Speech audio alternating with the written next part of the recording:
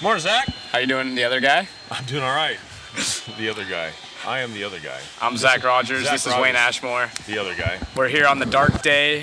Two-wheel drive layout is up and going. They're actually putting in some turf around the track, or the AstroTurf on the inside of the track, I should say. And Wayne's had the opportunity to go walk around the pits, which we will be doing live with you guys with the camera. But I guess we'll just start with a recap of yesterday. Want to fill in everyone? Yesterday was epic. It was kind of weird to see the faster guys qualify first because they did, reverse order the round. So almost literally that last round of qualifying really didn't matter for your top 10. It wasn't going to affect anything as for points on qualifying or anything like that. So you've seen some of the guys in the second, third, and fourth heat post some really good runs, which really kind of mixed some things up because that's the only way that was going to change if some of the slower guys went faster and move some points around. So we've seen a few guys that you wouldn't typically see in the A-Main, and then you've seen some guys that you should have seen in the A-Main, not even close. Actually, the chat brought up a good point. It's the first time, at least that I can remember in history, that we haven't had Cavallari, Mayfield, and obviously Jared Tebow's not here. So those three guys not in the four-wheel drive main, and then touching up on that is Ty Tessman. Yeah, didn't make the main. Very surprising, but we did see some new faces. Young Aiden Horn. Marcus Krupp was in there, the 15-year-old.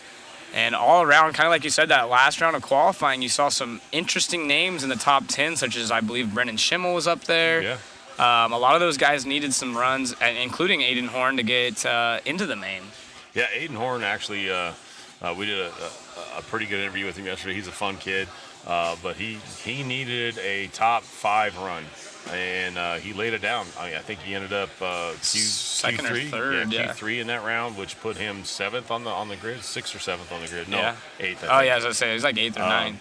But then once it got racing, oh boy, the racing was so close, so tight, so clean. I mean, for the most part, talked to some drivers. There were some iffy things that went down, but for the most part, the racing was amazing. Going into A3, there were 4 drivers. For only 3 spots on the podium, so it was there was no one really with an outside shot. It just came down to those 4.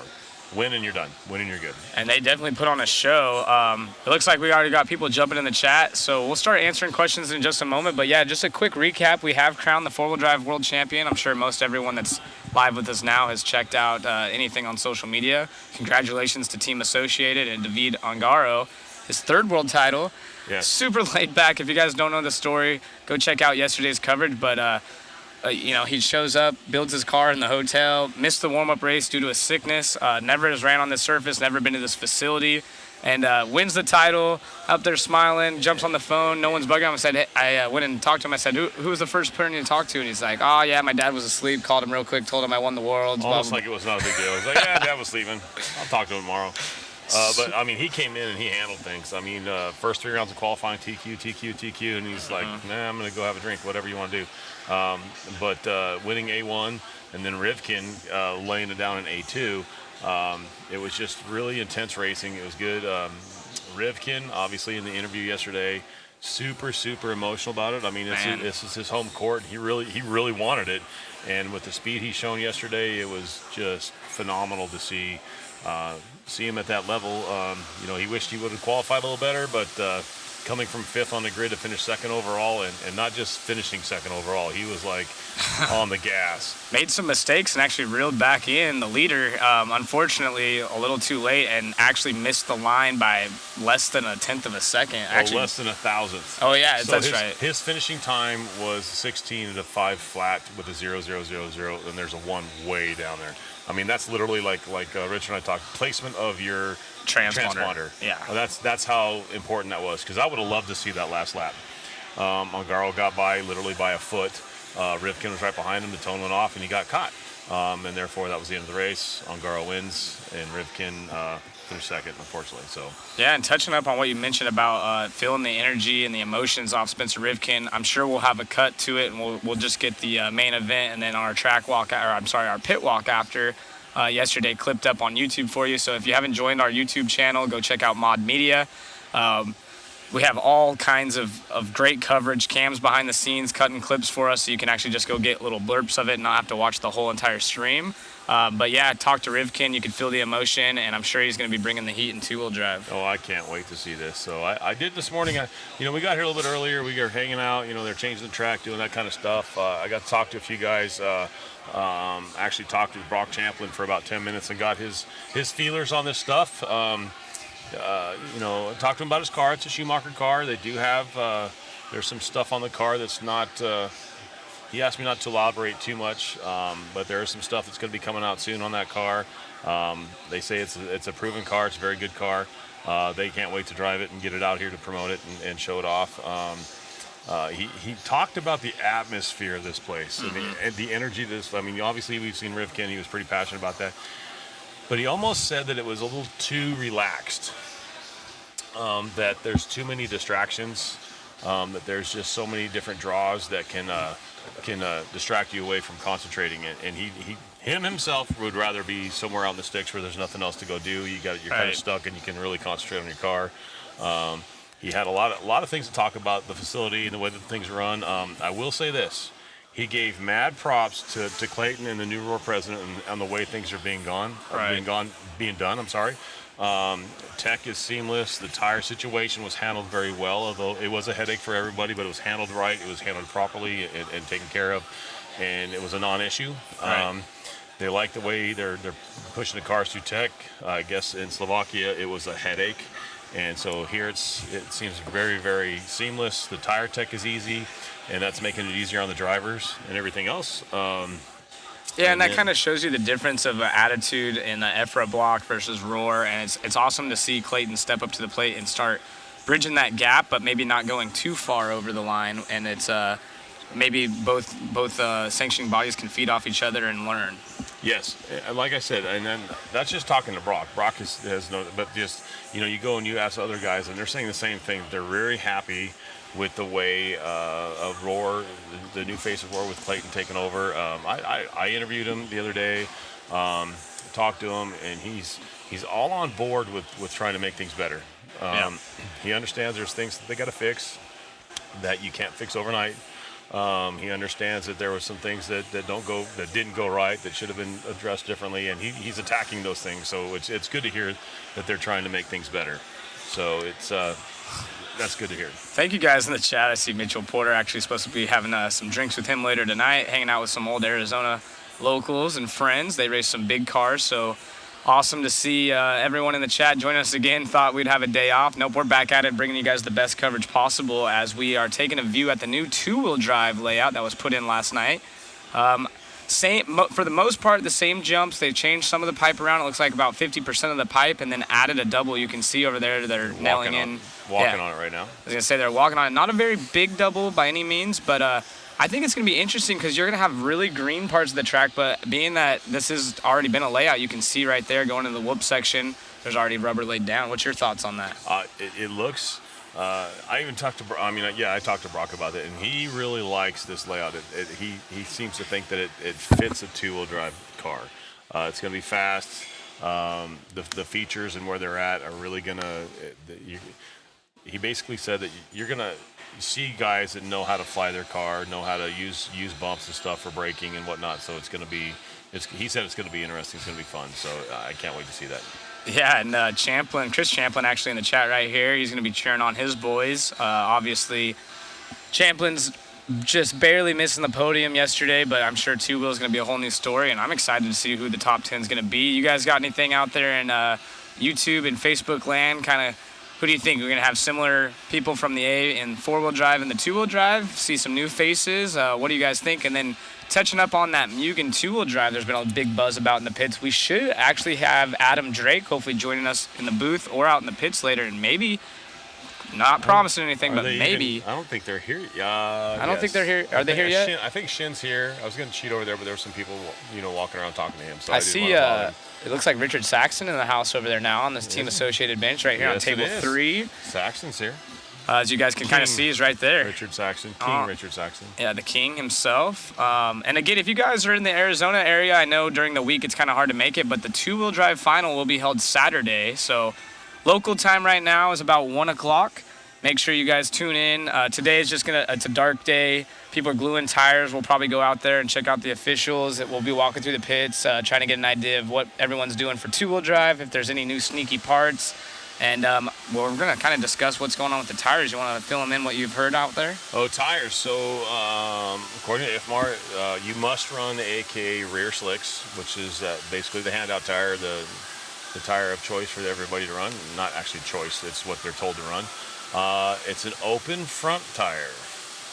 So you can run literally any tire you want. Rules are, you cannot alter the tire or the foam. You cannot do that. So whatever the production tire you run, that's how you have to run it.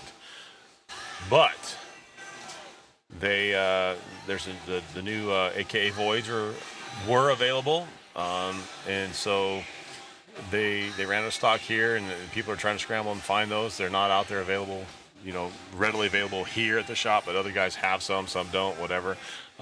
Which whatever the difference is, I'm not sure between the regular, the slick and the new Voids. I believe a lot of it's the carcass. I believe so. But so what the guys are doing, as for the tire, you can't alter, but these guys are allowed to alter the wheel a little bit as long as you don't change the size, the diameter of the wheel. So they're cutting that inside rib off that wheel and gluing the back side of the tire to make that tire a little bit wider. Much like an 8-scale rim. So you cut that lip off the back side of the wheel, and it makes that tire, or makes the wheel a little bit wider. You can push that bead out a little bit, and they say that's kind of giving them the same effect of running the Voids. Most of the guys, if not all of them, are choosing to run an AK tire just so they have a balance in rubber. Right. And so, we got to talk to Jackie, and he's like, it wouldn't make much sense to run anything else because you need to have that balance, especially at this level. So yeah, and people asking about the foams. I'm curious myself. You can, I believe, run a different foam in the front tire.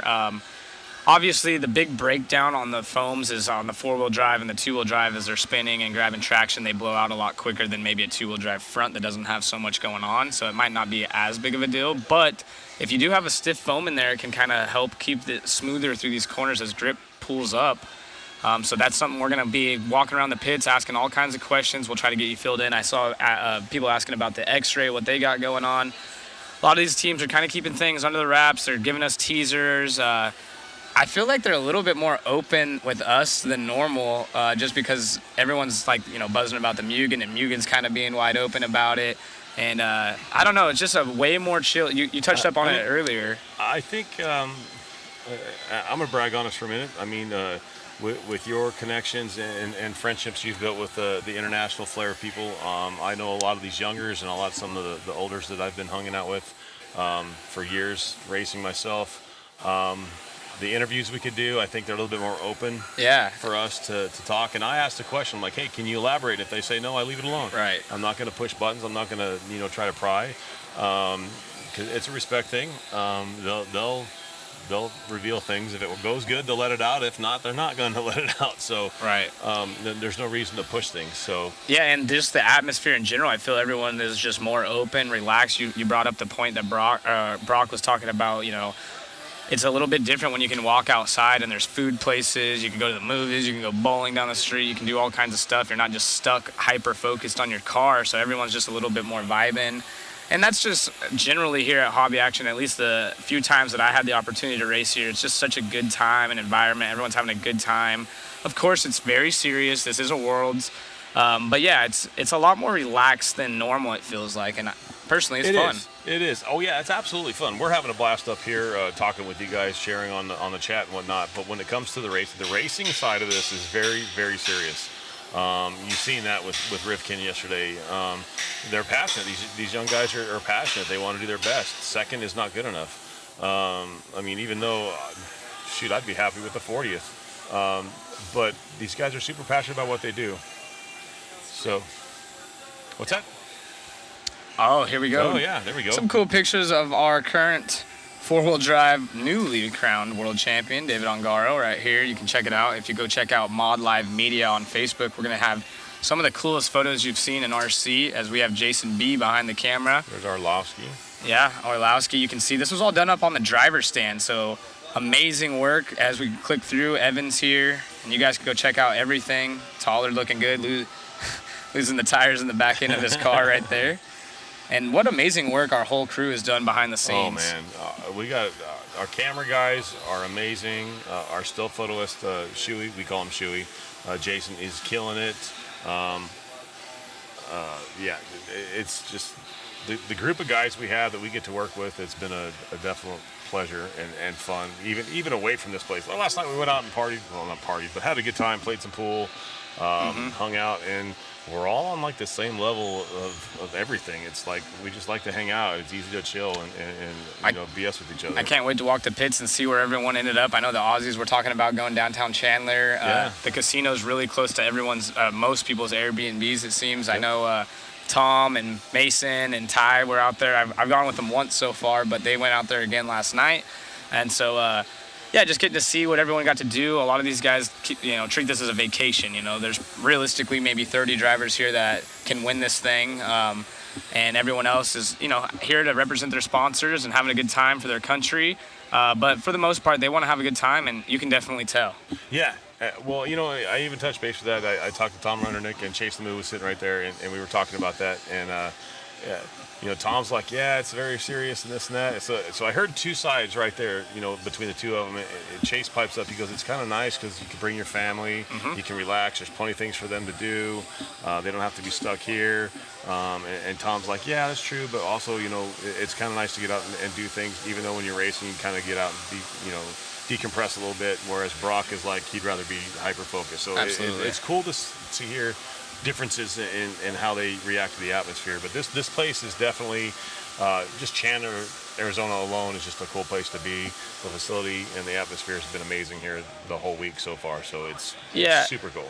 And honestly, hats off to the whole crew. A lot of these guys are racers themselves, us, and it's hard to watch all these guys and not want to run. Oh my gosh. The beauty of this, I saw it in the chat clicking through earlier.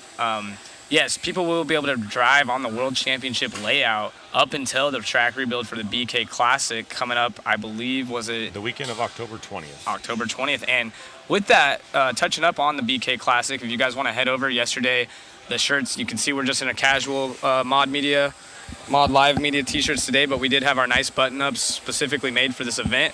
They sell those blank if you want to get them, but we're doing something special.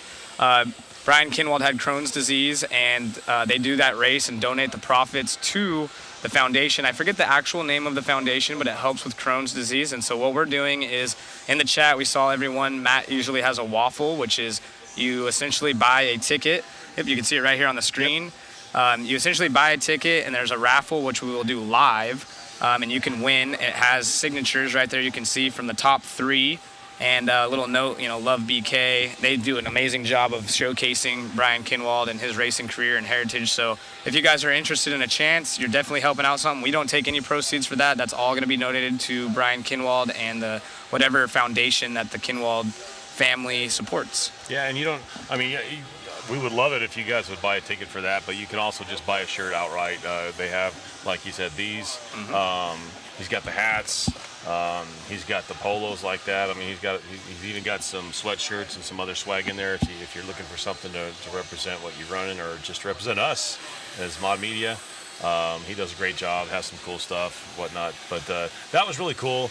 We had talked about doing that. Yeah, we joked about it. We joked about it, and then when they did the champagne presentation out there, I literally, Zach, take your shirt off. We're going to have people go sign it. Yeah, it was super cool. And like I said, no proceeds for us. This is just something to help out. And if you've had the opportunity, I know a lot of people had the opportunity to race, and it's dropped down in the chat right now if you guys want to go check out that link. But a lot of people had the opportunity to meet Brian Kinwald. I got to race with him a few years, and he's always taken people under his wing. I know he was a SoCal racer at SoCal Raceway a lot. I raced him a lot at M&M, and you just hang out with him. And after racing at like the Reedy race, or I think they had their Endless Summer Classic there and whatnot, just hanging out with him in the pits afterwards and watching him do some of the stuff he's done. Oh, man.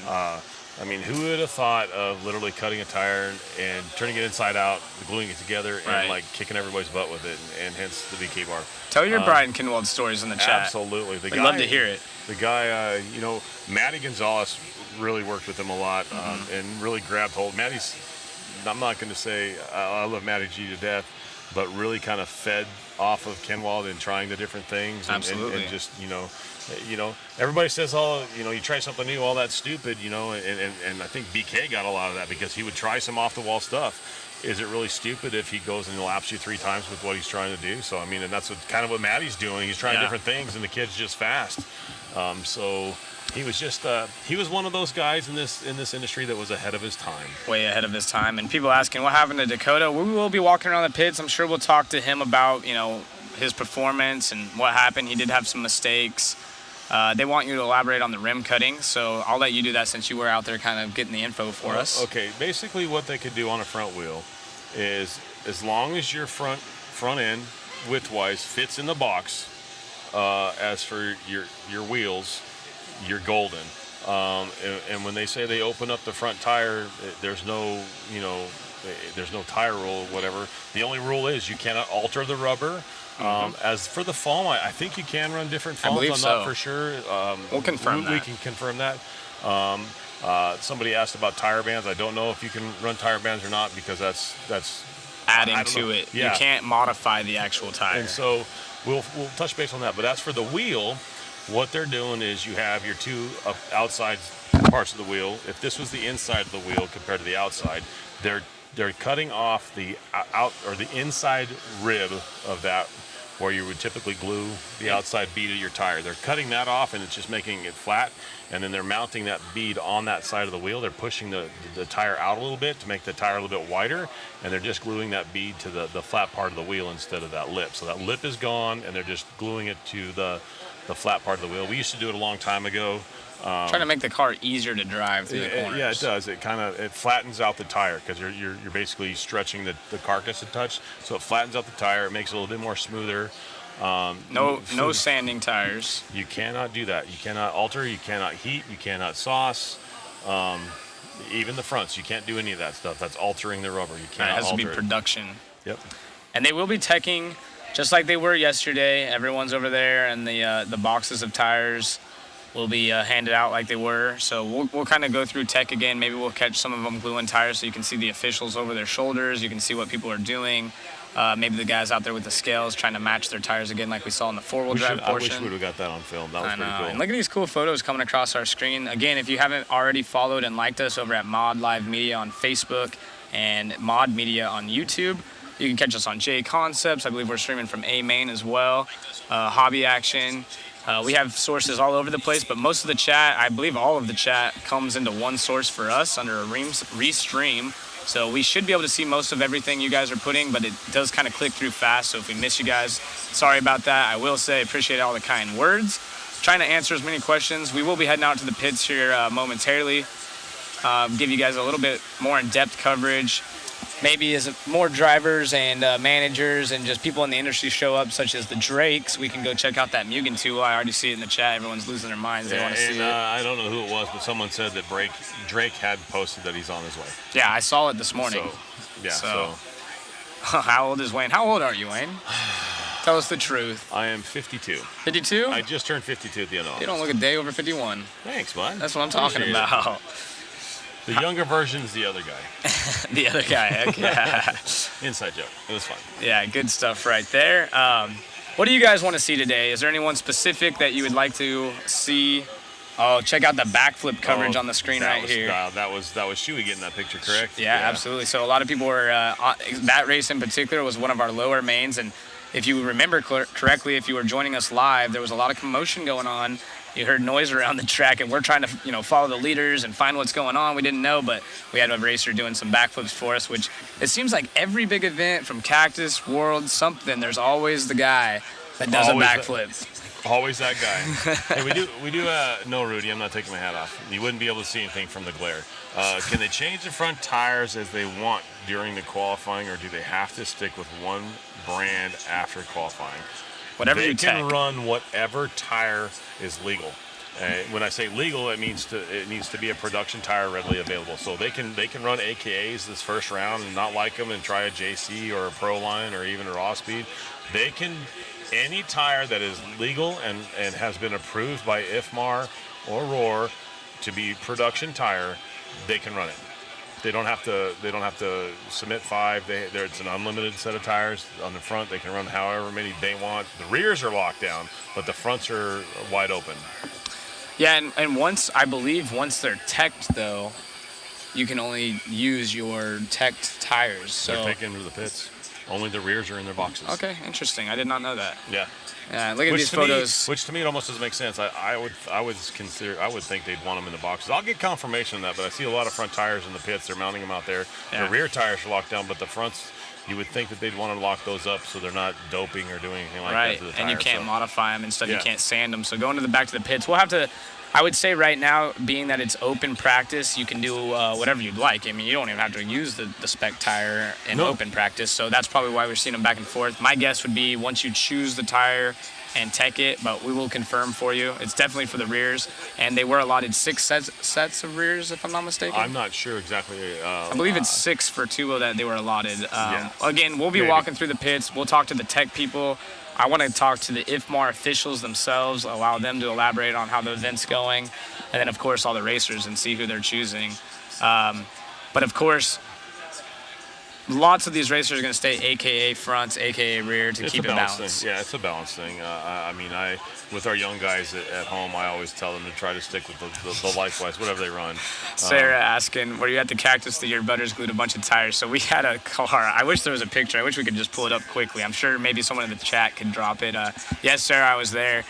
They had a driver glue like 6 rear tires on the left, 6 on the right, and just doing the craziest backflips. It thing was like, I don't know, 3 foot wide in the rear end of just rear tires on a bucky. It was so wild. Wow, that'd be cool. Steve, we will be checking out the pits, and hopefully, I would like to do a whole segment, obviously, on the Mugen car, and then we'll clip it as well as we have Cam in the background. He actually works for CBS doing some of their sports stuff, so he's on top of making all kinds of cool footage for us. Yeah, that you can go check it out. The small little excerpts you see on YouTube, on the link there, that's all him, and that guy's phenomenal. He's been doing a great job. They're asking, cars on the track today? No cars on the track today, not till 9 o'clock tomorrow morning. Not even us in the mod media crew trying to get that slash race. And we were also trying to work on, and I'm going to really push for this still. Maybe we can make it happen. Maybe not today, but maybe tomorrow in practice. But I'd love to put a GoPro camera on a car and go do an actual like track map. I think that would be dialed. Yeah, I think it would be awesome to kind of just get an idea of it. Maybe one of us, since we're not actually in the World Championships, it wouldn't really matter. But again, this is an IFMAR event, and there's no funny business for the most part, so can't confirm that, but we'll try our best. I didn't realize we had so many Mugen fans. I think everyone just wants to see a new two-wheel in general. It's always been associated. Losi Kyosho's now not producing anything. Yokomo's kind of scaled back. So, it'd be really interesting. Plus, I mean, I've been in RC or, in and out of RC for majority of my life, and I've been hearing about a Mugen two-wheel forever. That's a cool pick right there. I'm sorry. No, that's super cool. You guys are seeing all of our pictures online right here is our top 3 on Mod Live Media. Clicking through, very interesting stuff right here. And man, what an emotional day for a lot of these guys, really including Spencer Rivkin. If you didn't get a chance to listen to the interviews after, Spencer literally had a tear in his eye, and that just goes to show how much heart these guys put into it. This is their livelihood, and he wants to win. This is, he's not just walking around just, I race RC cars. Like, he actually wants to win, as all these guys do, and they work hard. They do. They work hard. They put a lot of, you don't realize, I was talking to Brock. I mean, most of these people that don't know what's going on, they see a race and they see somebody driving a toy car around, and they don't understand that there's guys that actually do this for a living. It might be the top 1 or 2%, but they do this for a living. They're very passionate about it. They know that if they don't perform, they don't get the big coin, and so they got to put their head down and do their job. So when we do the track walk, I want to make sure see if we can't get out into the hobby shop in their big showcase. It's funny, they have this huge showcase that has nothing but Traxxas cars. It has every Traxxas vehicle they carry here. They cleaned a little side of it out, and so they have the first place, second place, and third place cups out there, and they put all the cars on it. So we need to get a picture of that. That's super, super cool to see. I don't know if you remember back in the days, but pretty much when Losi won the Worlds way back, I think Kenwald at the ranch, I don't think Brian got to touch that 2-wheel drive car after that. I think Pops took it and it sat in the showcase at the office. I was out there when they were asking for, I believe it was Orlowski's car, and Larry or somebody comes up from Hobby Action. They're like, hey, we want to put your car, or we want your car. Yeah. And he's like, you want my car? Yeah. And they're like, yeah, we want your car. Actually, it was the Schumacher team manager, I believe, and they're like, yeah, we're gonna take your car, and he's like, you're just gonna take it? They're like, oh, just the rest of the week. He thought they were just gonna take his world championship car and just leave it here. Exactly. He's like, man. I will say most of these guys that just for a cool piece of memorabilia for themselves, associated that cool stuff, etching names in the back of the D block and the pivot block or the ball stud mount in the rear of the cars. Talking to Yoshi and some of the other guys, it's something that Yoshi didn't even run his on this 4-wheel drive. He's like, I'll save that and we'll put that on the car. He even said this car, even though he's not winning or anything like that, this car will go on the shelf. Yeah. He'll never run the car again just because it's a piece of history for him, and that's what he wants to do. And a lot of guys do that. A lot of guys are like, hey, that was my world's car. Even lower mains. I mean, I didn't keep mine long term, but the World Championship in Finland I did. We had, some prototype stuff on it. It was really cool. So, of course, I wanted to keep on to it. But even in the lower main stuff, it's a unique experience, and most of these guys want to keep it, especially if you're in the top 3. Of course, you want to keep your car. A really good one to look at stuff like that is Jared Tebow. If you go to his Instagram or Facebook, he has all of his national winning cars, all of his world's cars. Jason Ashton. He's He goes, Ashton in here. Is he going to come by? I know he's Vegas, right? But I think still. he's in Vegas. I don't know if he's coming down. Come on, Jay. He ran for Mugen. His Nationals cars at Nationals were in Vegas that weekend. And he won decisively, I think. I mean, there was a little bit of drama about the fuel tank issue to whatever, but he won. And I think they decided that it didn't matter because he won by such a large margin. It wouldn't have mattered. And I'm pretty sure I knew that car wasn't ever going to see dirt again. He worked his butt off for that one. That was a good one, Jason. I love those times. That was fun. Oh, he's heading to SMX. That's right, yes. Chicago. As we start winding out the World Supercross or Super Motocross Series, it is now. Yeah, he does kind of the same. No, I'm not going to say the same stuff we do, but he does photography, Moose Media. Oh yeah, I've worked with Jason. That's right. You did a rap for him and stuff like that. Yeah, and he's a really good photographer too for your action super shots. Cool guy. He is. He's a cool guy. And his wife, his family, they do it together. So if you guys are ever at an event and you see Mad Moose Media, be sure to go support them. They actually used to come to the Reedy race when we had the Reedy race at OCRC and take photos and print on demand. It was really cool, and maybe we can get JA out here again for something like that. That'd be cool. Just he was. I think he was one of the first guys I seen that would actually take pictures of your car on the track, and you could buy. That's what I mean. Literally right there, you could buy a cool, a really cool ass shot of your car, going an action shot around the car and around the track. And I think we have one from Tanner at a Vegas track. I think it was Jason. I'm not sure, but when Tanner was like almost 6. Yeah, it's super cool, and a lot of people like to take that stuff home with them. Oh, it's hanging up in my wall. Exactly. In my office. Let's see what else we got in the chat. You guys want to ask some interesting questions that we can answer? I saw someone asking for a pan of the 2-wheel drive layout. So Olsen, if you don't mind, if we can get back out there while they're working on it, just give us a quick pan around or switch to another camera angle maybe for a second. Or when is Mugen going to reveal? We don't know. Oh, that's going to be questioned over and over. We will for sure be going over there today. So if you know anyone that's interested in the Mugen, of course, we're going to be covering that. And then if you miss it, we will be cropping that section alone and then uploading it to our YouTube. And make sure you guys check that out. Hopefully we can talk to Drake and Shin and hopefully get some video and pictures for you under the hood. They haven't told us and confirmed for sure that we could do it, but the way that they've been talking about it sounds like we are going to see it. Yeah. It was kind of funny because we're sitting there. I went out and I talked. You guys made me go talk to Shinadachi about it. This and that, and when I come back in the booth, we're talking about it, and then all of a sudden Drake pops up, and he's just really one-wording it, and this and that. And Rhonda Drake pops in. So what do you guys think? And it was but no more. They were talking about it during the 4-wheel. But then they said on Wednesday, they're like, Wednesday? Yeah, Wednesday. So it's I don't know. Maybe that's the plan. Yeah. The new Hot Bodies 2-wheel drive. I didn't know much about that personally. I know Will Cushing is here with the Hot Bodies, and I've seen in the chat people have said that there's another 1 or 2 Hot Bodies drivers. So I'll have to go talk to Will Cushing and see if he has it or if there is any information on that. I do know that Yokomo had a 4-wheel drive out that's new, and then of course we've been covering the 2-wheel drive. X-Ray for sure has some parts on their 4-wheel drive. Can't confirm on their 2-wheel. You said that Schumacher has some stuff going on. Some cool stuff on their new cars. Is that 2-wheel and 4-wheel? But they had a few things. Arlovsky did comment that they had some new stuff For the four-wheel, some they ran some, they didn't run some, they liked some, they didn't like some, so they kind of whatever. But for the two-wheel, you see what I see in the chat? Rhonda put Adam just pulled up to the track. That means Rhonda didn't come. I know. What the heck's up with that, Rhonda? She was actually, I just saw on Facebook, won a TNS race yesterday. Or Sunday it would be, Nice. I believe. Sunday or Saturday, whenever they race. So just to get in here with you guys real quick, check boy. out that Blue Groove versus kind of that new section. Yes, you were discussing Talk a little bit about that.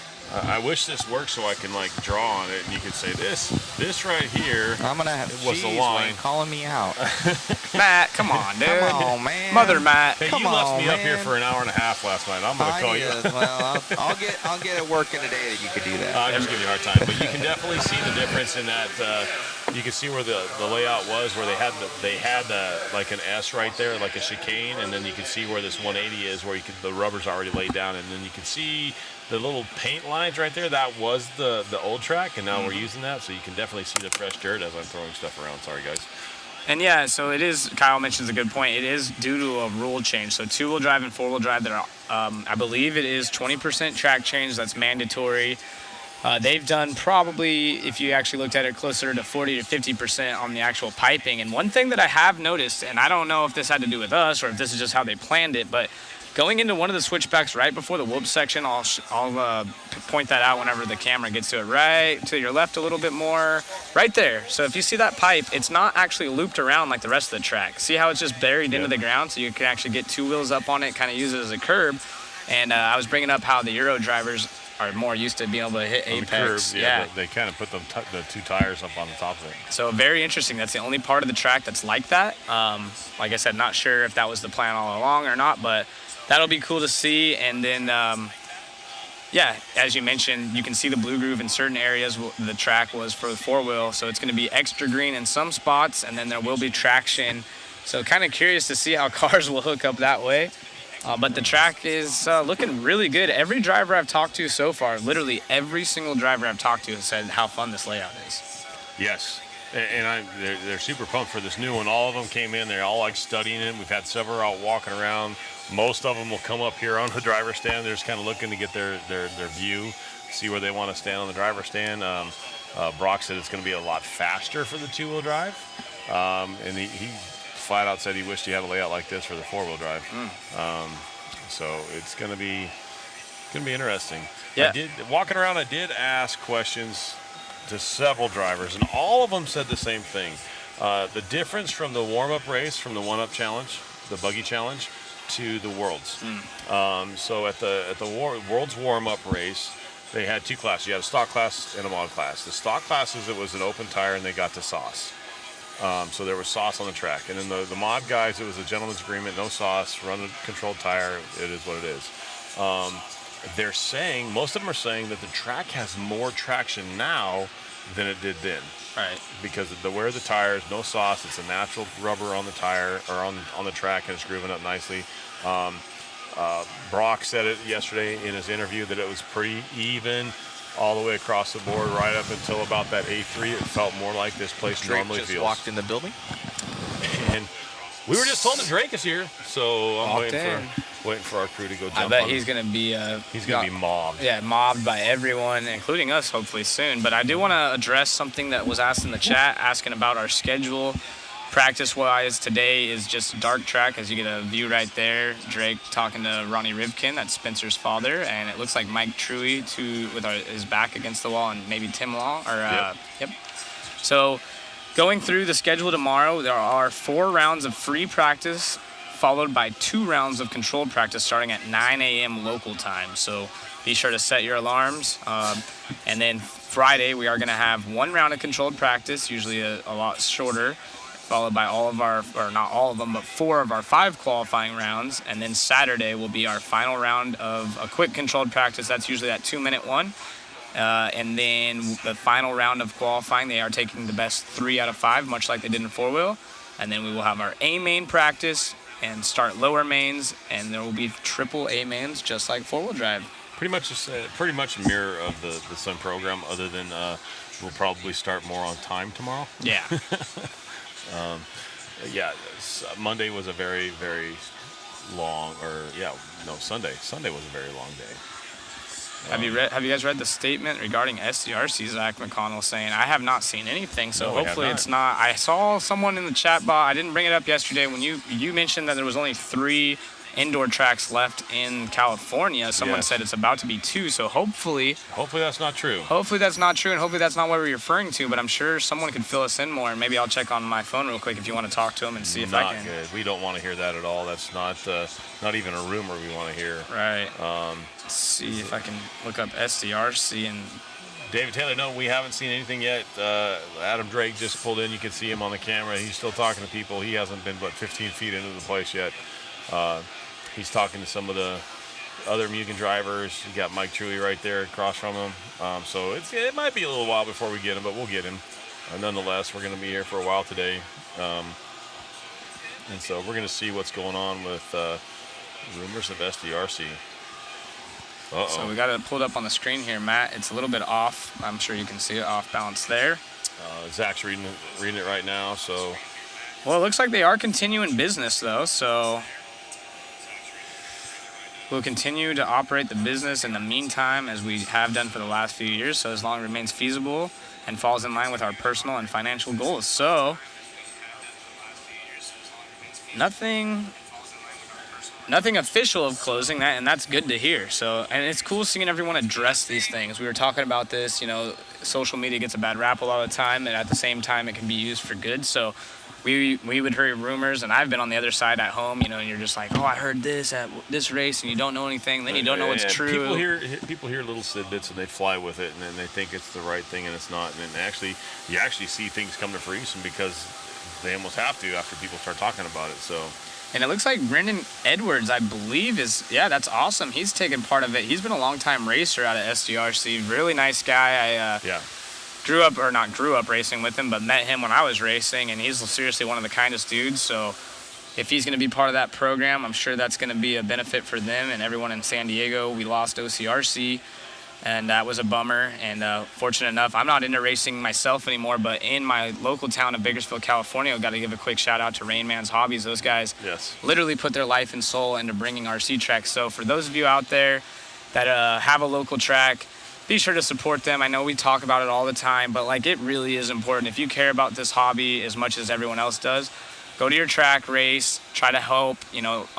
I've been guilty of it myself. It's easy to look at the negative things and complain about something. Go help fix it. If there is a negative, do your part and try to be the change that you want to see. Yeah. Chris Champlin chimed in. He used to own track in Utah. And it is a hard work. It's you're not going to make millions of dollars if barely break even. Tens of cents, Matt would say. Yeah, exactly. You're going to make maybe tens of cents, maybe. You're married to it. It's just it's I don't know. It's just you do it because you love it. It takes a special person to want to dump money into a business like this. Larry here has done a great job. It's just it's tough to run a business like this, especially with the. It's so easy for the consumer to just go somewhere else and buy something online, which has kind of been a hiccup with this industry.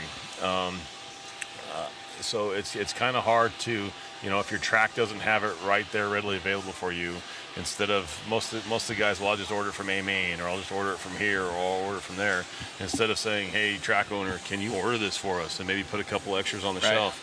And talk to your owners about that, because I understand. Like I said, I've been guilty of it. We're all guilty of it. And sometimes the tracks maybe don't have what you have, and there's this little bit of friction that builds up and stuff, but that's kind of where we have to do our part to be like, look, this is what needs to be done. I'm trying to help you. Let's help each other and grow this, because it really is difficult. I've been in multiple facilities. I've helped build up, Finish Line, which will be hosting the 10 Scale Worlds. David Mayhew has done a phenomenal job throughout his whole RC racing, and he's had carpet oval, carpet off-road.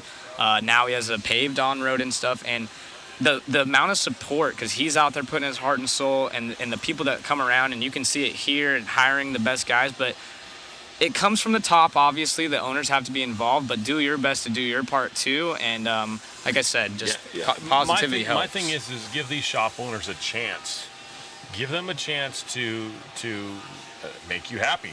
You can't just say, oh, you don't have it. All right, I'm just going to go ask them. Can you order it? Can we get it on the shelf? There's other guys that want what I want. So if you order one for me, put 5 on the shelf. Typically, if I want something, somebody else is going to want it. So why not put more on the shelf? So most of these guys, most of these shop owners are there to help you because they know if you're going to support them, they're going to support you, and it's a windfall for everybody. So I don't know if you remember a few years ago when OCRC was open and a couple other tracks. BT was taking wherever the team was, whatever big race they went to.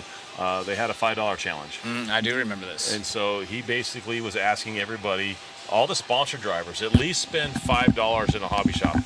Wherever you go, even if it's not your home track, is your home track, lay down $5, buy something for $5-10. Kudos to BT for that, by the way. Yeah, and it was like, for someone like, I mean, literally, he does not have to pay for anything RC when he's traveling. And so for him to say, you know what, let's do this for our track owners. Let's support our hobby shops, which is super, super important. Without a facility like this, why would I want an RC car? Yeah, and it's so easy to do, just go over there and help support them. And help the local racers. You got to build up the new, 40 class has really grown in the last couple of years, but we want to see the rookies out there. Traxxas takes a lot of heat and stuff, but they did a great job of helping get people into this hobby. And it really just comes down to the local level. As we're taking some cool pictures right here, you can see how we got those backgrounds for. Look at our media model. That's one of the guys behind the cameras. That's Robbie. He's one of our camera guys, and the dude is just a solid guy. They're a lot of fun. And that's Chewy taking the pictures. Yep. You can tell why. Look at them big old shoes. Yeah. Chewy. That's a big shoe right there. Just shoe. We are working on a Min of Mod calendar. Yeah. And so maybe we should get ones of Ari. No one wants to see freaking Robbie, get out of there, dude. So that calendar will be available on the mod. We're not going to have a Min of Mod calendar. Don't worry, guys. Oh, we are. Don't worry. We already have some things. Yeah, Matt's like, absolutely not. I'll shut that down. You'll make tens of cents. I'll make tens of cents on that one. The printing on that one and the flack that we would get would be unsustainable. Could not come back. Cass, could not come back. Cass asking what you can get for $5 in a hobby shop. We're talking about literally just buying drinks, sodas, anything that they have. I mean, you can buy. It doesn't have to be $5, right? That's just saying, hey, a minimum. That's just a start. Yeah, just a start. Like, you don't have to just, I can only spend $5 here. Like, no, go find something. And listen, support them. Here's the thing too: is I do have companies that I support me. I'm still going to go in there and purchase stuff. I mean, why not? This guy's out of line. Absolutely out of line, Robbie, over there. He's been a hoot all weekend, and so is everyone, honestly, behind the scenes. So these guys talking about, supporting your track and having a good time, the atmosphere is a big part of it, too. So if you're out there and maybe you're not buying anything and stuff, but like I said, I was fortunate enough to be surrounded by awesome racers such as yourself growing up and just being that positive role model and support and helping grow this hobby because ironically, people forget club racing is called club racing because it used to just be clubs out in the middle of parks. Yeah, you're absolutely right. That's where it gets that terminology from in club racing. And so, I mean, living in Bakersfield, I'm lucky enough. We have a really cool RC family. Silly goose, exactly. We travel well, we all hang out, we have a good time, and it's fun, and now we got somebody else breaking the camera. That's a CX shirt that boy's wearing. That boy handsome right there. But with that being said, if we didn't have a track to race out, I wouldn't have an RC family. I wouldn't be able to go race my car. Right. So that's why, even though I don't have to, I do spend $20 a week or whatever, whenever I can, I buy something from my shop to support them. And here's another big thing too, and this falls on the sponsor drivers. Typically, somebody breaks apart, and they go to the sponsor driver first. And hey, do you have this? And my answer is, well, you need to go see if they have it on the wall first. If they don't have the wall, then maybe we'll help you out. But you need to go see if the hobby shop has it first before you go to the sponsor driver. Although, yes, most of us travel with a lot of extra parts and stuff like that. But if you keep going to that sponsor driver or whatever else for a part that you broke, what's going to happen? You're going to end up not having a place to run your car. Right. And honestly, just kind of on that topic of the difference between pros and quote-unquote Joes or just our enthusiasts, the actual customer base. You told me a really interesting story of Ryan Mayfield when you met him back in the Vegas days. If you care to, I'm sure the guys online, gals and girls. It was at the Reedy race when they first brought the Reedy race. Is Yeah. that what you're talking about? No. I'm talking about, was it the Reedy race it was in Vegas, I do believe. That was the last Losi race that they had. Yeah, in tell that Mayfield. story. It's pretty cool. Yeah, it was one of the last Losi races they have. It was in Vegas. Wasn't a very, which was funny for Vegas, there really wasn't a big turnout at all. And so they were talking about running a few more qualifiers just to kind of fill the day and give everybody more racing or whatnot. This particular track, it was abrasive. It wore your tires out, so you would be running a few more sets of tires, whatever. And so, at the time, kind of being dumb to the hobby or whatever, I was young in it. We asked all the pros to come up and we asked them the question: do you guys want to run more qualifiers or what do you guys want to do? And everybody was kind of humming it. Ryan Mayfield was the only one. He's like, you're asking the wrong people. We don't pay for our stuff. You need to ask the other guys. You need to ask the guys that are buying tires from you what do they want to do. They're the ones paying the bills. They got to buy their tires and whatnot. So those are the people you need to ask because it's an extra cost to them. Mm-hmm. We just reach in our bag. They have to go buy tires. And we literally ended up running the basic program. We didn't add any heats because people were like, yeah, it's an extra $50, $60, $100 we got to put out for tires. And a lot of those guys don't have the money. Yeah. And so that's just that. First of all, Ryan Mayfield is just an amazingly stand-up dude. And he just, that's why everybody he's one of those guys everybody kind of waits when things are going wrong, like the tire debacle here. Everybody's just like, okay. Everybody has kind of the same ideas. Ryan's the one that says it. Yeah. And, always, including to this weekend. Yes. Or this week. He's just that guy. You're not always going to like the way he presents it to you, but he's going to tell you exactly how he feels.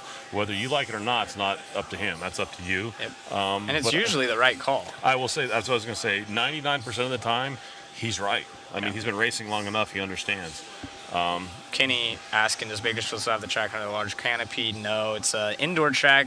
Was bought out. That unfortunately went away a long, long time ago. And about then 13 years ago? Well, I believe it was under the canopy. Then they moved it to when I started racing. Yep. It wasn't under the canopy. And then it's gone through a few changes since then. And then also Olsen getting a request to jump back in the booth over here. Jared's asking. We need Matt back in the booth. So if Matt, you can come sit back here for like an hour and a half. He's got a mic on. He can join at any time. What's up?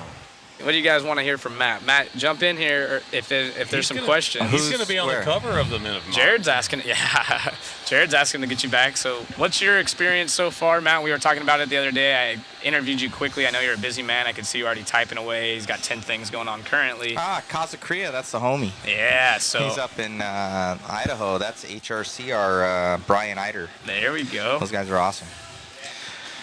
Yeah, the event's going well, guys. To say the least, it has been a pleasure to to do this.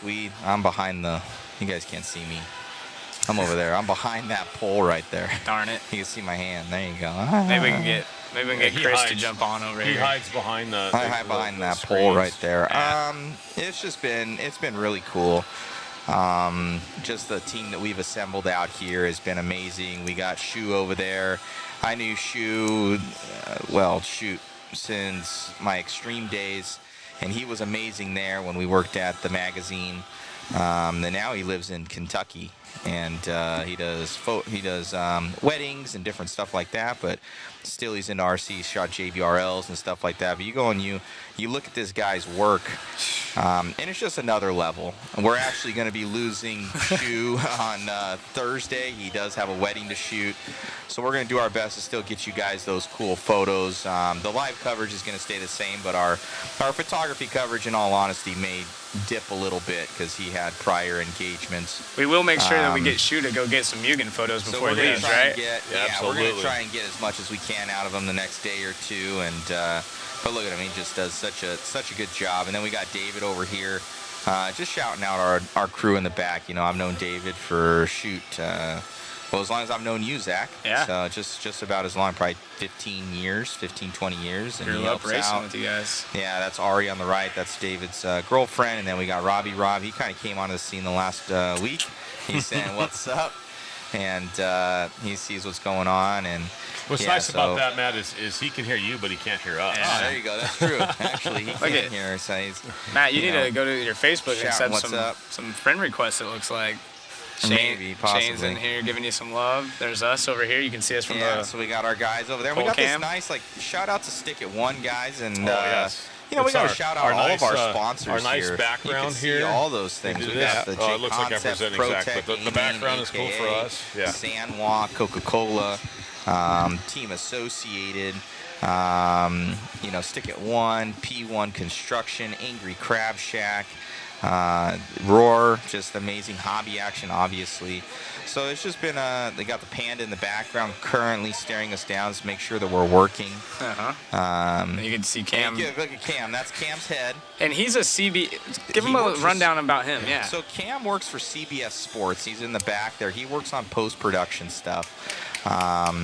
We need to get Cam over here so we can get him some love. Yeah. He's amazing. We're going to get Cam over here. He's been kind of in the shadows. He's been coming up with some pretty good videos, guys. Let me see if I can pop up a video here for you. We love the guy because he's never been this far west. All he wanted to do was see a cactus. He's from New Jersey. He's never seen a cactus. We'll get him right here. I'm sure he's coming over here. There he is. And literally all week long, he's been stuck in this little corner typing away on his computer. He's been in the corner. Tell him to wave. Give him. He wants to get his photo taken. So this is Cam's one of our new guys over there. Yeah. So this is Cam. You're gonna go over there and hang out. Oh yeah. You can. Matt can follow you around and introduce these guys because honestly, I know you guys are probably like, oh, whatever, like. What's going on? Go through the pits. Right there. Look, there's a camera up there, Cam. This guy is talented. On the pole hanging down. You see the pole? He's talented. See, we keep Cam in a box. You can see it on the screen. All right, now back to work. Yeah, get back to work, Cam. As he runs off. So. And Michael asking, can we talk about the change for the layout? Matt, while you have the camera. Yeah, we'll check it out here. So we've got here, as you guys know, it used to come off the straightaway here. They went over this double, and then it went straight in. You guys can see where it actually looped. You can see that black marker. That was a 180. And this would be awesome to have the telescribing right now that I am not set up. But it would come around there, and then you'd go straight into the triple here. And obviously, you guys can watch the video. But now we're going to go double. We got a single there. I don't think that they're going to be able to. They will not be able to triple that. No way. Brock will try. So they're going to go down. Kind of looking at this, I looked at the apex of this corner and if I were a driver hitting that from the inside, maybe with a four-wheel you could do it and get onto this tabletop here, but I don't imagine two-wheel drive without hitting it on the outside, almost curving in on the outside of this and then hitting it a little wide to get onto this tabletop, which will be a faster line. If not, they're going to have to hop down into it, preload it, get over the tabletop, and then single again rather than shooting off of that thing. They're going to come down here. Last time they shot through here and they made a right hand right there. So that at that apex of that pipe, they're coming back in. They made that change, like Zach said. That's a complete 180, something we're not really used to. There might be some major passes there. You can see that blue groove kind of line up here. We come into those are actually that's like a little 5-pack rumble strip section thing there. Guys have been shooting into that. They've been skipping 4 of them and hitting the last one. That's where Sammy Moran got blasted yesterday. And just had to add that, didn't you? I had to add that in there because we did a replay and he got smoked. He did. He was annihilated. Came around here, and then we're obviously going to hit this triple. Do you think, Zach, they're going to be able to hit that with two-wheel and all four-wheel? Oh, yeah. They're going to throw it. It's going to be sick, too, because two-wheels they're going to be able to carry You're going to see the guys really fly the car over that. So they'll probably still use that blue groove there to kind of hook up, and they're going to be able to use that speed, trip that. They added a double after it. Yes, just before that apex, they added I got to turn this all the way around, guys. It's a 350. Yeah, it's 350. It's tens of dollars more to afford that other one, and I can't afford it. So go and buy some T-shirts. Yeah. So we're coming around here, and they're getting in that carpet right there. Nice little touch here from Hobby Action. I have seen, paint in the past, and I was wondering why they didn't paint it. And now it makes a lot more sense now that they're doing this versus the paint, because then they'd have a bunch of painted track where they change the pipe. Yep. And it's slippery when it's painted. So, you know, that was a nice touch. And you come over there and have the rest of the track. You do your triple. You're by the mod perch. That's the mod perch. That's Chris's home for 7 days, so he sits there. And love to Chris, dude. You got to give him some shouts, too. Chris is doing good work. That guy camps out there, and he's like, we have to OCRC, poke him with a stick every now and make sure he's awake. You feed him some Monster, and he's good for a couple days. Well, a couple hours, I should say. A couple hours. Feed him Monster. He bleeds green. So coming around here, that's Tire Tech over there. Everybody has their names on the boxes. That's Mason getting his tires. You can check that out. So obviously, you can see Harley Yoshi, Lee Setzer, Ryan Cavallari. So each set of tires is done there. And the Mr. System, you're right on top of it. You can check that out. Yeah, we're on the top of the Mr. System. Thank you to Larry, for setting up. Like, this is we're on a pole right here. Not at the strip club, but get that shot right there on the driver's stand. Go back to the driver's stand. Zoom into that right there. Those guys, a little bit of man love going on. It's switched. Oh, mother man. David. There's Chris. So Chris. That's Chris. For those of you who don't know, go ahead and. Chris, on the shot right there of Chris. Oh, get that shot right there. That's the money shot. Oh.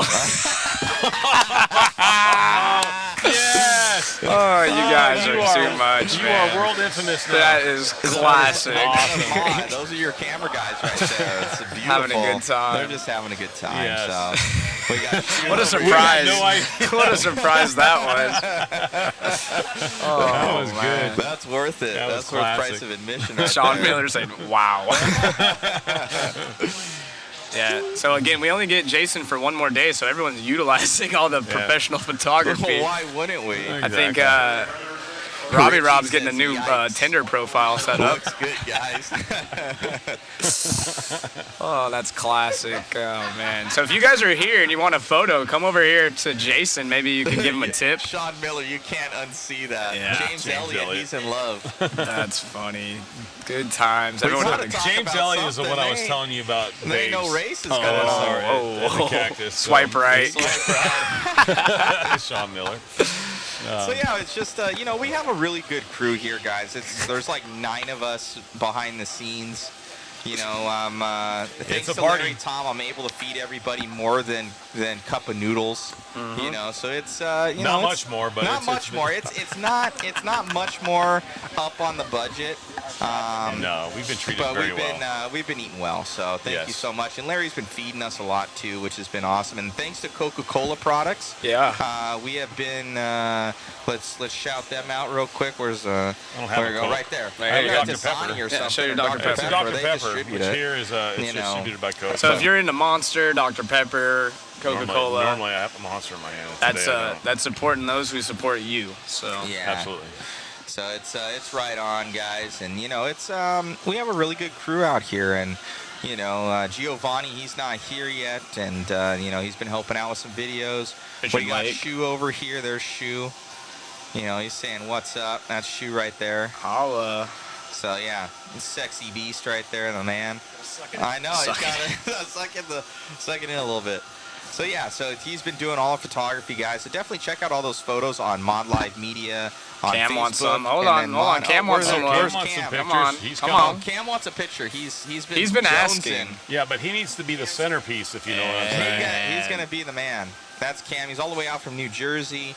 He works for CBS Sports. You guys should check out his page. It's RRL on YouTube, and this guy does amazing work. Check this out. Here's a cool little story. I just met Cam. Actually, everyone met Cam this weekend for the first time. I can find some of his YouTube content. It's pretty sweet. But he was the only one. We see Cam. He's super quiet, and then all of a sudden, dishes were just clean. Yeah, we're sitting at the house, and all of a sudden, we hear the water running, and Zach looks up. He goes, "Dude, you need to tell him out." He's like, "You need to pay him more." Yeah, I was like, "Give this guy a raise." We get paid? And Matt's like, "Why?" And Zach's like, "Dude, Cam's doing the dishes, cleaning up the kitchen." He don't even know us, and it was nasty. There's ranch all over from the pizza. He just took it on the chin. I'm not going to brag about that. Chris says, "Get ranch." Yeah. Get a lot of ranch. Lots of ranch. Lots of ranch. Yeah, then we doubled Dude, up we on have it. like 2 pounds worth of ranch. We need a ranch sponsorship. Where's Hidden Valley? Right? RRLRC. Cam Colin in the house. So RRLRC. And so yeah, he does backyard racing league videos, but with his experience in the CBS Sports, he does an awesome job of actually making it a program. So Yes. it's very cool. Cam Colin one of those guys trying to just grow the sport from the grassroots level up all the way to the world championship. So super cool. Yeah. So we got, hold on a second here. I'm going to post up for you guys. Fun fact about Cam, he's never seen a cactus. Still waiting. The guys are supposed to take him out today to go show him because he wanted to go out and check out the life. So here's some stuff that Cam does. I don't know if you'll hear any audio from it. I haven't seen any yet, too. I want haven't. to see this. Take a look at Cam. So that's his YouTube. That track looks fun. Yeah, it does. Blow me. So he does a lot of post-production stuff. You know, go and follow his page. Wow. So this is some of Cam's work. Let him know. I don't even think he knows it's on the screen right here. No, he doesn't. He's trying to get hat photos now. This is cool. So he does a lot of good work with like post-production stuff, you know, checking out, getting interviews with guys. What a cool little track. Where's this located? Is this in his hometown? I do not know that, actually. I'm going to speed up the speed here for you guys so you're able to kind of see it in a little bit more speed here of what he does. Phenomenal work. And he'll put, you know, voiceover with it and talking about the racers. And sorry about that. You know, put the places up on the left-hand side. He does that all in post. So that's not in real time for, you know, the races and how many laps they've done and bring them up. And yeah, just kind of wanted to brag on Matt again. The crew that he put together for this event is phenomenal. So thank you guys for supporting Mod.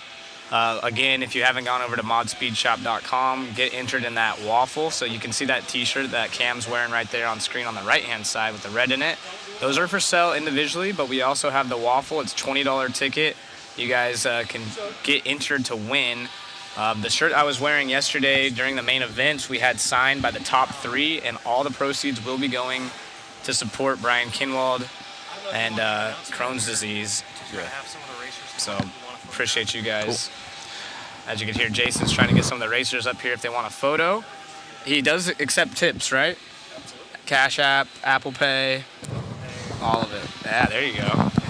Let's just go tell them, Shu, to basically top 20 or the two-wheel drive the will start main, tomorrow. The B main from yesterday, you want to get all their photos. photos You guys can hear as well. Matt or not on Just our go tell them stream. they'll make it happen. He's talking right now, so. Matt, can they hear you online still? Yeah, they can. Okay, I just didn't want to talk over you. But You're good. Tomorrow we will start at 9 a.m.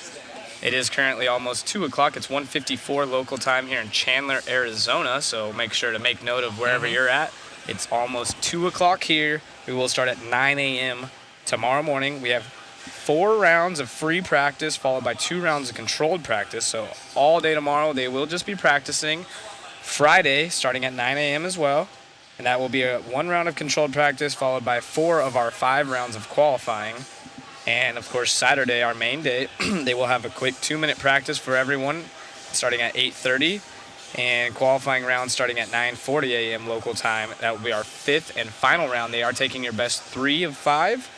And then, of course, just like we had at 4-wheel drive, there will be the A main practice sessions and then going right into the lower mains.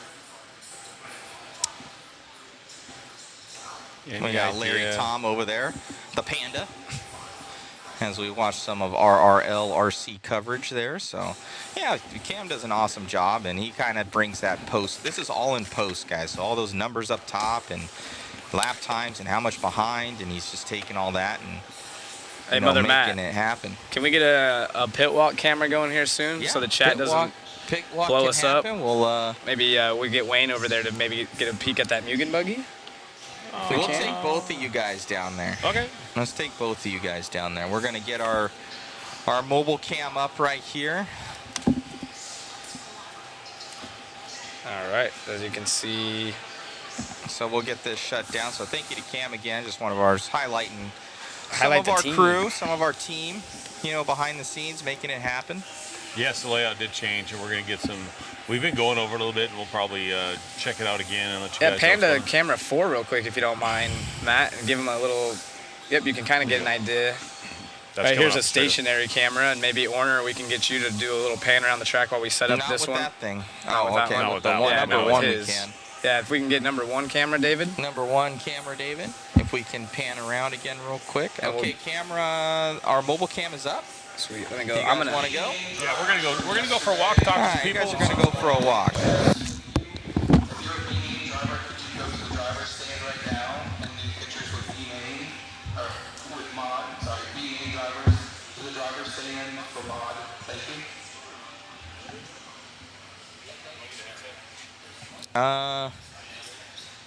Who else has a headset? Hold on.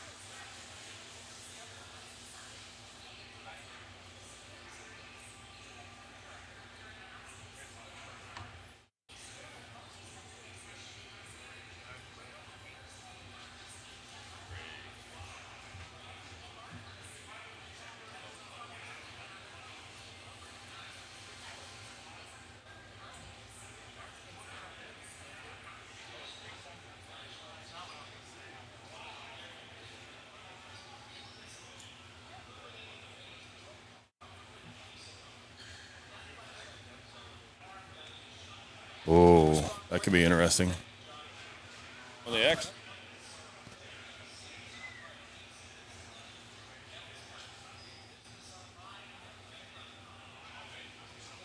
Come on, Zach, get in this.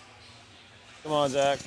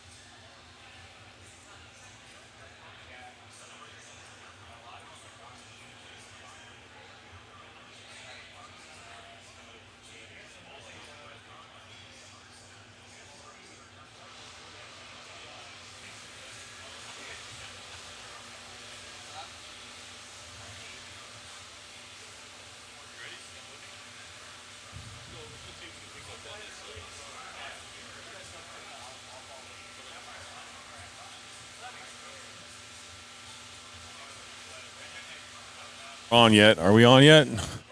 Oh, we're on yet. Already. We're going to go see what we can look for, see if we can find anything new going on. I see Adam Drake. We might pull him to the side and talk to him for a second. They seen me coming, so he might dip out. We're going to mob him right now. So, Let me know, guys, if you can Adam, we hear didn't him even let okay. you get in the door. Can we attack you for a second and talk about the new buggy? How you doing? What new buggy? What new buggy? I'm here with the tune engine. The tune engines? Yeah, I gotcha. So what is the word on the new buggy? Is it here? Is there one? From who? From Mugen. Yeah, so we do have a new two-wheel drive buggy. In about 30 minutes, we'll kind of allow everyone to take photos and check it out. Shin just did his motor tech. Just to get that out of the way, he mounted his tires earlier today. We're kind of preparing some stuff on our end as far as photos and little write-ups. So probably about 30 minutes. Okay. It'll be available for you guys to take it and do your own photos and media stuff. And then for anyone else, be able to check it out.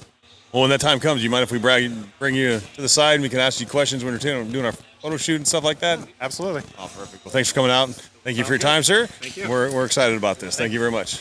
Let's see, who else can we bug? We can talk to Mr. Martin Gonzalez. This is Matty G's dad. How you doing? What do you think about this? Just happy to be here. Pretty excited. It was fun watching you guys on the internet, and just happy to be here and see it in person now. Yeah, we're actually. I know Matty wasn't pleased, but we're proud of him. He's been doing good. Everybody that's obviously you're never where you want to be, so you're beating yourself up. But the kid's come a long way, and you've done a good job with him. Thank you. We try to set him on the right course, and everybody back home is just super proud of him. So thank you to everybody that got him here, and hopefully he's got more worlds in him. And I have a lot of trust in him, and we'll. I think he does. He's got the drive. I think he'll be fine. And thank you very much for the breakfast this morning. He got us ramped up, so now we're all ready to go. So let's see who else we could bug. I've talked to Brock earlier. He's probably done with me. He doesn't want to talk anymore. Actually, you know what? You want to jump on the track and we can walk the track around and see what we got with that? We'll go this way really quick. I can come bug you some more. Okay, see, I didn't think you'd want to talk to me anymore. So we're going to jump up here and we're going to basically walk the track and take a look at it so you can see, especially coming on the straightaway right here, you can really see the rubber being laid down from the four-wheel drive cars. They've been blowing the track off really well. Obviously the line going a little bit to the middle to the outside when they come around the apex here. We'll walk over here and we'll look at the big changes coming off the straightaway. The layout looks, to me, it looks like it's going to be a little bit faster than it was with the four-wheel drive. But the changes that they've made, they still have this double. Which some of the four-wheel drives had issues. Obviously the higher ranked drivers didn't have so much of a problem, but some of the lower ranked drivers had issues. It is a pretty good gap. I'm 6'5", so this is probably an 8-foot gap. It's pretty big. But this time, instead of making the U-turn right here, the 180, they're going straight. They put in a roller right here. And like Matt was talking about earlier, he says they seem to think that it may be an issue for the two-wheel to jump up on top of the tabletop. I don't think it's going to be that much of an issue. Only from the inside corner. Matt's thinking an inside corner, but I think if they jump out and apex, they jump on the outside, they land them towards the outside of the table, Yeah, you could be right. and then apexing in, that might be pretty good. So this front section pretty much stays the same. And then instead of, after this section, instead of making the 180 to the right, they actually made it a 180 to the left now. And then they come back and they go through and make the 180 here. This was that pipe that Zach was talking about where it doesn't just end. They have it buried into the ground. And so this is something like he was talking about the Euros. The Euros are used to curbing. And so with the curbing, you're able to put two wheels on it and they actually use it to help the car turn sometimes. So now they're going to go, they make the 180 here, the left-hander. They use the ripples the same way.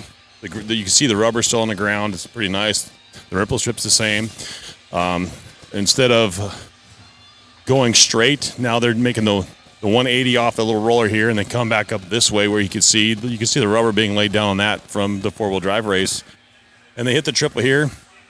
There were some questions if they'd be able to make this in two-wheel. I don't think it's going to be an issue at all. I think the two-wheel guys will be able to pop over that fairly easy. I think it's going to be like somewhat of a high-speed part of the track with this triple-double section. They come around the corner, pop over that, and then there's a small double right here on this small sweeper. So it doesn't look like much, but it's just enough to maybe upset the car. I think they'll be jumping into the apex. Instead of it being like a sharp 90, they have the apex here. You can see where the track used to be. So there is a little bit of rubber right here. Actually, a lot of rubber coming here. So I think they'll jump probably 1 to 2 feet off the pipe to apex. And then the rest of this is basically the same layout. They come over this triple and then onto the straightaway. So right now I need to catch my breath because I'm fat and out of shape. And I need to get back up there and sit down. So we'll go back to you, Matt, and Zach. We'll be back after a little bit.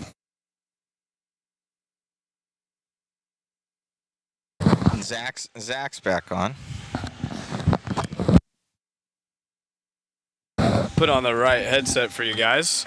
So, little track walk right there with Wayne Ashmore, giving you guys an idea. And it looks like Olsen going to join us in the booth for a minute. I got 2 headsets. Yeah, 2 headsets for you. So I didn't actually get to hear, did Drake get to cover anything as far as the 2-wheel? Basically what he said is in the next, well, I guess it was half an hour, probably about 20, 25 minutes now. They're going to be releasing something about it all, and everybody can kind of check it out. So there will be a new Mugen 2-wheel drive, and obviously...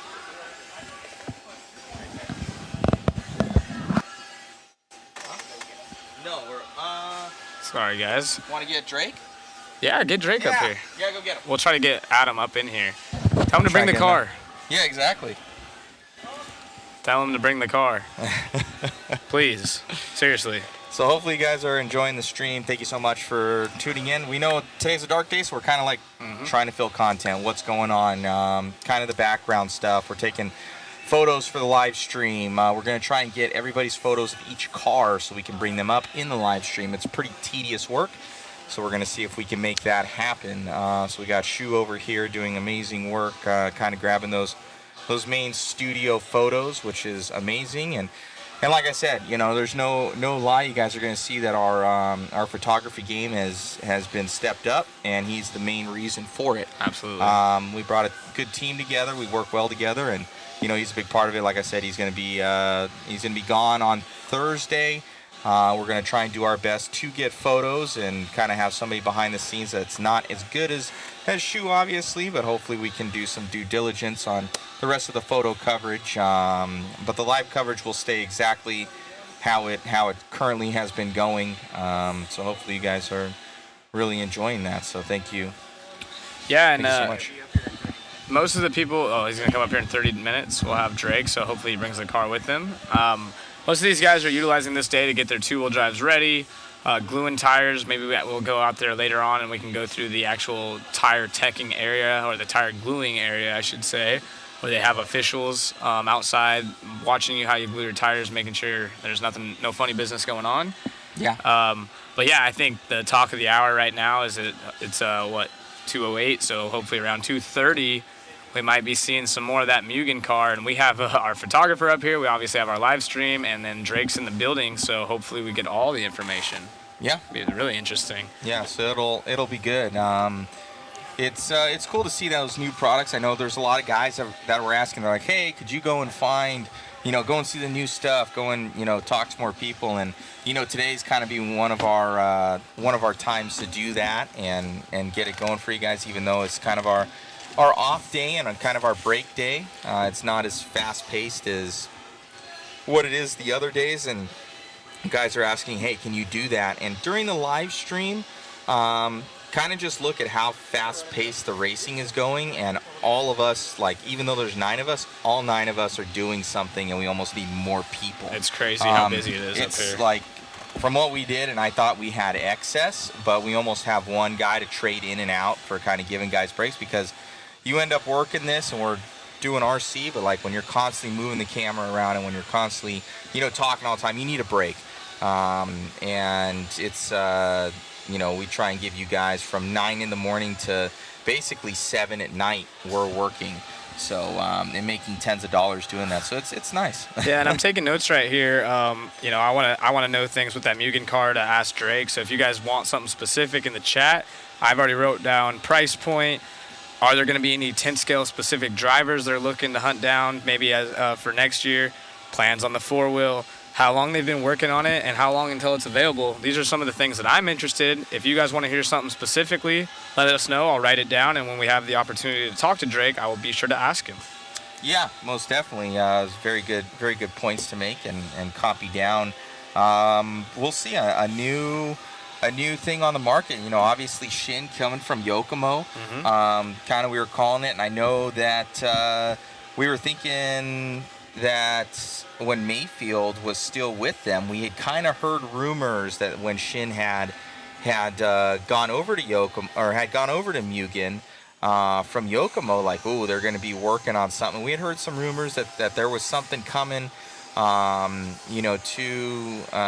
them, and obviously those rumors were true. Obviously, Mayfield is now with Techno, and they have a very, very good 8-scale platform, and they do have 10-scale, but I don't know if they've been, focusing as much in the 10-scale stuff. And I don't think Daniel Lewis, I've heard through the grapevine, he's like, I'll never do a 2-wheel. I don't know if that's exactly true. There could come, but somebody has told me that before. And love Daniel Lewis, the Techno guys out there. They're an amazing group of guys, 100% into racing, and they make some. I always like their cars because they're different. Yeah, very different vehicles. They have a unique style. That's one of the easy cars, especially nowadays with so many cars looking so similar that you can definitely tell on the track. It's unfortunate that I've only seen one out here. But yeah, I also will ask about a dirt versus carpet version. Obviously, ball diff, gear diff, great questions. Transmission change difficulty and all that. Yeah, I would like to know. Obviously, I would assume they're not building a car with E-clips or anything anymore, but are they following the protocol of making this more user-friendly, or are they kind of putting that on the back burner and focusing only on the highest performance, or is it kind of a mix of the two? I would have to assume, of course, try to do the best of both worlds. But yeah. Man, don't date us with the E-clips. They're like E-clips. I hate those. Remember when you had dated, man? That thing would shoot off and or it'd get a little bit unbent. You didn't have another E-clip, and then you'd have to go and you have to bend it back just a little together, bit, so it wouldn't come out. So that was terrible. People are asking, will it be pillow ball or C-hub? 10-scale car. Well, you have seen that in 4-wheel drive. Is there a pillow ball 4-wheel drive? I think an S-Works was one of the original S-Works. Yeah, I'm sure the chat. I want to say when they had didn't they have the bigger hex on there? For sure had the bigger hex. It wasn't a normal 12 mil hex. Yeah. It was like some weird 14 millimeter hex on the S-Works, where they only could use their own wheels. So that was obviously they've changed since then. And Born Horse has been going quick. We had Jorn Neumann. We need to catch up with him. We need to catch up with Jorn. Catch up with Jorn Neumann. I think he's kind of him and Misha. Yep, both of Mika. them. No, I believe it's Mika. I could be incorrect, but coming out from Germany, I do believe. Yeah, so Germany for Jorn. I know Jorn is German. Yep, he is. He's and he has Gerd there from the late past team Durango. He's out here. They're like two peas in a pod. Two peas in a pod. They follow everywhere with each other. It's their boys and a bunch of people on their driver sheets we got. They're like, thank you to Gerd Strun. He's their main guy. And I tried to talk to him, but I know his English isn't the greatest. I walked by and tried to get an interview with him, but he's like, no, and I understand.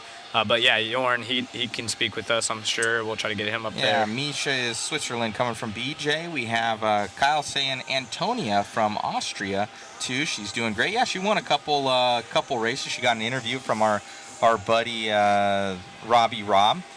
So she was TQ there for a hot second when I think they went into round number 4.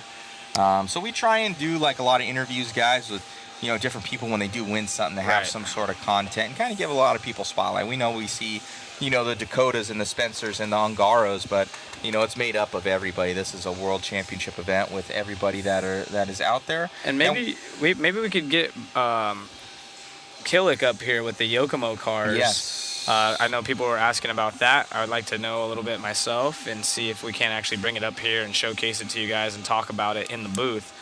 So if I run out there and I see Killick, I'll ask him if his 2-wheel drive is available and even his 4-wheel drive, and bring it up here and just talk about him.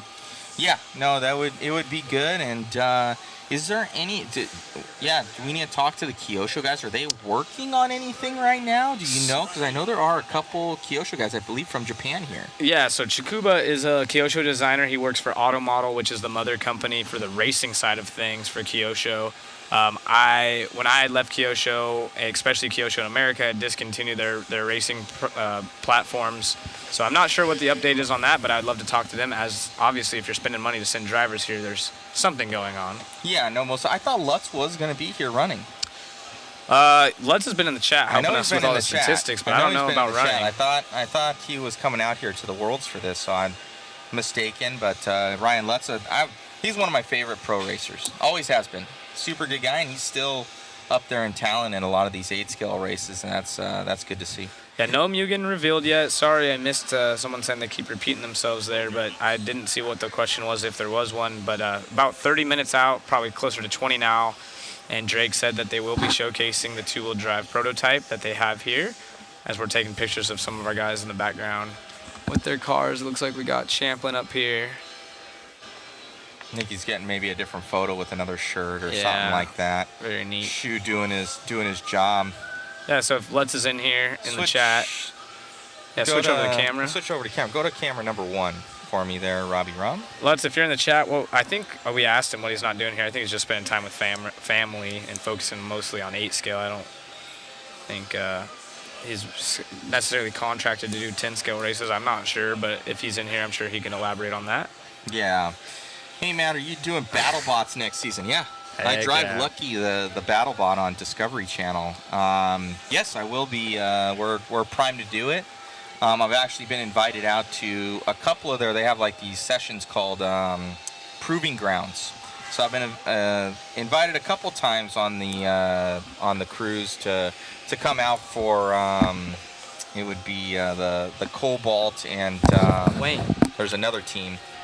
So yeah, they've been Gigabyte. That's it. Another team been Gigabyte. So we've been they've been running out there. So I haven't been able to do it. We've been doing all sorts of stuff.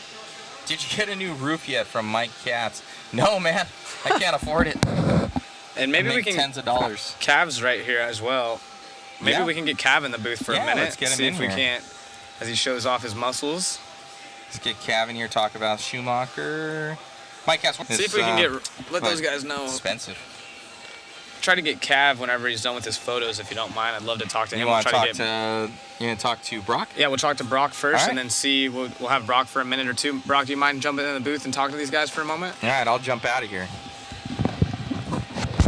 Maybe we can get the camera shot over here in the booth once we get Brock dialed in. And I'm not sure. And maybe we could catch Cavallari in a minute as well. I'll get Brock dialed in. Two wheels looking sweet. Hello. Hello, testing. You are live. All right, so we have Brock Champlin in the house. He was over here getting his new Facebook profile picture dialed in on the driver's stand. But everyone, you have quite a few fans in the chat, just so you know. Okay. I believe your dad was in here earlier. But how's I know Wayne talked to you earlier about the tire situation. You were making some jokes. I know you don't want to give out too much information on your secrets. You're one of those guys, but give us a rundown. Your 4-wheel obviously completed. Let's talk about the 2-wheel. Anything special going on? What can you talk about? What can't you talk about? I mean, there's a lot of stuff that we've worked on, improved on. There's a lot of little bits and pieces that we've made for the event. We made for nationals. Everything kind of started to piece its way together around that race. So we came the week after the nationals practice, found a little bit more out of the car, and I think we're ready to go. We got a solid package as far as tires go. I said I wasn't really going to release anything, but I'm just running the standard front tire. Our car has plenty of steering. I feel like the guys that are doing something different they're looking for a little more steering. So I guess that makes it a little more difficult for them, I guess. But for me, I'll just be running the standard tire. So Yeah, and so I met you earlier on in your career. I believe you live in Utah now, correct? Salt Yes. Lake City? Yep. Joel Eaton's been in here. He's obviously an avid supporter of you and the families out there. I know Dominic moved from Denver, is racing with you guys, and they call you 2/10 back at home. Is that true? that's what Dominic calls me. But yeah, those guys actually have my number in 4-wheel drive at that track. So they keep me brutally honest in 4-wheel drive, especially when we're practicing. We don't really club race a whole lot with our 4-wheels. So yeah, they keep me honest. 4-wheel drive, 2-wheel drive. It's been awesome recently, and that's kind of where the 2/10 is. The nickname has come from, I guess. But yeah, it's been pretty rad. 2-wheel drive. I'm looking forward to it. Well, anyone who wants to say special thanks or hi to online while you're up here? Yeah, just all my sponsors, high to lows, so Schumacher, LRP, J Concepts, MKS, Wits, Easy Customs, S&D Designs, Eaton's, Intermountain Raceway, Trish Bits, Core RC. There's a long list of people to thank. All the guys at Schumacher Factory, Robin.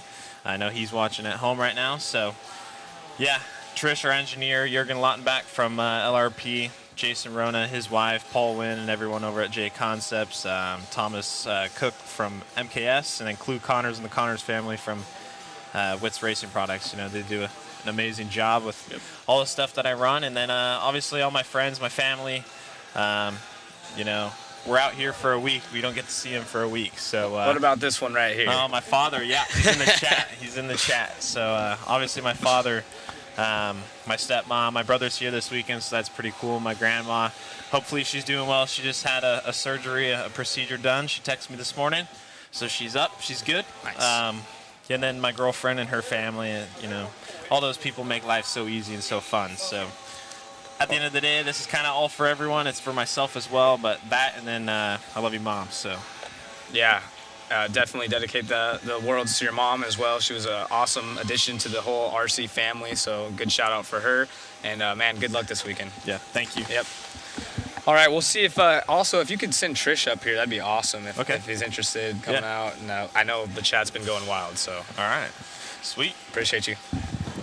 And yeah, if we can maybe pan over to the track for a second, and we'll work on getting some more interviews up here. We appreciate Brock Champlin, one of the nicest dudes out here, giving us some information. And cool, I mean, I asked him to, you know, usually when you say, hey, is there anyone you want to thank, people kind of freeze and they maybe give a short list, forget a whole bunch of people outside of his dad, which his dad called him out in the chat.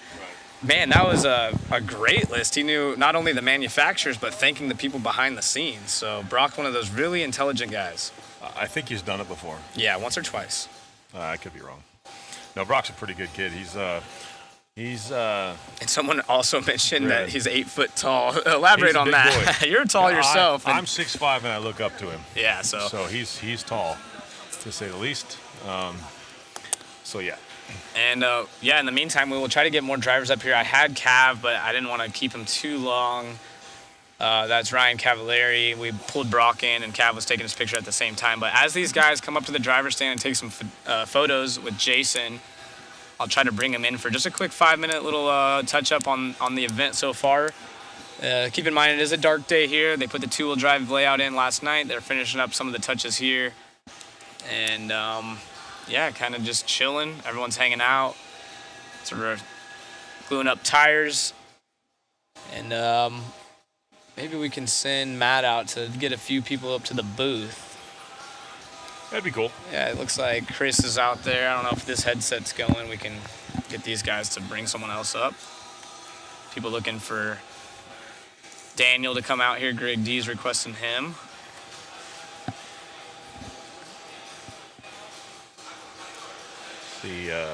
Looks like Adam Drake's still over there talking to some other people. So I know Shinadachi had to. He submitted his car, so he had to get everything approved. He's got his motor tech and everything else like that. So are we stepping out for this or what? Oh, I don't know. You want to interview this one? I don't know who it is. It's Schumacher. I'm gonna talk to him. Perfect. Oh, Matt's gonna stepping be in. in. All right, here we Perfect. go. You've been So- getting requests on here. Trish is up in the house for Schumacher. One guy you probably didn't step that right. Oh no. I'll have you switch the camera. Yeah, I'll To cam, 5.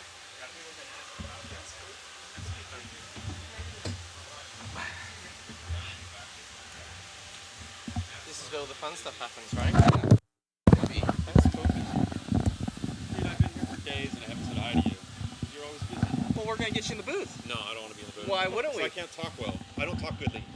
We'll get you in the booth. We got to. I gotta Next. do it with Saxton. in 15 Okay, and minutes, then come over here. so I'll just repeat all the same stuff. That's okay. I'm happy. We're to be live. here.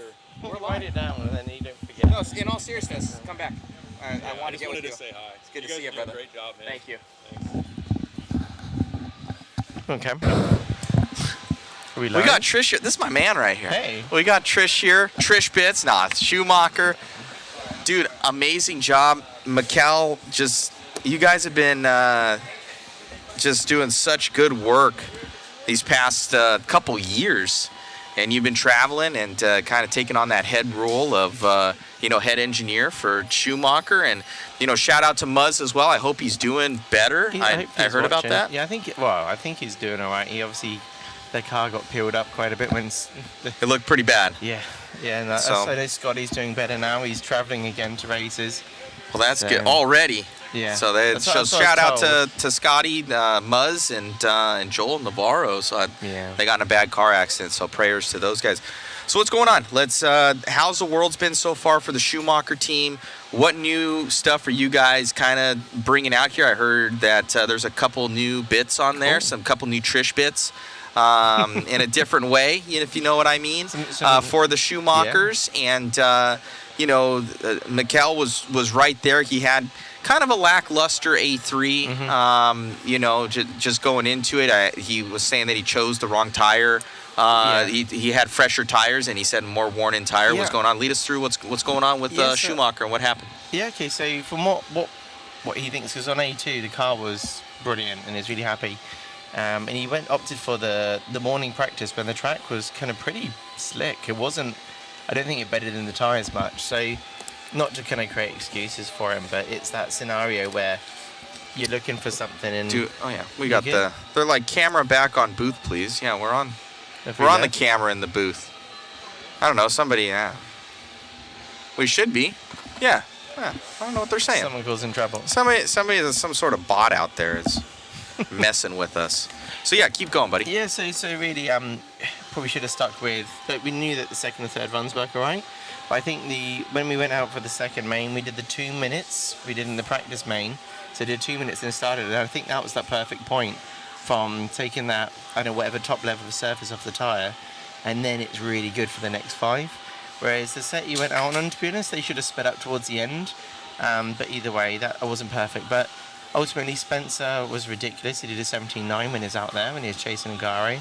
So I know, even if we had the car that we had from A2, we would have been close anyway, because those guys are rocking. So we tried. It was really cool. We had Brock finishing in the 4, so it's 2 A's, 2 Schumachers. So it's cool to be out there as the next best brand, whatever. I'd say you guys are, I ran for Schumacher for a year there, and the cars were so different back then, and they're still different now, but it seemed like more so back then. They were very, very different for kind of the tracks we were going to. You guys have been focusing a lot and definitely bringing Brock on and Cavalieri on for kind of the U.S. style tracks. I think has been helping that market here, as well as kind of the design that you guys have been, kind of moving forward with. Yeah, what is actually after we had that really race together, and it was really clear we needed a gearboxed car with a motor in a certain position or that. And kind of went back with the basis of we need to have like a dirt car, let's call it, compared to we've been getting away with belts and dual drive for a while. So we kind of went on trend with that, with a view that maybe we'd do like a belt drive, like carpet car. But the laydown worked really well on both, thinking we maybe had an advantage before with the belts on carpet in certain positions. And actually the laydown, just that one car was working well for both, which simplifies things for the company and the team. For sure. And for hobby shops wanting to carry your product. Yeah. And that was one of the things when I was running Schumacher, Muzz is like, oh, here's what we got. And there was like, 3 different 2 wheels and like a massive amount of hop-up parts, and it's hard for a consumer, to be able to like, oh, well, what do I need to narrow down on? And I think you guys are going towards that, and the stuff is fast. We cover a lot of the J Concept races, and obviously Brock is very, very quick. And coming from Team Associated, and the kid works hard. Yeah. And Cavalieri's also very good, and obviously pedigree is there. And but you guys, you have and then Orlowski has just been dominating in Europe with the stuff. Really so you guys are just like, you're putting in the sweat equity, you're putting in the time, you're getting those drivers, and you're starting to look at the consumer side of it, where you're like, hey, we need to simplify our platform. We need to get something that kind of works for a little bit of everything, much like, the team, what Team Associated, I think they do the best at it. They're very good. Basically every surface you go on, it's up there. Yeah, for sure. It doesn't suffer anywhere. Exactly. So, in Schumacher, obviously, you guys are, Mikel is quick. Yeah. Super, super fast and a talent. So what are you guys now moving over from 4-wheel? 4-wheel's done and dusted. He got 3rd. There's awesome trophy in there. What are you guys going to do for 2-wheel? What have you learned now that you're going to go to in the future? Well, do you mean is in for the race coming up? So the race coming up. The race coming up, the track changes that are made, the tire situation. What's your guys' plan? Well, first looking at the track, there's less kind of like de-acceleration points like in 4 drive. So you had switchbacks on the right-hand side or the left-hand For the camera, it's looking at from, same view from Yeah. the washroom. Yeah, so on the right-hand side, you had 2 switchbacks yesterday. So the car slowed right down, turn, and re-speed up. And you see the four-wheel drive's like dancing around a bit, like wishbones going down, can't quite grip it up. And so we've lost that, actually. It's quite a flow. So you've got an oval that's split, and then you've got that little infield section, which is kind of like, let's call it like a little U, another U, a hot background, and then you're back onto the straight. And so it's kind of a great layout in that way. We've got camera on. Yeah, so when they come onto the straight, so the power inputs they're going to have in for a lot of it, it's kind of, you're not going to be slowing it up as much as you're speeding it up. And so you can probably get away with a little bit less rear, a bit more steering in the car. There's all these talks of different types of tyre gluing combinations, and the Void, which you can't buy anymore, but I didn't know if that was the tyre anyway. That's kind of an orb-looking tyre. But there's the mounting wide on the wheel. There's also going frames onto wheels. You only get 6 sets.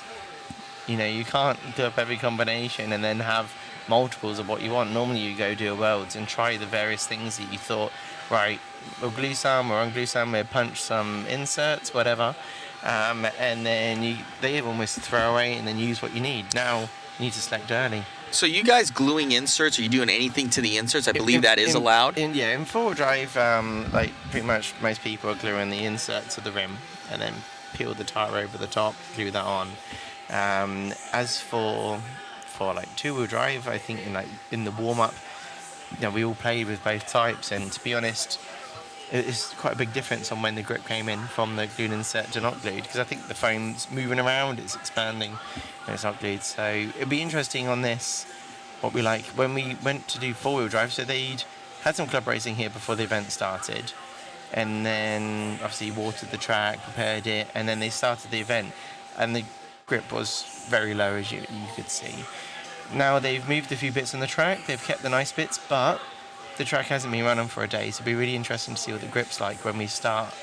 So what we've learned from the warm-up was, at the beginning of the warm-up, it didn't have a lot of grip, and it got better. So we're kind of thinking along the route of where were we then, go back on a few things. So it's going to be interesting. I'm thinking, because the track's going to carry lots of speed, it's all going to be about having a little bit of side grip. Nice forward drive, but you're already rolling the car. But good steering, always good steering. In forward drive, we saw a lot of cars, they'd mid-exit, rear-end kick crown, if they just touch a bit of dust and not on the quite right line. And there was that issue actually between Mikkel and Dakota, where there was a protest that was made. Yeah. And we actually had replay where IFMAR's president came over, team manager from Losi came over, Roar president and referee came over, and we were all looking at it. And in my humble opinion, I don't think it went anywhere. But kind of what the others see is Dakota hit that where he was coming around and just goosed it. Yeah. And his rear end just started to come around, and Mikkel was right there. Yeah. And came in and just barely just tapped him. But it was already kind of over rotating when it happened. So we did it in slow mo and everything like that. Standing in the corner, but I didn't have slow motion eyeballs. But you could have saw something happen and Michael collected. I'm like, well, Michael wouldn't hit him if he was still going in a straight line. Correct. Because they were in the acceleration zone. So I thought, well, he must have spun out enough to Michael, because there was a gap just before that. No, point, we had it on camera. We did slow motion, frame by frame. We're shooting at 60 frames per second. That's so, cool. We were looking at it and how he came through. And then he even checked up. He stopped for a half second and then went. Yeah. It's like, oh, crap, but it was a pure racing incident, in my opinion, I think that's the way that the officials same as ruled Angara, on it. he caught that pipe, unfortunately, and Michael touched him, but then it was kind of like, because it was 50-50. Yeah, so he's just like, well, he's lost it. He's spun around, like, wait, off you go. And some people are like, oh, he shouldn't have waited. I'm like, well, if he hadn't have waited and he cracked on, and let's say the ref calls one way or another, it's like you're not one in the right way. For sure. There would have been a question or a question mark there. So very clean drive out of Orlowski yesterday. We're looking forward to today. So what of the other drivers that are out there? Obviously, you guys look at everybody. Who impresses you? From the other teams of you think that's going to be a threat, other than kind of who do you think's kind of a dark horse going into this one from just other teams, just purely from one guy I've always had an eye on. It was the warm-up TQ two-wheel drive, Aiden Horn, right? And he's showing form, like really good form. Like he's quite an excitable guy. You see him and he's fist pump and stuff like that. But when he's on the track, you know, serious stuff happens and he drives around really good. So Aiden Horn will be an interesting one to see how he gets on. Someone's saying, "Show us your bits." Yeah, show us your bits. That's you very know, nice. Maybe not for this program. Yeah. Another program. Yeah. So. Oh man. So Aiden's one and of he's them a really. character too. We've talked about him, and he's always kind of, the Horn family is a racing family, and good pedigree, and they work really hard, and so we were happy for him. He was able to make that four-wheel main with a valiant effort, and at four-wheel at the end, he's like, I was just sending it, He was quite a few places down. Yeah. That last round really worked, and he deserved to be in there after how I've been watching him drive at the warm-up and things. It was really, really good. But yeah, as for other teams, it's the dark horses aren't really there. There's the obvious choices that are going to be in the top 5 you imagine that are going to be fighting, and then really if if the last round 5 works again, like I don't know if they're going to change anything, so they run 5 rounds today, but I understand they're going to change it so there's a longer practice on the last day, and then they're going to immediately go into qualifying, so the track stays nice. That might mean actually there's less of a difference, whereas in four-wheel drive they had the 2-minute practice, then they clean the track, they did the repairs, and then cars went out, gripper gone again. Yeah. And the heat 1 went out. Brilliant, Sensei TQ'd. It's 11 seconds off the previous TQ run. Yeah, we saw that when they went into that first one, and then you could see like Horn really benefited from that from that switch up. Yeah. Where they ran it backwards, because the first heat was like wicked slower than the next one. These guys are within tenths of each other, so when you have that kind of advantage, they re-brake in the track. That's huge. We had somebody on here that says, what is the Restream bot? So it's the chat from the other chats. So we're streaming to like 12 different locations right now, and some guys were asking, where are you guys seeing this stream from? We have a master stream that we read from that grabs everybody from everywhere. And we brought in that bot, and it should show you kind of all the comments. So if it says Restream bot, those are just other comments from other places. So for everybody that's out there. So going into it, Trish, like what's your experience? What do you think of hobby action? You travel all over the world with Mikkel and many world championships with him. What do you think of this facility and what they've done? How does it match up against others? Just going by what other people's reactions are who've been to a few, they're so impressed. Some that haven't done a Worlds come here, and there's a lot of stickers on walls and things like that. It makes you feel like you're in that right atmosphere. It gets a lot of people excited really when you have the big hobby action sign at the beginning of the building. Yep. It's not many places in the world that you walk up to, kind of like where you'd see a Walmart. There's a massive RC car place. Walk into the shop, air conditioning's there, so that's nice. Loads of RC cars, bits. Walk through the door, all the pits on your left, track on your right. That gets anyone excited, even if you're only a little bit into RC, it kind of puts you in awe. So they've done a really amazing job to present the track well. They've got the AstroTurf or carpet in between, obviously the track to kind of smarten that all up, and I know it's been really, really good. Good. Yeah, it's been good. What's your thoughts on Tiregate? From the first event, I guess it still follows on a bit. We're limited to 6. Obviously, it's a big shadow that's being cast, isn't it, that people always talk about. Could it change anything if we all had new tyres every run? Maybe. Some people might benefit from it or not. You could try tyre combinations in practice. Michael ran the same set of tyres at the whole of practice. And it's one of those things, too, that, the saying is true. The cream rises to the top every time. The guys that were in there would have been in there if they had new tires or not. And then, and looking at it from a hobby standpoint, too, I personally think it's egregious to get a new set every single run. I know this is like the F1 of RC here, but in F1 they limit tires. Yeah, and that's a very good point. Same thing.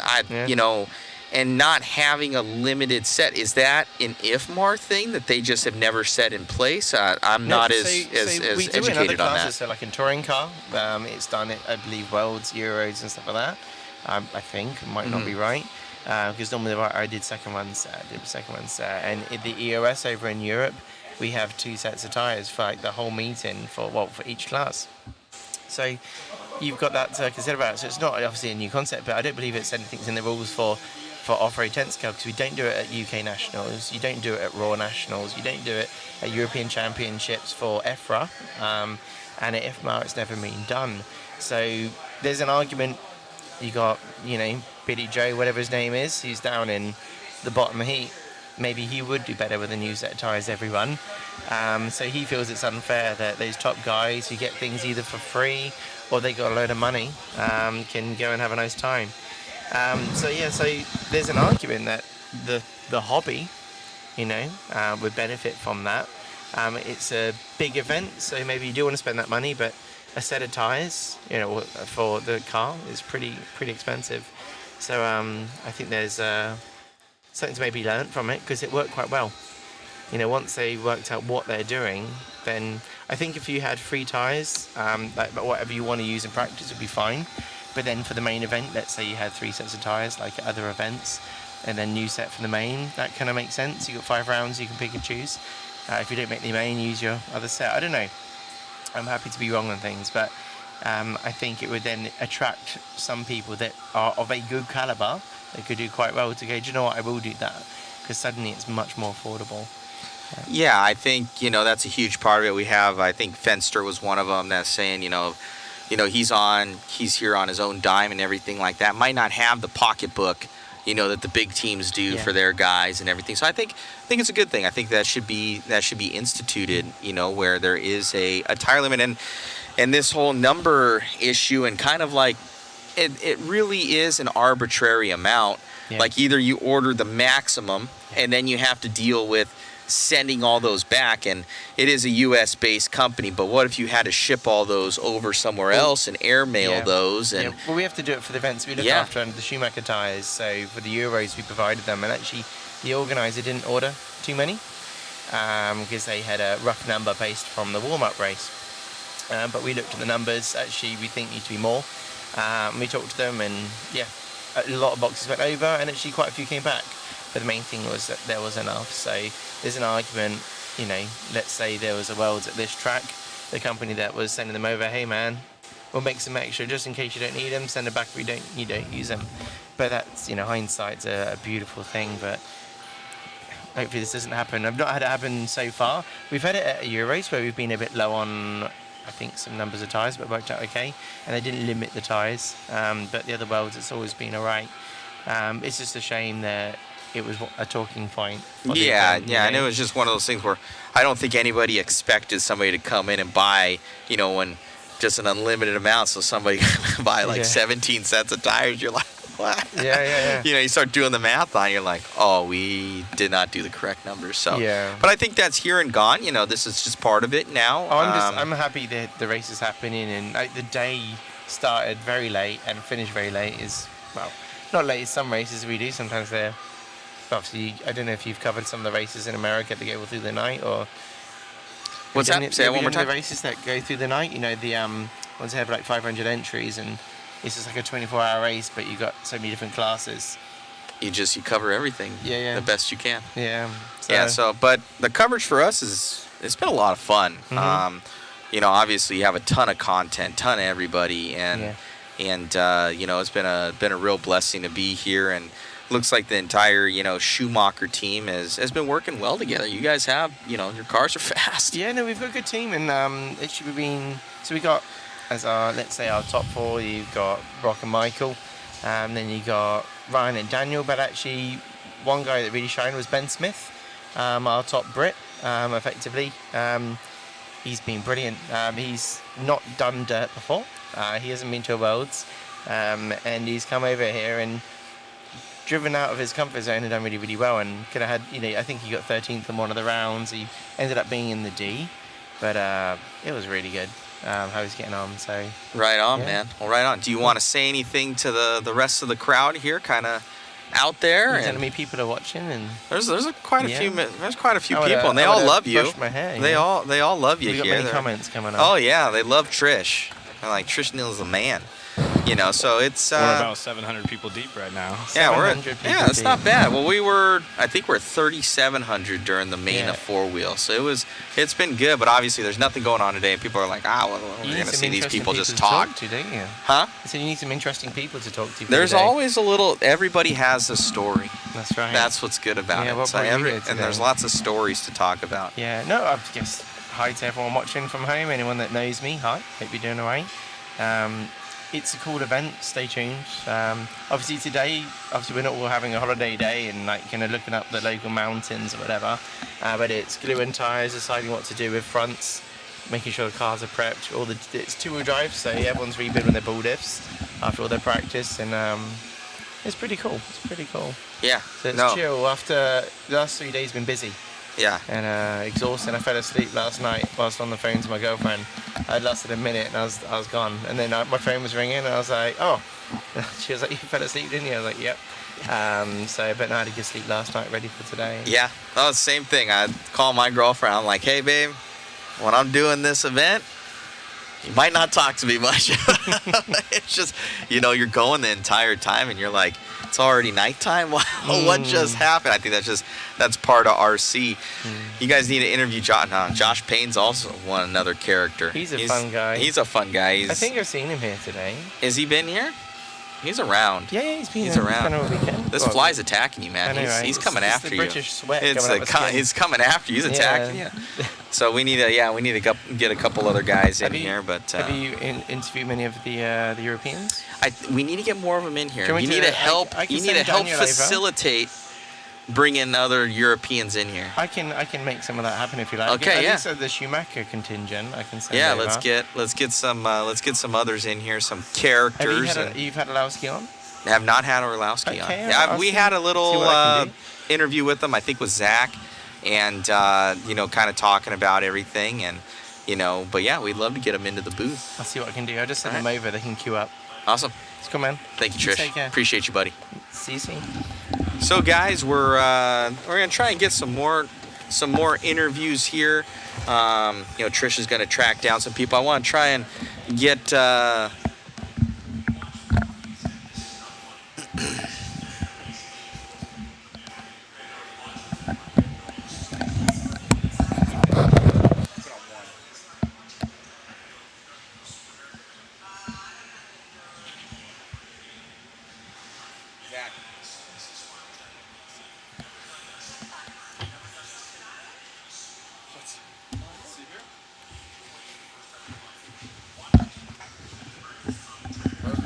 Put it on.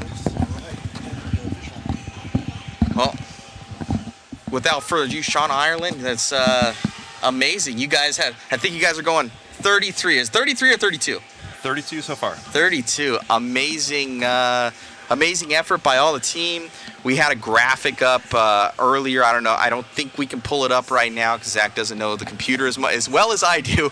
But Team Associated was nearly 40% of the field from what we saw yesterday. You guys coming out here full swing, and it shows 1 and 2 world champions.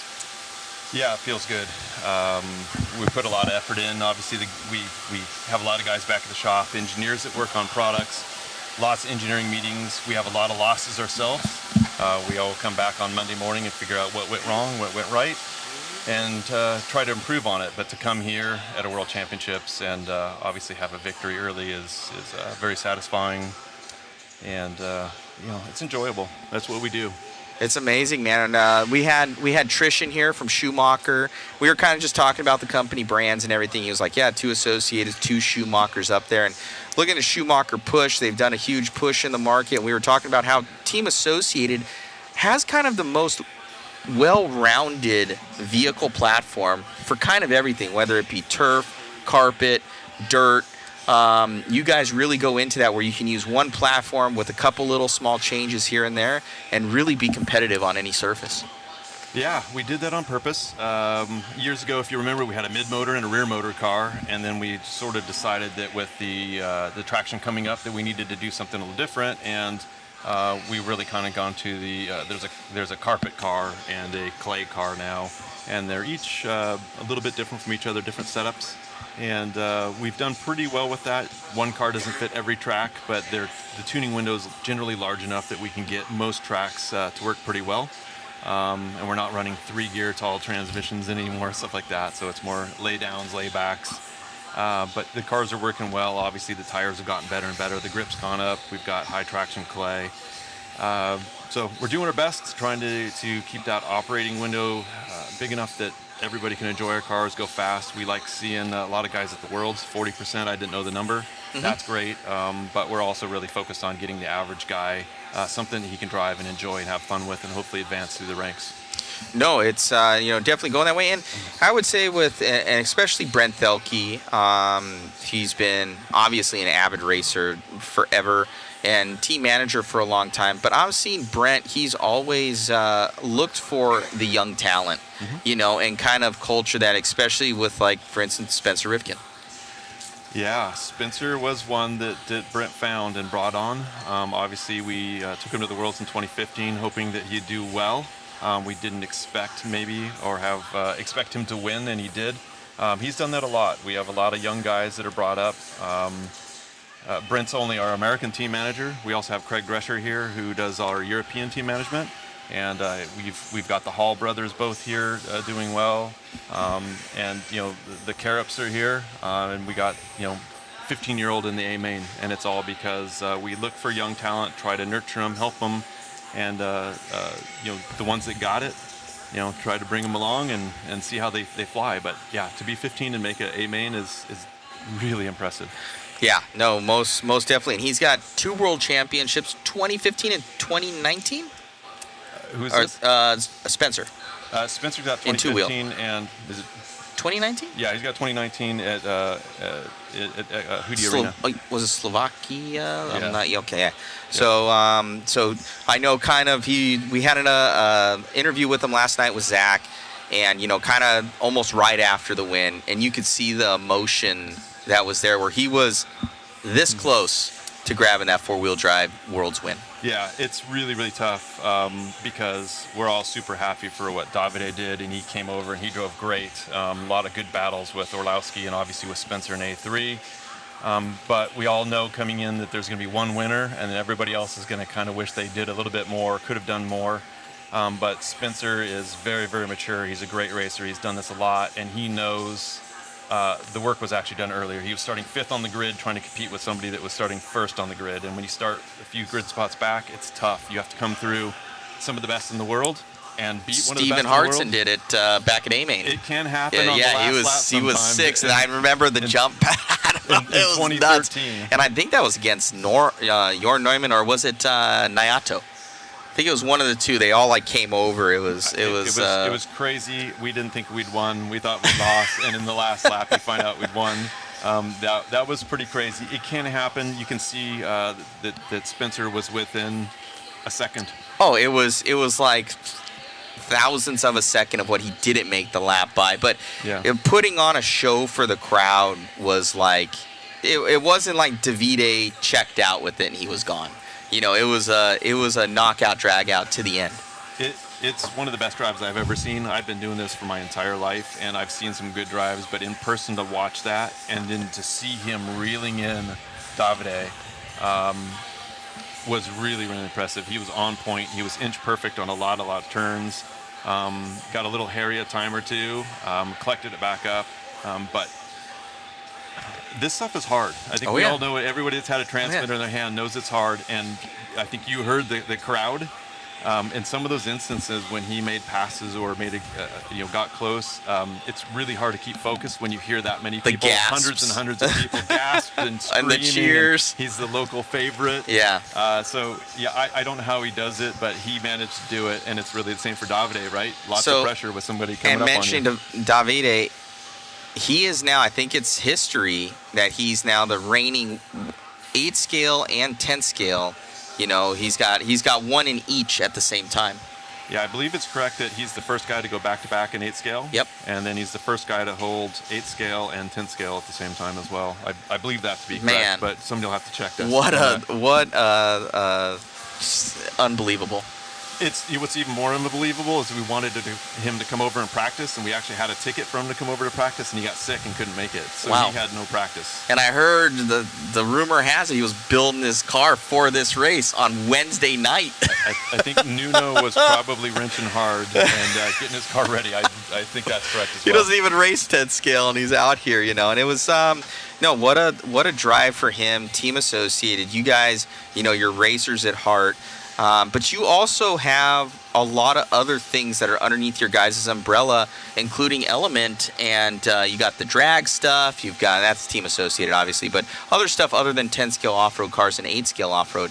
You guys are in a little bit of everything. Anything on-road coming from you guys here in the future? That's kind of on the back burner. No comment. Okay. We're always working on All stuff. right. All right. Yeah, obviously, we have 4 brands, really. Team Yes. Associated makes both race cars and ready-to-runs. Okay. We've got Element making the ready-to-runs. We've got Factory Team making all the option parts. And then Reedy, obviously, with all the electronics, motors, batteries, chargers, accessories. We're working a lot. We have really talented engineers that go to town and try to make stuff go faster. We know a half a tenth is important. So on the racing side, we got some really, really great guys here doing that. On the ready-to-run side, we know that's kind of what helps pay the bills. It's difficult to race without some revenue coming in somewhere else. We spend a lot of money traveling around the world racing with people.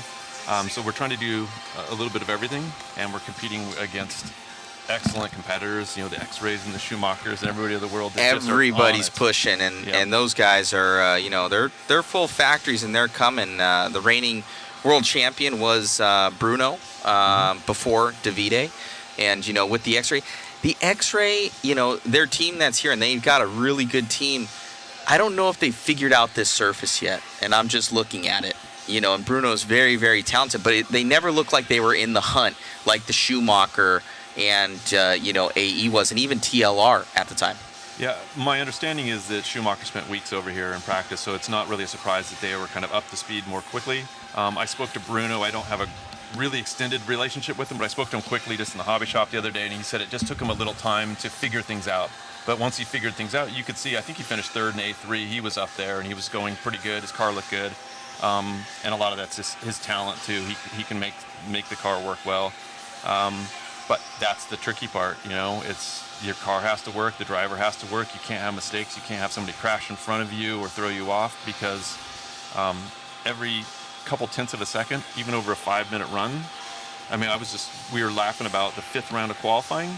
I think there were like 12 guys with a 5.11. Right? 12 guys within a second unreal. After 5 minutes. It's unreal. Yeah, it's close. You cannot miss a corner. It's unreal. So guys are currently bringing it up. It'd be stick radio.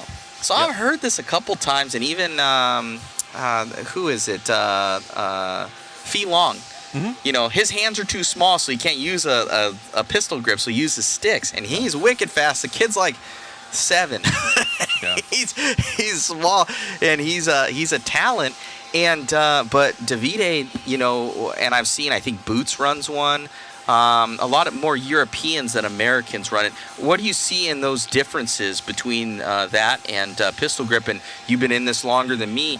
What's the generation of those radios, and why people choose which? Do you think, other than maybe just being comfortable with it? It's really probably, unfortunately, the nationality that you grew up. So I'm old. I raced in the 80s, and back then, if you were generally Asian or European, stick radio is what you chose. It was the Americans that kind of went to the brown box wheel radio back in the day. And that was Futaba, right? Futaba. Yeah. Yep. So that's what a lot of us started with, and we put a slot car handle in the back, and then Futaba and Sanwa and KO back in the days. We had some really good pistol radios, and all the Americans gravitated toward it. It's probably because it feels like a car. You got a wheel to turn. But as you go to international races, so like the guy that always beat me was Masami Hirosaka. Oh, yeah. He beat everybody. One of the best ever. The GOAT. but I do think there's something to it. It's funny this question came up because I was talking to some of the guys last night at dinner, and I said, listen, if I had a son and he wanted to race, I would advise him to get sticks. Because you watch the way Masami can correct in corners more quickly, or even brakes. It's harder to do with your finger than it is with your thumb. For those of you that haven't gone out and looked at it, there's videos out there of Davide running his 8-scale car with his sticks.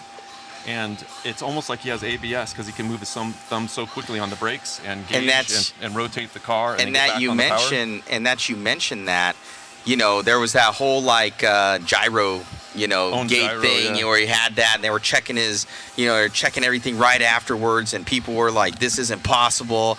And then somebody got like a shot of him like on the sticks, and they're like, "The gyro's in his hands." I think it was JQ. I think it was JQ. I think JQ took that video, and it's just the amount of speed that he can put into that thumb is a lot better. And you go through, and we've transition from guys that try to drive really smooth. Like Cav, I think puts the tip of his finger on the trigger. Right on the I outside. drive with the tip of mine. And Same there's thing. a few guys that do that. That's probably better than putting your finger all the way in. But having the ability to move the stick really quickly and correct a couple times in a corner is probably the way to go. But it's got two back-to-back world championships, and he's obviously one of the best in the world, and doing his, and he is, Neil Craig, and he's got a world championship as well. Yeah, I believe that I talked to Ongaro after. This is Zach in the box right here, Sean. Thanks for joining us. But I talked to Ongaro yesterday, and you could probably contest to this. He's actually used a pistol grip in the past and said that he's pretty fast with it as well. Well, Masami was pretty fast driving with his feet as well. So, exactly. Hey, the Zach, fast guys are always fast. One thing, and Rob, can we start getting everybody's two-wheel drives over here for photos? So let's go get that going, so we can get that in the overlays. We've been working on a whole bunch of stuff. The live coverage has been going pretty decent. Oh, it's been great. And thank you to Team Associated. Where's the Team Associated? It's up here, right here. Right, so thank you to the Team Associated, for the sponsorship of the live coverage and everything. We got your commercial in there now, so we'll be playing that. The Palacios, I know him from Extreme. Yeah. Macho Palacio. He's a good dude. And I know one of your engineers came over. I was like, hey, let's get that. So my apologies. I just saw it today when I was like, I need to get it in. But we've been shouting you guys out the entire time. And awesome. And if we can, also we can play it to your guys' Facebook feed if you guys also want that. So I thought we were getting it set up.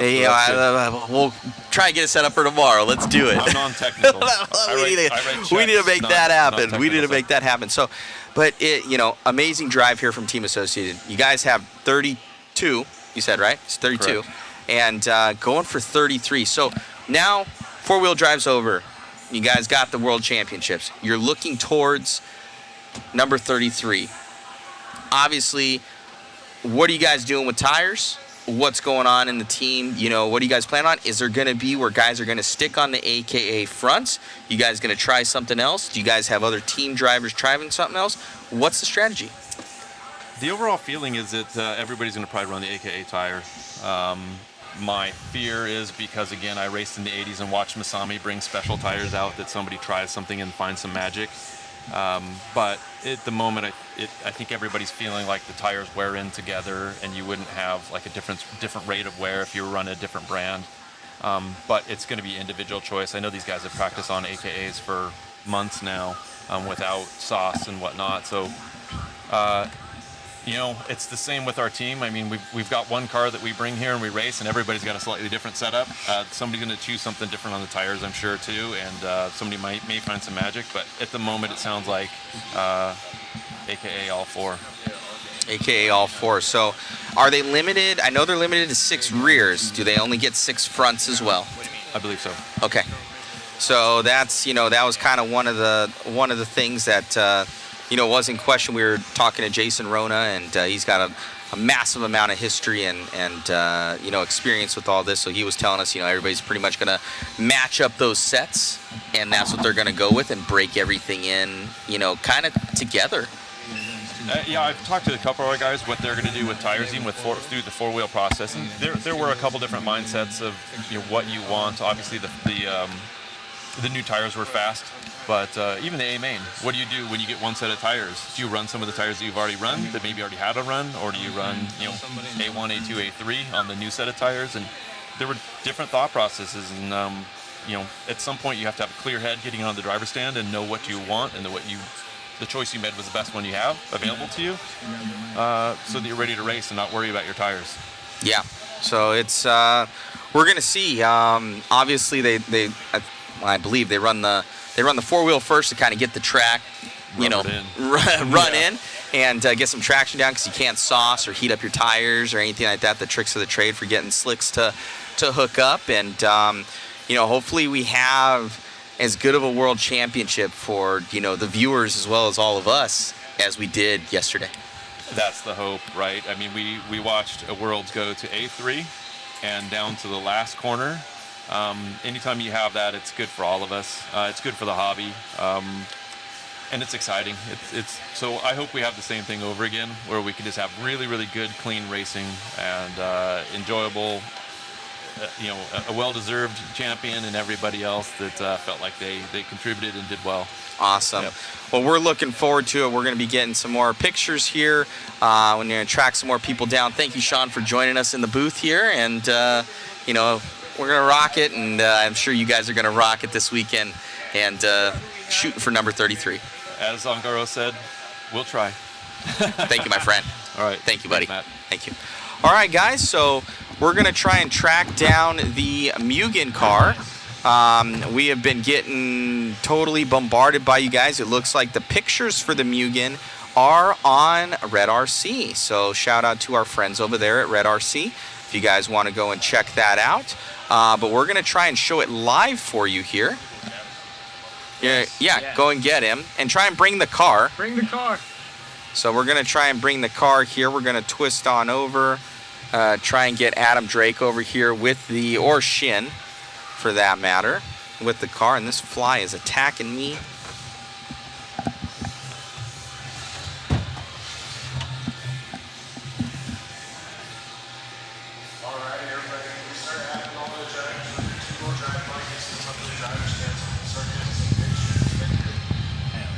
Just for us. Just like iPhone. So yeah, guys, so we're going to see if we can find that thing.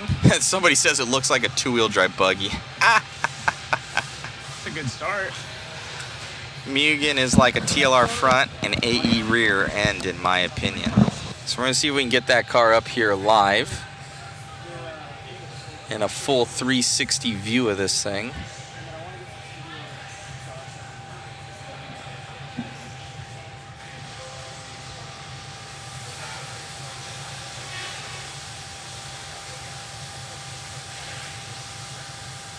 We don't know yet. I don't know where Wayne is. Looks I like got him on Wayne's. screen coming up. Oh, he's coming up here. Drake, Sweet. it looks like. People are saying it looks like a TLR. It looks like a Schumacher. Oh.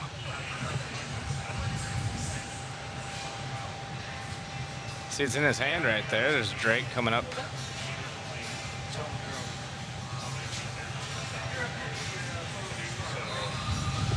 Oh!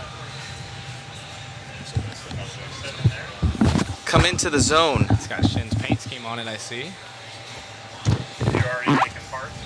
Yeah, it's all. This is already. We already have mod parts for this thing already ready, primed. All right, so you guys can see the photo from up there. Let's transfer it over. So, well, it looks like a two-wheel drive. Yep. We got Adam Drake here from Mugen. Shin, obviously, he kind of alluded that you guys might have something. He's running four-wheel drive. We thought it was a new four-wheel drive. He's like, no, it's a TLR with these shocks on it, I'm guessing. And this thing looks beautiful, fit and finish. So you guys might have something coming here very, very soon. Talk us through what's going on with the Mugen two-wheel drive. Yeah, so we don't have like an official release date yet, but as you can see, it's basically a production car. There is, you know, always some fine-tuning and tweaking that needs to be done. And with Mugen being a full-on race company, we don't have the corporate world pressing us for dates. We're gonna do our homework and make sure everything is correct, fit and finish is good, quality is exactly where we want it. This has been a long-term project that Shin's been working on for nearly 2 years. And again, we just took our time wanting to make sure that everything was correct and to the Mugen standard. If anyone's built a Mugen kit, they know there's no reaming and shimming and cutting and grinding. You know, the kit goes together without any of that extra work that needs to be done. So yeah, we're excited about it, and we hope, and based on the coverage we've seen so far, everyone at home seems to be pretty excited about it as well. No, most definitely. I can already see just kind of just rotating stuff in here, and nothing's tight. Everything's super smooth. The shocks feel amazing. Like you said, fit and finish, obviously from Mugen is top notch, and a lot of those features that we see. We got a front sway bar on here already. I'm sure it's going to be coming decently standard in the kit. They got rear sway bar on there as well. The adjustable pills they're in the square design and shifting those around. Yeah, the diff's easy to access. Yep. There's a lot of unique Can features. I take off the body? Yeah, of course. There's quite a few unique features. There's a lot of stuff that's also similar to other cars on the market. But there is a lot of stuff that's really unique. The rear shock standoff, the front spindle is quite a bit different. Camber links have inserts. Can we use a 7mm, take off the wheels and show the... Can you give me a 7mm wrench? Okay, oh yes, thank you.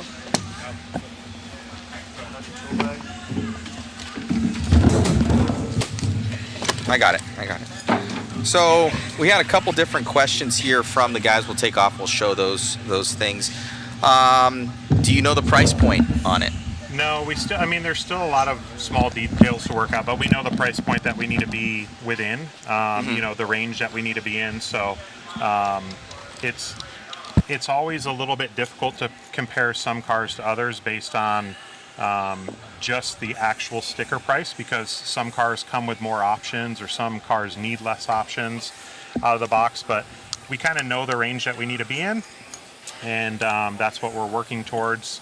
So we do have a lot of small details to still work out, but from the testing and development standpoint, we're very close. And this already looks like this is pretty much a pre-production car. There's not like, where other companies you'll see them testing other people's hubs on their front spin. Like this is a full Mugen. This is 100% Mugen. Again, just like with all of our 8-scale platforms, you're not going to see parts from other cars on our stuff. Fit and finish is second to none, and the Mugen quality is unbelievable, and it's going to be the same thing with the 10-scale stuff. So yeah, there's no parts that we're using or shared from other vehicles to kind of get this up and running. This has been a long time in development, and we've done our homework, or Shin has done his homework, and yeah, we're super excited. Yeah, all these guys are like, Drake, I want one so bad, send me one. Okay, well, it's going to be, hundreds of dollars. So are you guys going to do a carpet kit and a dirt kit? Carpet and turf has become so popular. Are you going to do kind of the AE route? We feel that we can do one kit and kind of accommodate both. This is also one of the things that's kind of taken a little bit more time to develop on the two-wheel side of things. Early on, when when the class went to mid-motor, there were so many different configurations with lay down, lay back. Nowadays, the big difference between the carpet and dirt kit is the differential. So we think we're going to be able to have one kit that will accommodate both. If needed, we could do two, but the plan at this time is to do one kit that will accommodate both carpet and dirt. Yeah, so I see something different I haven't seen before is these little L brackets on the bottom where you can shift over for the shock position. That's a pretty cool little design there. Yeah, so it's actually kind of a dual feature. It allows you, like with most molded arms, you have 2 or 3 shock locations that you're tied into or you're committed to once the arms are molded. So with the standoffs, we're able to shift that and basically put the shock position wherever we want. And you can also shim that to basically adjust the amount of gull wing the rear arm has. So you don't have to have multiple different arms to be able to really tune the car for all the different conditions. Let's see. You guys going to have obviously ball diff and gear diff setups? Yep. Amazing. Yeah, we're going to have everything needed to go race competitively. Again, Mugen is a is a race-only brand. We don't do RTRs, we don't do basher stuff. We're 100% committed to racing, and it's going to be no different with the 10 scale stuff. You know, a few years ago we got into the touring car market, and we kind of changed the touring car market with the design of our current touring car, and we hope to kind of do the same in the 10 scale off-road market. Amazing. Adam, Zach here in the booth. Once again, thank you for bringing this out and showcasing it. It's been a huge hit, and thank you for participating in the chat. One of the questions that we've had, and something I have, obviously you are a phenomenal driver yourself. Do you guys have plans on hiring anyone? It might be a little bit premature to ask this now, but to be a 10 scale specialist for you? Yeah, for sure. Again, we're a race company. We have to have racers, so it's not something that, you know, we have to have the cars available and ready before the driver, in a sense. So at this point, we're very, very close with the 2-wheel. We have a 4-wheel that's pretty much designed. So that will shortly follow, but we need to make sure that we have all the platforms and products to be able to put it in the hands and have someone who's able to go out and win on all levels. So that is definitely kind of in the cards for us, but at this point, you know, we want to get the car out and get it to customers, and we already have a lot of really good racers as well. Frankie Contreras is super good in both 10 scale and 8 scale. But yes, we will look to expand on the team that we currently have. The Killick brothers are currently under contract with Yokomo, but they're obviously part of the Mugen family, and will continue on and most likely join the Mugen family on the 10 scale side of things once their Yokomo contract's up. Got it. So they will not be running this. Only Shin has this weekend. For this event, it'll just be Shin. It was more of a, you know, wanting to come and see and support the event. We went to SDRC before coming here and did a little bit more final testing, a few small tweaks. So this race is purely a development race for us. You know, Shin is going to go out and do the best that he can, but this is more of a kind of final test in real race conditions than it is a event that we're here, you know, expecting to be a threat for the win. Yeah, it looks amazing. Fit and finish looks amazing on here. This is a full production car. What's the ETA on this, do you think?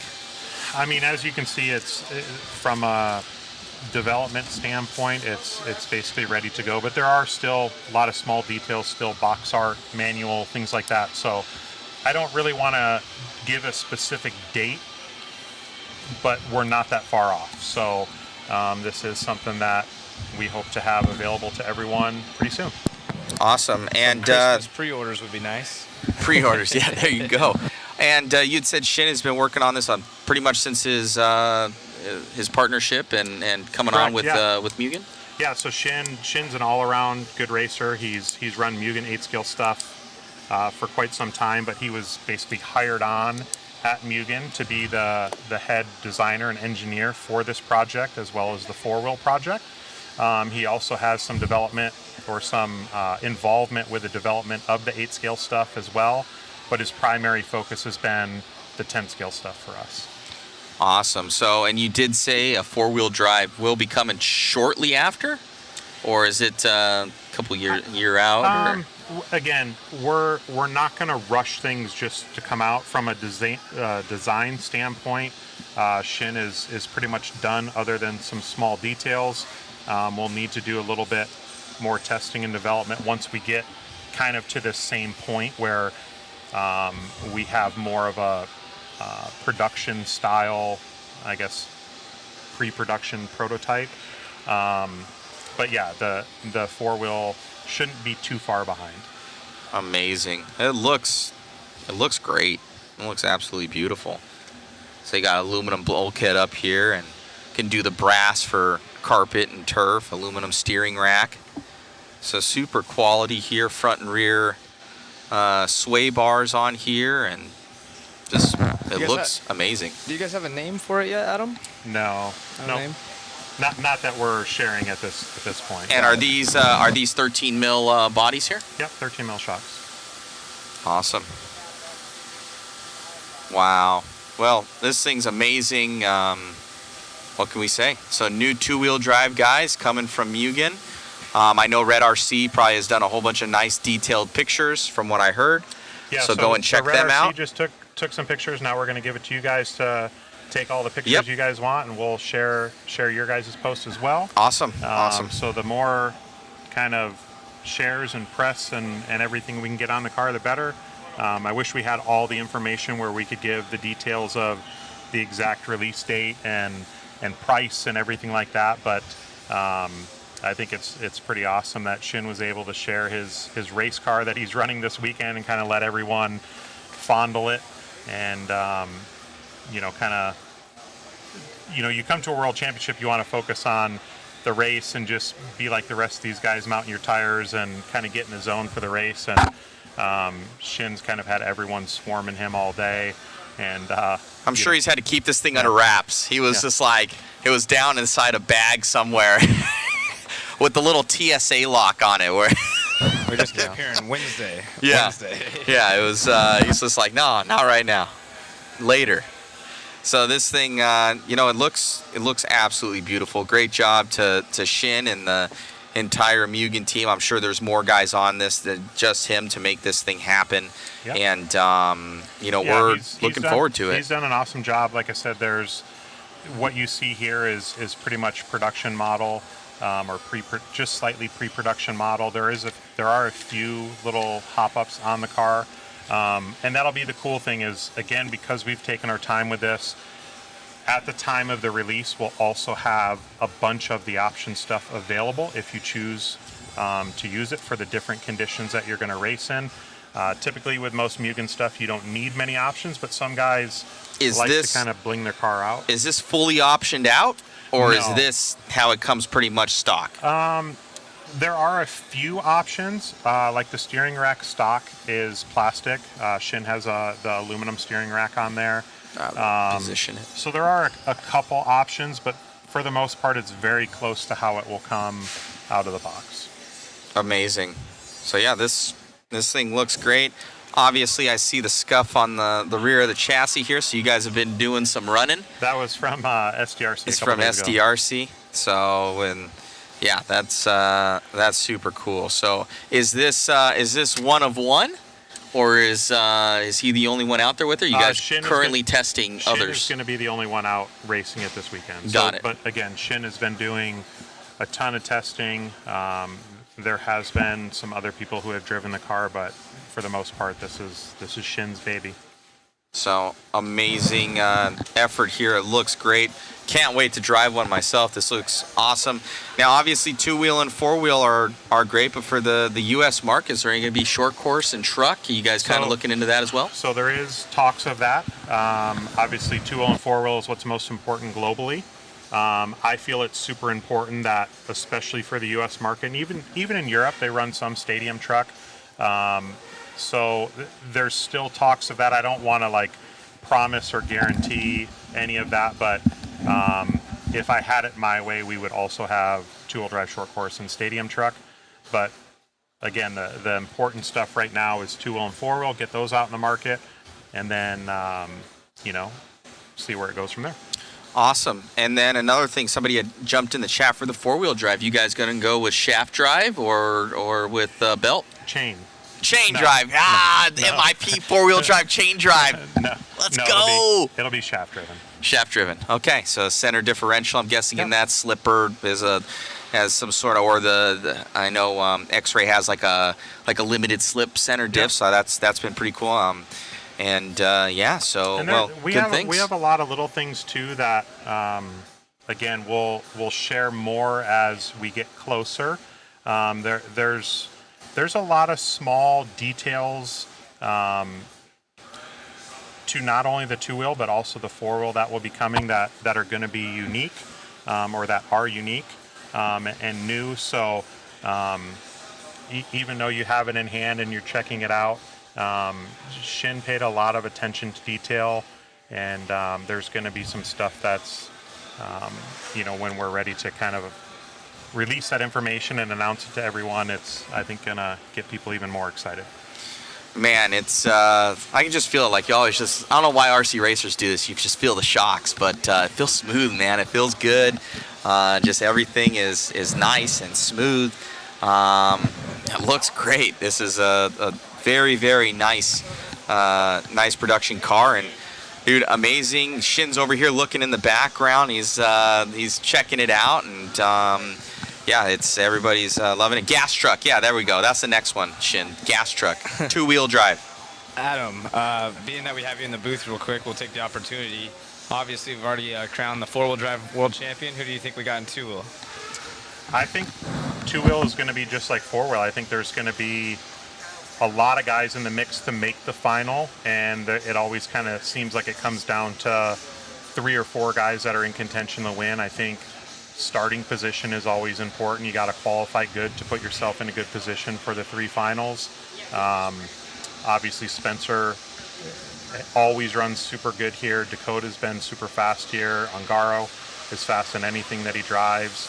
I think Orlowski probably feels like he left a little bit out there in 4-wheel drive, so I think he's going to have that little bit of extra hunger or chip. And same with Brock. And then also Mayfield. Mayfield has been really, really strong here at times, and he got it together in 4-wheel and ran his time in the main event.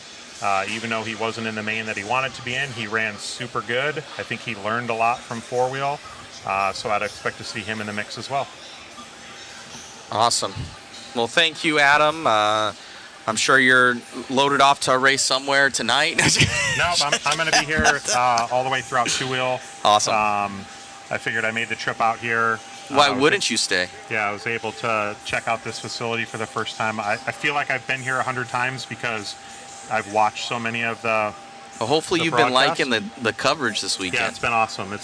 I literally I haven't been able to always be glued to it, but it's been playing in the background, whether it's in the garage, living room. So if I'm going from one room to the next, I hear you guys in each of the rooms. So it's been awesome. I appreciate all the coverage, and looking forward to 2-wheel. Awesome. Well, thank you, Adam. Appreciate you. Thank you. I got a new 2-wheel drive, guys, here. Thank you. Sponsored by Mugen and Shin.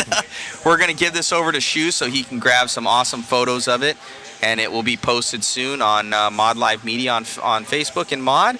And this looks like, I'm looking at it, guys, and obviously there are other 2-wheel drives that are out there, and as far as fit and finish, it looks like it's right on par. So congrats to Mugen, Shin, the entire crew on this awesome 2-wheel drive. I'm looking forward to seeing it out there on the track, and great job, guys. Thank you. Thank you. Thank you, Adam. So we'll get this over. Shu, come take your new ride. There's some tires for it. Matt, you want to throw Shin in here for a couple minutes? Yeah, come on over, Shin. Shin, you want to go? No? Okay, Shin says... Shin, no? Shin says just come show your face so people say hello. Everyone needs to see who Shin Adachi is. Come on in, Shin. You want to make a shot? Just put it on. You can make a... Sure? Yeah. Right on. We got Shin from Mugen here. The car looks amazing. So you transferred on from Yokomo. You're coming on to Mugen, and ever since then, we heard rumors that you guys were working on stuff. And Mayfield, when he was with you guys at the time, we're like, okay, Shin's coming on with from Yokomo to Mugen. That's gonna be his next. And then he transferred to Techno. But obviously, you guys have been working in the background on this new car, and it's beautiful. It is very beautiful. So lead us through what this car does different than other platforms, and what you feel that of what this is going to bring to the market. I'm not sure.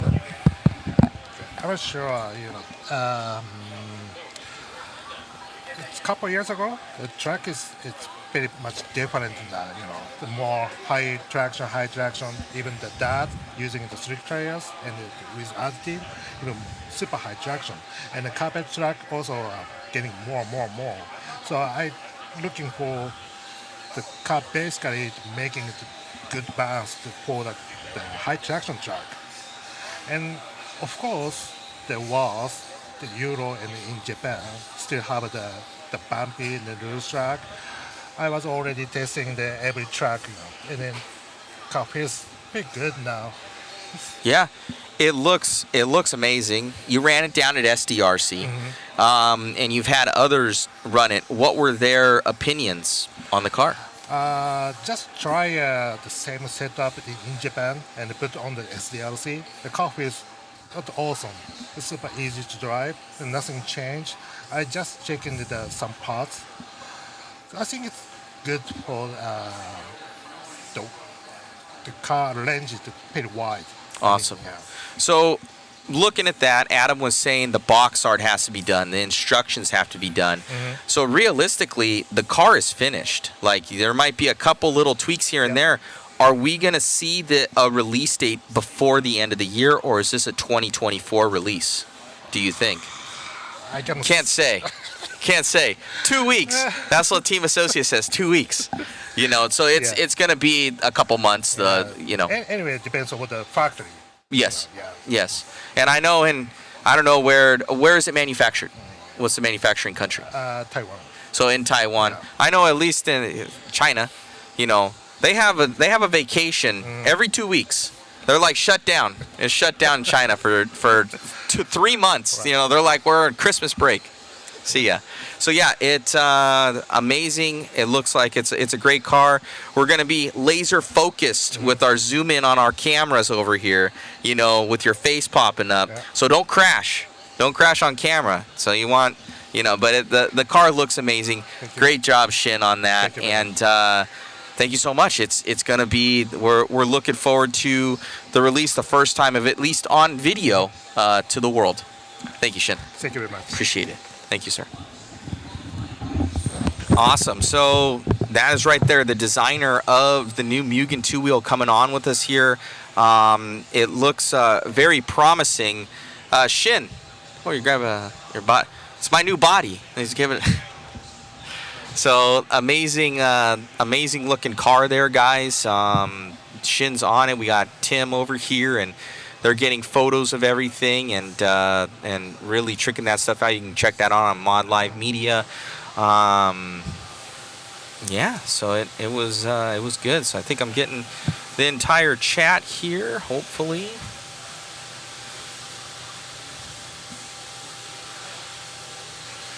So amazing looking car there, guys. Transfer us over there, Robbie. Rob, who else has a camera?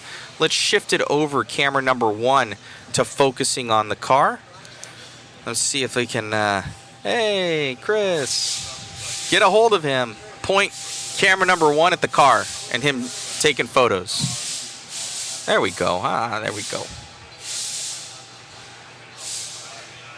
Tell him to zoom out and remove the Dasani bottle. There we go.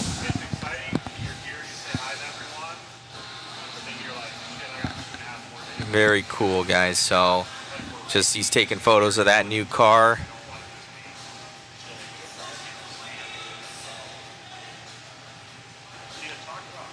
Nice presentation. No revolution though. So no new hotness is what you're saying there, Christoph.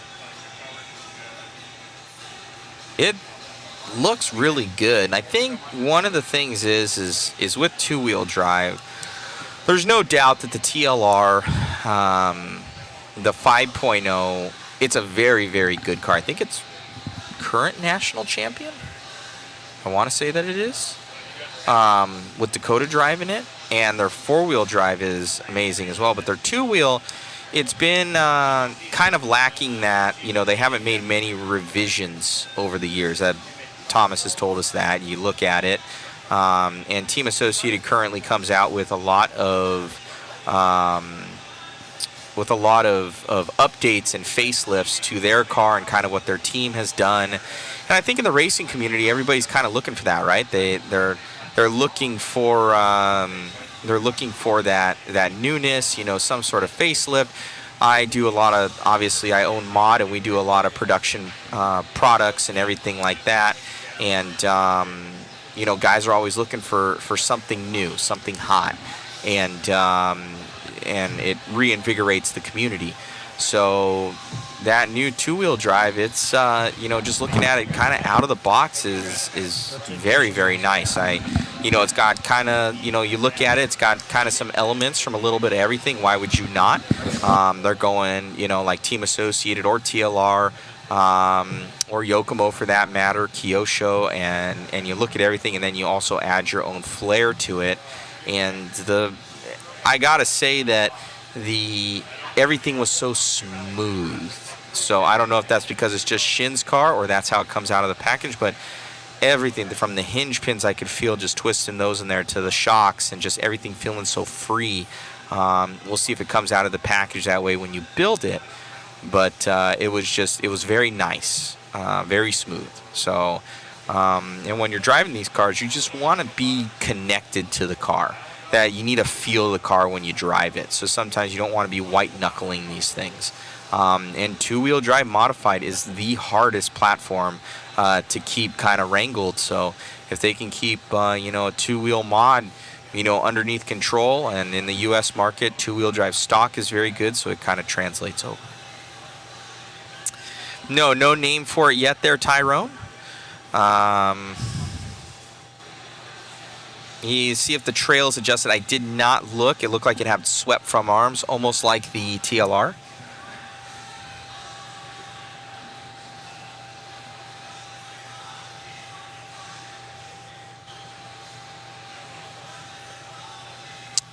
Looks like nice quality from Mugen. Good job, guys. Thanks to the mod team from Portugal. What's going on, Narisco on YouTube?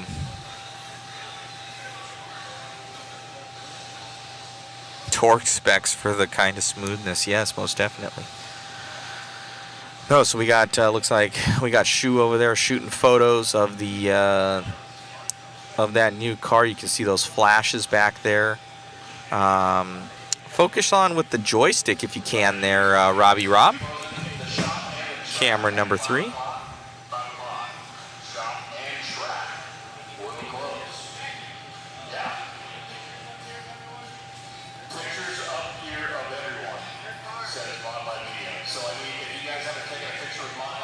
The cars.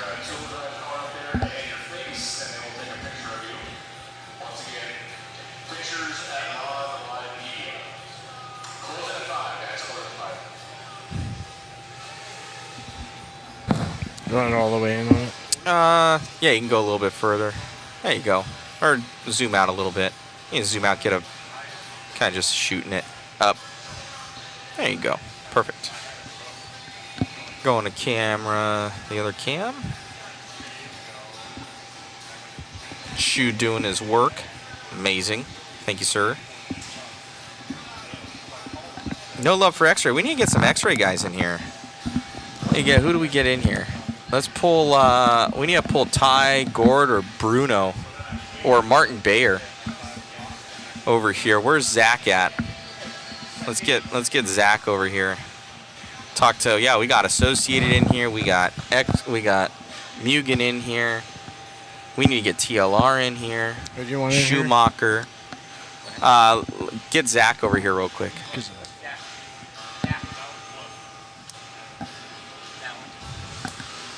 Hey, buddy, let's try rounding out some of the other main teams.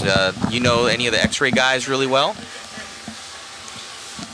Maybe some of the, like, Martin Bayer or Bruno or somebody. Let's talk to those guys.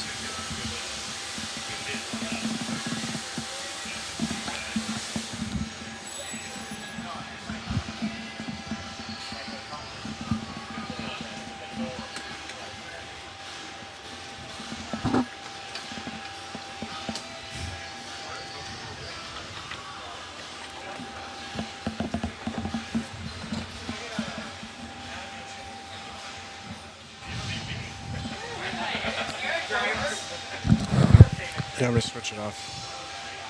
Officially. What are you on? You're on 3? That's fine. You can still shoot that. Oh yeah.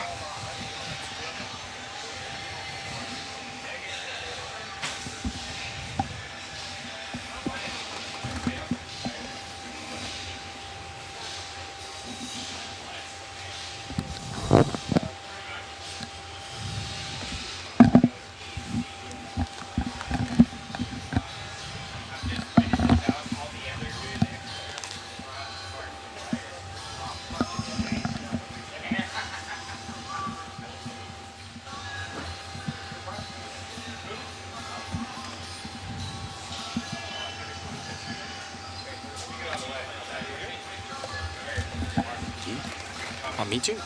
Okay. All right, Robbie Rob. Let's guys go ready? to camera number 5. All right, you guys are on. Well, everybody knows Martin Bayer. He's got Curly here from X-Ray. You're a large team here. Cars looked amazing. You guys had Bruno in the main, and but we can't take any photos of the X-Ray cars. So you guys are working on some stuff, and now we're coming into 2-wheel drive. How is 4-wheel drive for you guys, and what can people look forward to from X-Ray? Well, hello everybody first.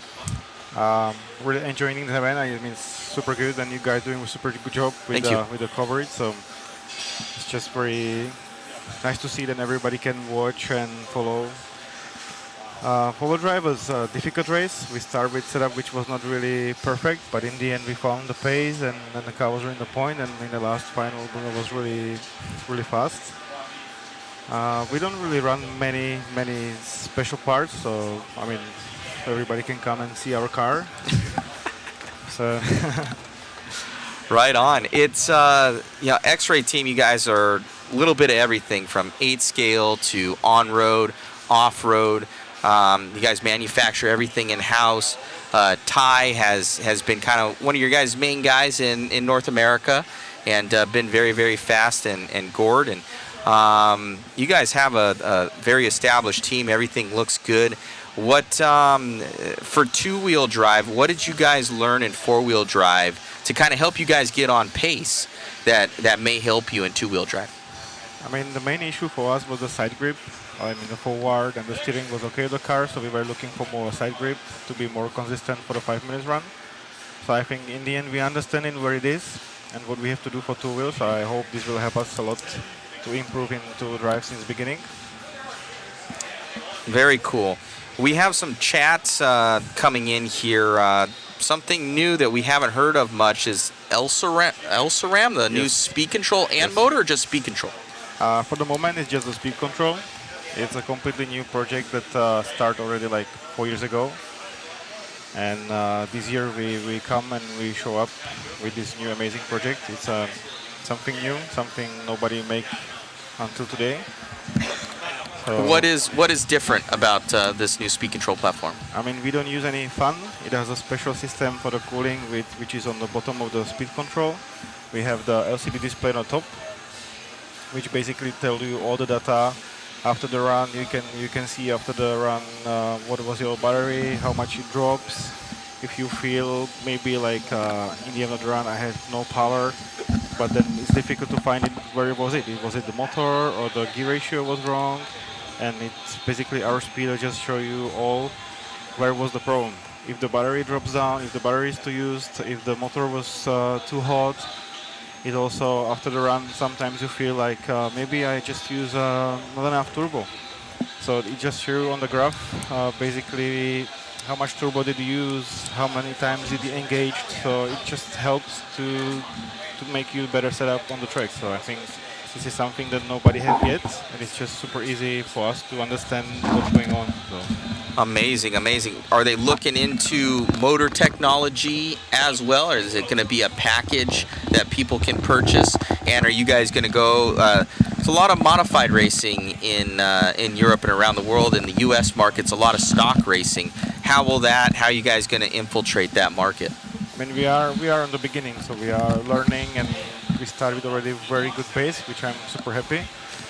And also we are in the future working on the motors, which the project started already this year, but it will take some time to bring the whole combo.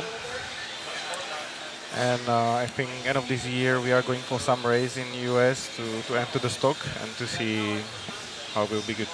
So Right far, on. the testing was really good with the stock class, and I think we can perform really good.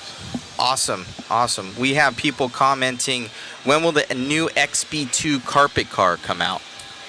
It should come in maybe 1 month on the market. Unfortunately, the plan was to run the car here, but it was not able to make it on the time. So we're running now our old two-wheel drive, and in about 1 month should be on the market brand new two-wheel drive, which is almost new car. So What are the changes from the old car to the new car? we were looking for more easy car, more rear traction, and the car which don't need to be really set up that much for many multiple surfaces. So I think it's a pretty cool car, and can't wait to run this on other races. You're like, I wish I had that car right now. Yeah, I mean, I did some testing at home. We do this for a very long time, testing of this car, and the car was really good. So I'm really sad we didn't make it for this race, but I'm looking forward for next race. Amazing, amazing. When can people, like you said, a month, when will the next big event that you guys will be racing it at, do you believe? I think the biggest next event is maybe in the Europe is EOS, where we go, and then maybe Carpet Florida Championship in Florida. Awesome. Oh, yes, that beach line. Yep. Amazing. It's a good race. So. Amazing. Oh, most definitely. Those guys are awesome. It says, sounds like a great ESC. Ask Martin about the upcoming IFMAR GT World Championships. Yeah, I wish I could go there because it's a good fun to drive this class, but unfortunately I have no more time to go for so many races because I have a family at home and I need to spend also some time at home, so I just cannot. I know the feeling. I know the feeling. I wish I can, but it's not possible. Right on. So let's see. We don't need something about setup. Anything new else coming out from X-Ray in the coming months that you guys are currently working on? Anything new with four-wheel drive? We're coming out soon with the on-road class with a brand new X4, which we work on it for a very long time. So I think this is a pretty impressive project. And yeah, we're coming also with new four-wheel drive, couple of changes, and then brand new two-wheel drive. So there is always something. Always something going on in the X-Ray camp. We always try to improve to get better and to share this with our customers. So. I love it. I love it. Well, your guys' products obviously speak for themselves. Fit and finish and quality is always, top notch. The X-Ray hoodie, everything like that. What are? Okay. Frank Roots. What is your thoughts? For the two-wheel drive, World Championship, and looking at all the racers, what would be your top 3 pick? You kind of just looking at it, just not even X-Ray, but just the talent that's here. What is your opinion of who's looking really good? The competition here is super high. There was a couple drivers who really prepared for this very, very hard, and I wish I can say. For me, always the pickup will be my guys. I mean, of course. I mean, that's normal. Well, Bruno's in there, Tessman. Yeah. I mean, Bruno and Ty, they are super good drivers. Yes. So I hope they find their pace. We give them good setup. So I hope they can be, for me, on the top. I get it, the top. So obviously, very tough competition. It is a World Championships. Yeah. Thank you so much, Martin, for joining us and letting people answering a couple questions. Good luck to the team, X-Ray team, in your search for two-wheel drive worlds. Yep. Thank you very much. Thank you, sir. Thank you.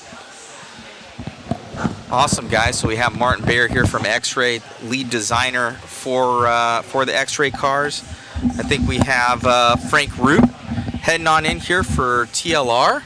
Oh, man, he's even got the World's hat on. I might have to trade him.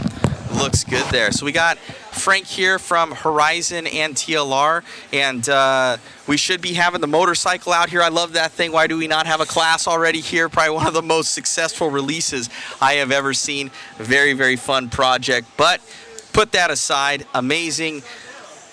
Man, the World Championships, what's your thoughts on the World so far and how the team's done? Dakota was very fast. Tollard kind of impressed a lot of us. He had some health issues. Lead us into four-wheel drive, how you guys have been doing, and we'll go from there. Yeah, so obviously the race went okay for us. Not maybe as good as we had hoped. Dakota has been awfully fast on clay and kind of came in with pretty high expectations. for how we would finish, and fell a little bit short of that. I mean, I think our cars were really good.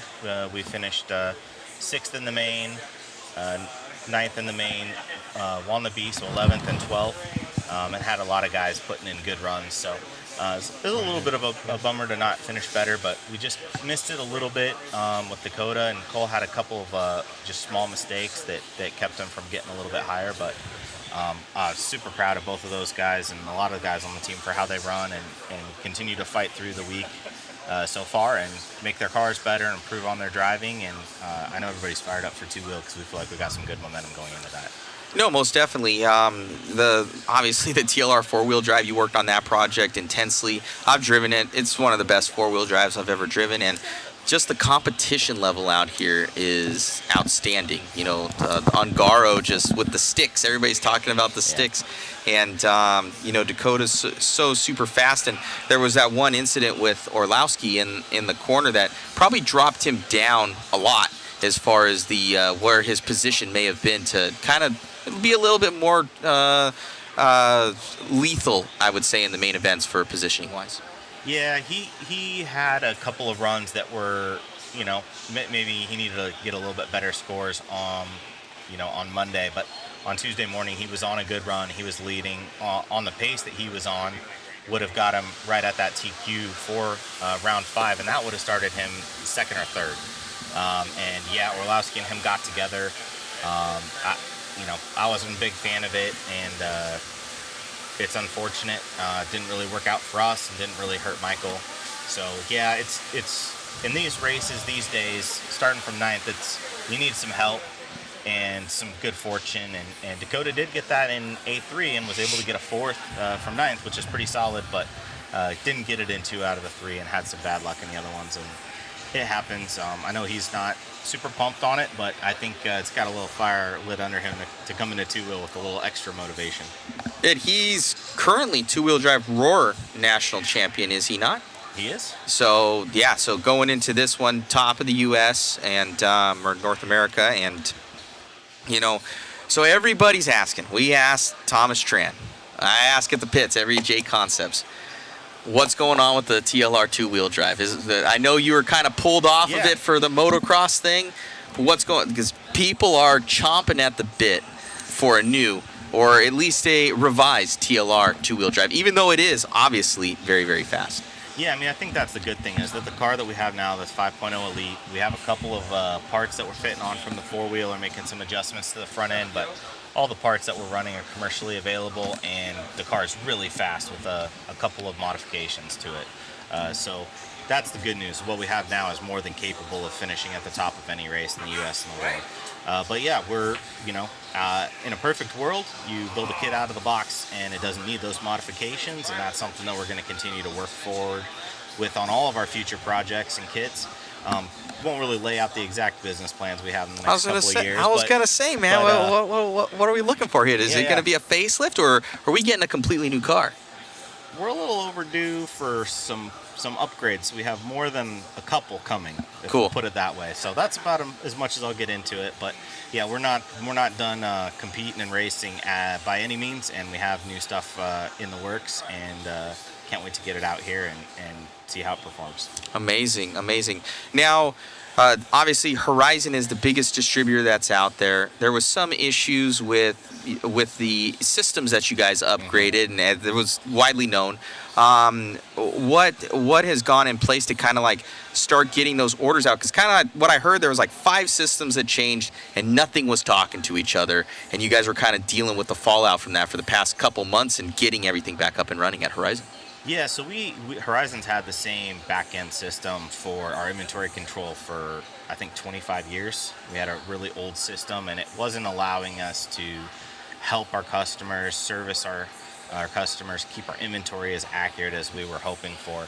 And those types of systems have improved a lot in the last couple of decades, and we wanted to integrate into a system that could really improve things for us across the board.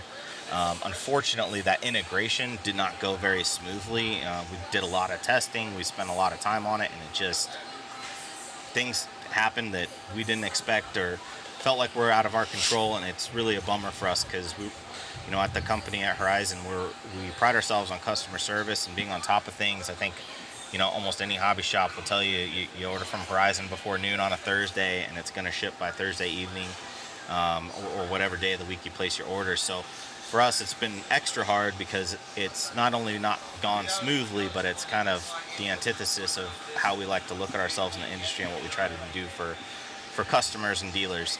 The good news is, like, this is our number one thing that our company is working on as a whole. People are working on it daily. We're finding ways to improve the system and get things integrated correctly.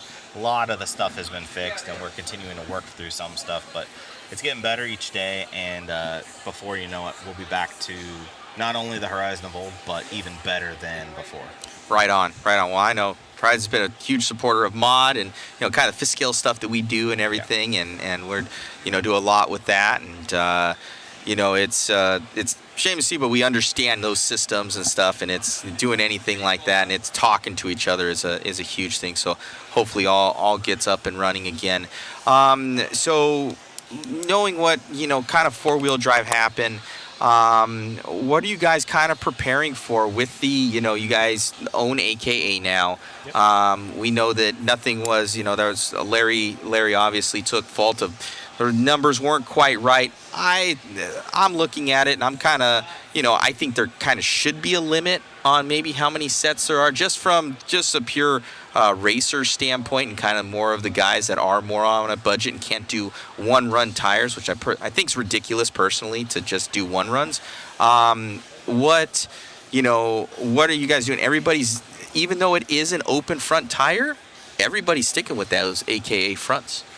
Yeah, I think most people are going to probably end up on AK fronts just for whatever reason on clay. Whenever you mismatch rubber, it never really seems to work out. So there's some people who are potentially going to try like a four-wheel drive AKA front, and then their AKA has a newer two-wheel drive slit called the Void. So there might be a little bit of people messing around with that.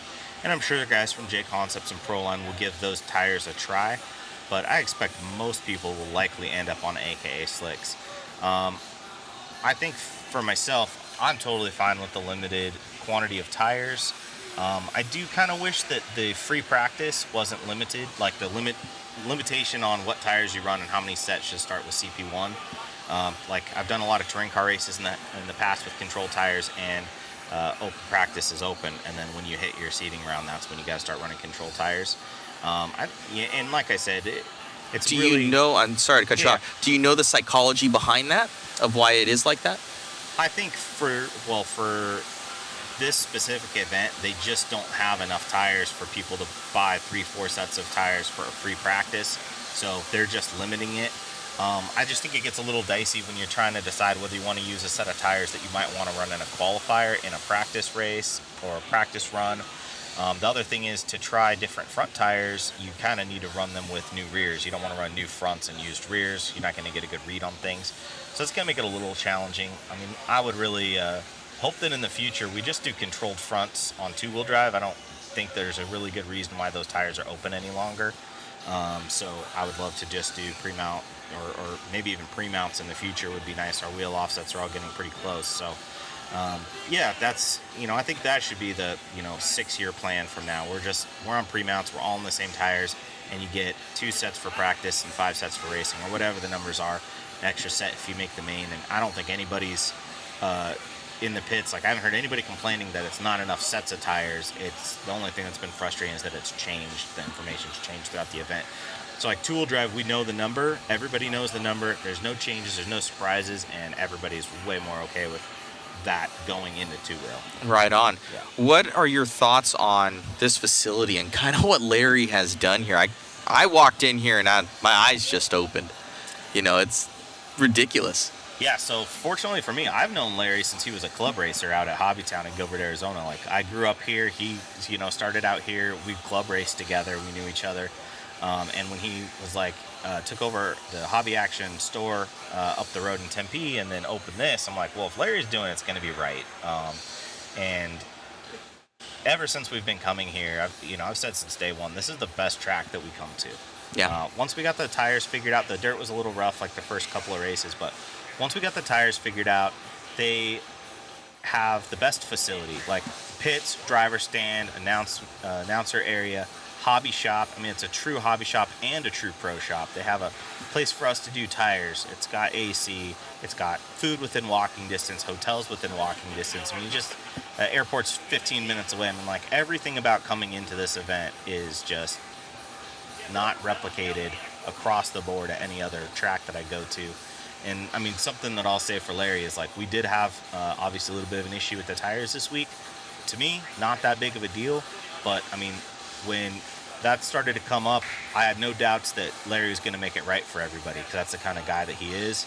And so I really just appreciate all the work that he's done, and any of the comments coming in negatively online or here are just, they're not fair, not warranted. And no, I think everybody's having a good time. It doesn't look like anybody's suffering for anything that's out there. And we had Mikhail Orlowski, one of his main things from his A3 is he said he was loose because of the fact that he ran new tires, and he thought the track was, would be better with it. And he goes, I should have ran a run-in set, and that was one of the things where, like, that was kind of when they had the one-up racing race here, kind of the world's warm-up, guys were doing one runs, and saying they dropped off past there, but things have changed, where guys are going deeper into it and finding those setups to be able to facilitate kind of where those tires are at, and saying that would have been better. Yeah, I think the tires, when they're brand new, there's a little, they are very grippy, but there's a little bit of inconsistency with them. So when these guys are out there, like, let's say the A, B, C, D heats, like, they're right on the limit of grip, of control, of performance. And even if they have a little bit more grip, if they can't trust the car to be able to lean on it 100%, they lose speed that way. These guys are used to just putting it right on the edge, and that's where the speed comes from. So I could definitely see that with Orlowski. I mean, we've run some tires that have a little bit of time on them, not that much, and they've been pretty good. But it's going to be a little interesting in two-wheel. I think things might change up a little bit, just because it's not four-wheel drive. You're really going to be dependent on that rear grip, and how far into the tire life that's ideal for that is something that everybody's going to be kind of searching for. And we're not saucing or heating or anything, but there are some tricks in that kind of tire program that everybody's going to be searching for to get a little bit of leg up on the competition. So we'll kind of see what happens over the next couple of days. Right on. So kind of looking at it, we have a couple of questions here for you, kind of really loaded, but this guy asked it 3 times. Can you please ask him, what do you guys do differently that stands out from TLR to Yokomo? Please ask this question. So he's asked it 3 times. So kind of just, I guess, the difference. Yeah, I mean, so for myself, like, I haven't run a Yokomo car in the last few years because I've been working for TLR. So it's hard for me to say exactly. I mean, I think we definitely have, in the U.S. at this stage, we have a much bigger team presence. So we have more guys running the cars, more current setups. We're at the events running in, the top of the field. And, Yokomo's not quite there anymore, just because they don't have a team, a real big team in the U.S. at least. They have a few guys, but none of the top guys. So it's kind of hard to compare because it's not really apples to apples. I do think that our kits, we put a lot of pride in making our kits very durable, having like long wear metals, really quality plastics, fit and finish. Like, if you build our kit out of the box, it should go together as good or better than any other kit out there. And then I think we also do that at a really good value. So your how good the kit feels to build and the quality of it for the price that you pay, I think that's where we kind of lead the competition. We're not the cheapest kit, and we're not the most expensive kit, but we feel like you're getting the most for your money when you build the kit and when you run it and find out the parts that don't need replacing and don't fail. And the variation of it is national champion multiple times, with Dakota. So it definitely has the pedigree, and obviously TLR, Team Losi Racing is amazing. Here's another one. There was... we already asked about the 10 skill kits. Oh, there was a question down below there. So one of the big news in RC world is David Ronnefolk has left Mayako. Yep. So are we going to see him at TLR possibly? I don't know. Even if some conversations were happening, that's not really my side of things, right? You got to ask Thomas about that, or maybe Todd Hodge. He'll be here later this week. But yeah, I mean, he's obviously a super talented guy. It's just, man, it's tough.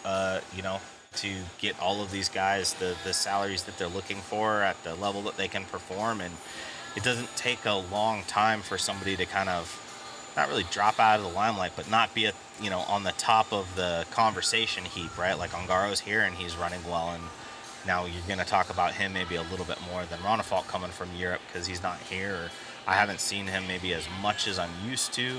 I think he had trouble traveling and running some during COVID, so I'm going to be interested to see where he lands. And I mean, he's definitely a champion, a world champion, and very capable. So I'm sure he'll get back up to speed and start traveling to races and competing at the high level again. And you kind of mentioned that these guys get paid obviously a salary, and then I've done the math. I've traveled all over for MIP at the time, Mod now, doing the media stuff. And I know how much it costs to do that. And usually for the media, we're getting at least paid, at least our expenses to be there. And it's expensive. I know that. And you guys are going there basically for advertising, plus you're paying them. So those dollars, they have to come back, or they're coming into it's just real life that, like you said, that they have to be performing at top level to make it worthwhile for these companies to make sure that they're able to satisfy those salaries because they have to make sales. Yeah, I mean, when you sign a top guy like Ronefalk or Davide or Dakota Fend or Spencer, right? Like there's, they earn some money as a salary. That's one number. Getting them to events around the world is a completely another. It's another number, and it's usually more than the first one because they're traveling, 35 to 45 weeks a year, right? A lot. They're traveling all over the place. You have somebody like Ronefalk, I mean, he's got to travel from Sweden everywhere he runs, basically. So he's got to travel all over Europe, and then all the big races quite a few of the big races are here in the U.S., so traveling over here is not inexpensive. And then that's not even counting their equipment, right? Your parts, your tires. And then if they do what you hope that they do, they go out and win, then you got to pay them bonus money on top of that. So when you sign in one of those guys, you're not just doing it willy-nilly. You know that there's a big investment coming, and you got to understand that. And that's why you only see, usually a couple of top guys at each team, because nobody can really afford to have a fistful of those guys, and be competitive and continue to bring out the products. So yeah, it's a balancing act for sure. Hey, most definitely. I've been running Sammy's Visions TLR truck at a lot of the NCTS series. I've been winning with it. It's been really good. I love the truck. But that said, anything new in the two-wheel drive truck realm for the people? Yeah, so the two-wheel drive stadium truck is something that we're not done racing. We don't have anything coming out soon. I think we'll do an update maybe on our two-wheel drive buggy first, but kind of the way that it goes is you work on your two-wheel drive buggy and then maybe you add some truck stuff onto that later. Awesome. So we'll just leave it at that. I think short course is the real tough one. That class has definitely kind of nosed off the last couple of years, and I mean, working at Horizon, like I have access to all the Proline and AKA tire numbers, like we can really get a good idea of how the classes are, the health of those classes. And I wish short course truck was a little bit stronger, but it hasn't been lately. So that one, I'm not 100% sure where we'll end up on that over the next couple of years. But, the quantities of race entries that we see at events and, the live RC analytics breakdown that you get every week, I mean, those kind of things, as well as other data we can look at, help influence our decisions. And the way I put it is, if there's a lot of people racing a class, it's likely that we're going to be involved in it. So Most definitely. Well, thank you so much, Frank. It's been amazing having you on, and I hope that the guys are able to take something home this week, and you guys are able to podium, get those top three.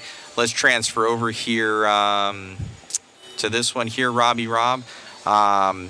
It's amazing having you on, and Pro Moto X.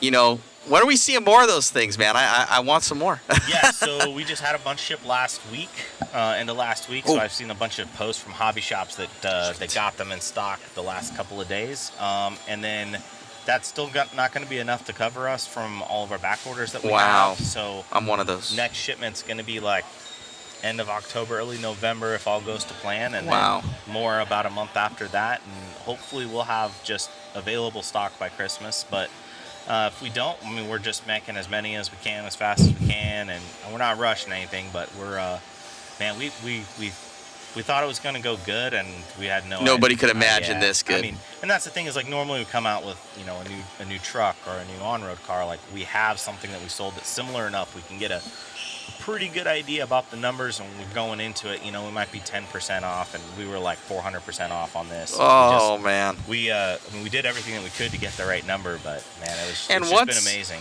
What's been kind of the main holdup on kind of the production side? Is it electronics? I hear that takes a little bit longer, than the actual car. It's because everything's done in overseas. Yeah. And then there's the shipping stuff. But I hear that the electronics take a little bit longer.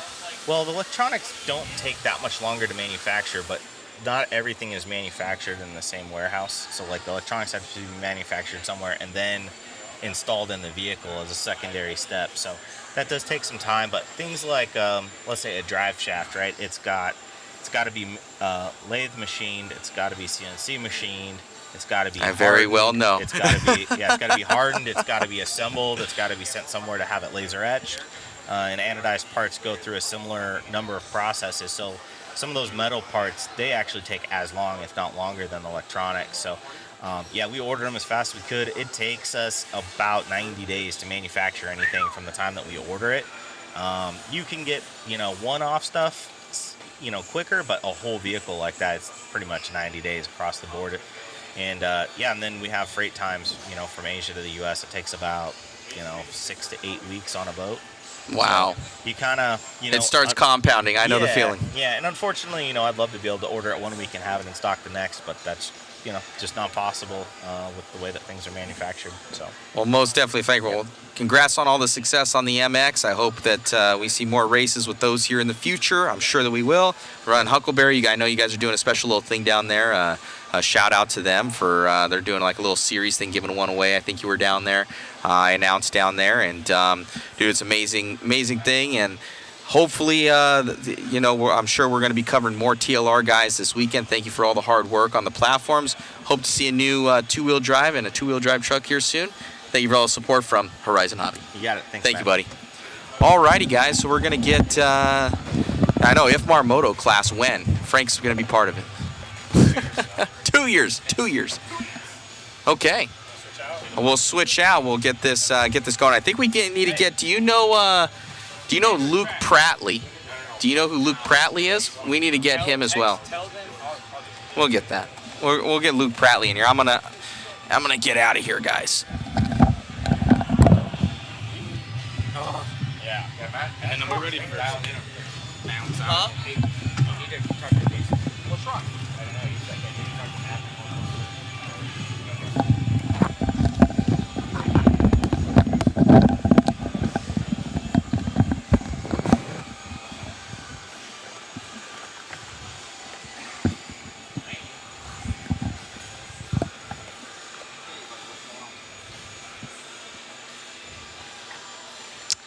All right, we are live here with Japanese national four-wheel drive champion. Go ahead and Kato Koki. Yes. Go ahead and introduce yourself. You want to tell your fans, your family hi. Japanese family. Okay. Japanese. Yes. Okay. You can speak Japanese. Say hi. 日本の皆さん夜遅くまで応援毎日ありがとうございます。ちょっと4区は全然調子上がらずダメだったんですけど、2区は挽回しますので皆さん応援引き続きよろしくお願いします。So, you're four-wheel drive Japanese national champion currently. Yes. Current. I believe third two-wheel drive? Yes, third place. So yesterday, four-wheel drive portion, we had some people asking if you would come on and talk a little bit. I met you at Reedy Race. You were very young. You're 16 now? Yes. 16? No, 17. 17. Yes. So you have driver's license, everything. Yes. You grew up racing at with Kota Akamoto. Yeah. Yes, very fast. Is he still racing? No. No more? Yes, no more. He's hobby wing. Hobby wing. Yes. What about Julia? Nothing. Nothing. Only 8 scale. Oh, Yes. okay. Do you race much 8 scale yourself? Yusuke? Yeah. Does Yusuke race? Yes. What? You race 8 scale?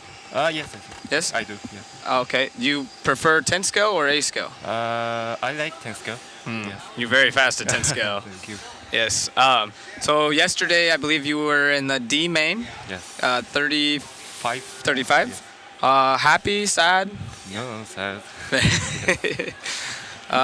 Do you think it'll be better in two-wheel drive? I hope. Yes. Yes. What do you think of track changes? Maybe better or worse for you? Better. Yeah. I like that. What's your favorite part of the track?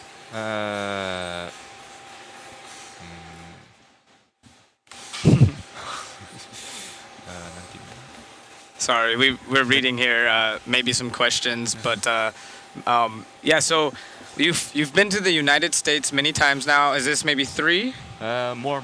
More? Yes. How many times? Maybe 5. Well, all for RC? Yeah, all for. Which races have you done?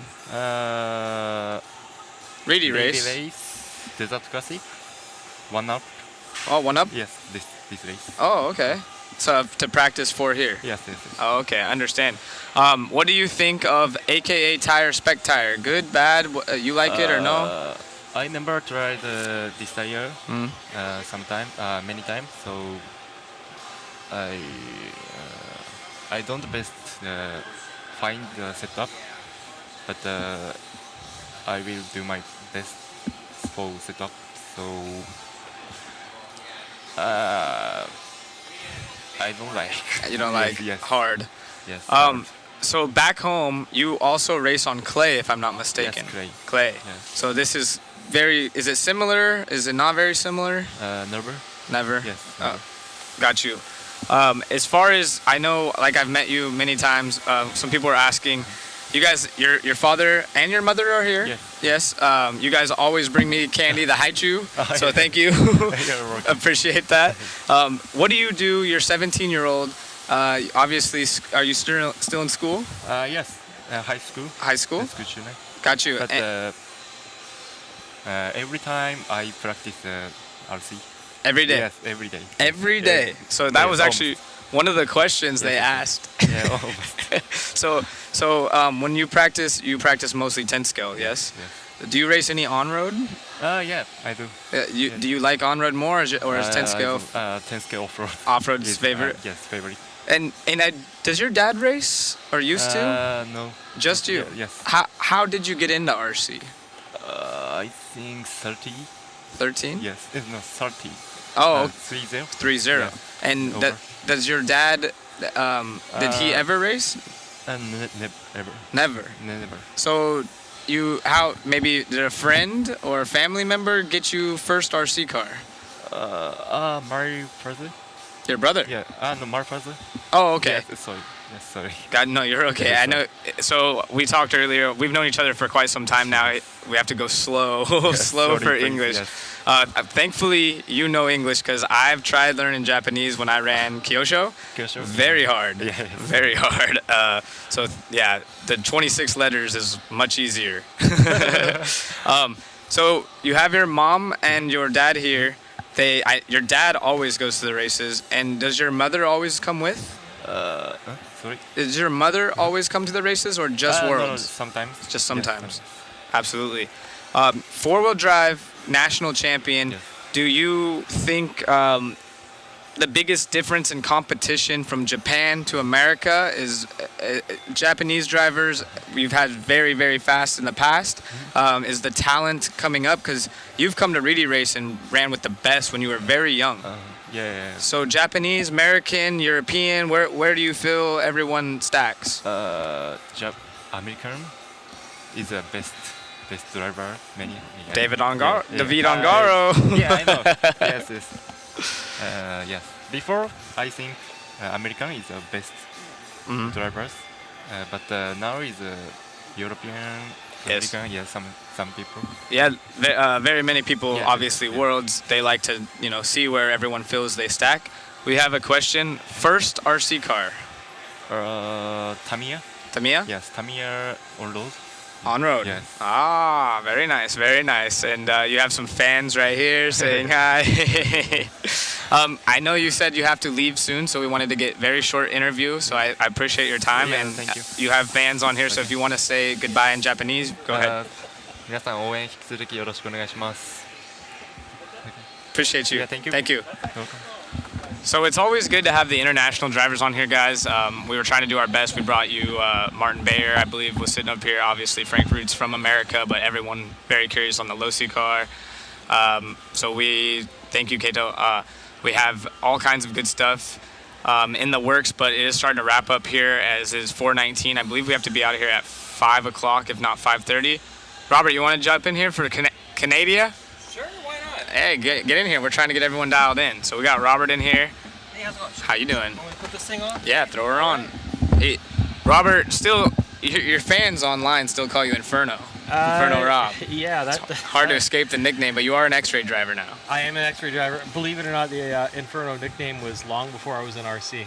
Really? Yeah. Explain that to us. As a little kid, I had an affinity for playing with fire. Fair enough. Yeah. I loved anything to do with the fireplace, campfires, anything like that, and ended up burning my fingers one time, and well, the name just kind of stuck. Fair enough. Yeah. So I saw you Thursday. Obviously, you're from Canada. Ty Tessman's from Canada as well, but I don't believe you guys are in the same area. No.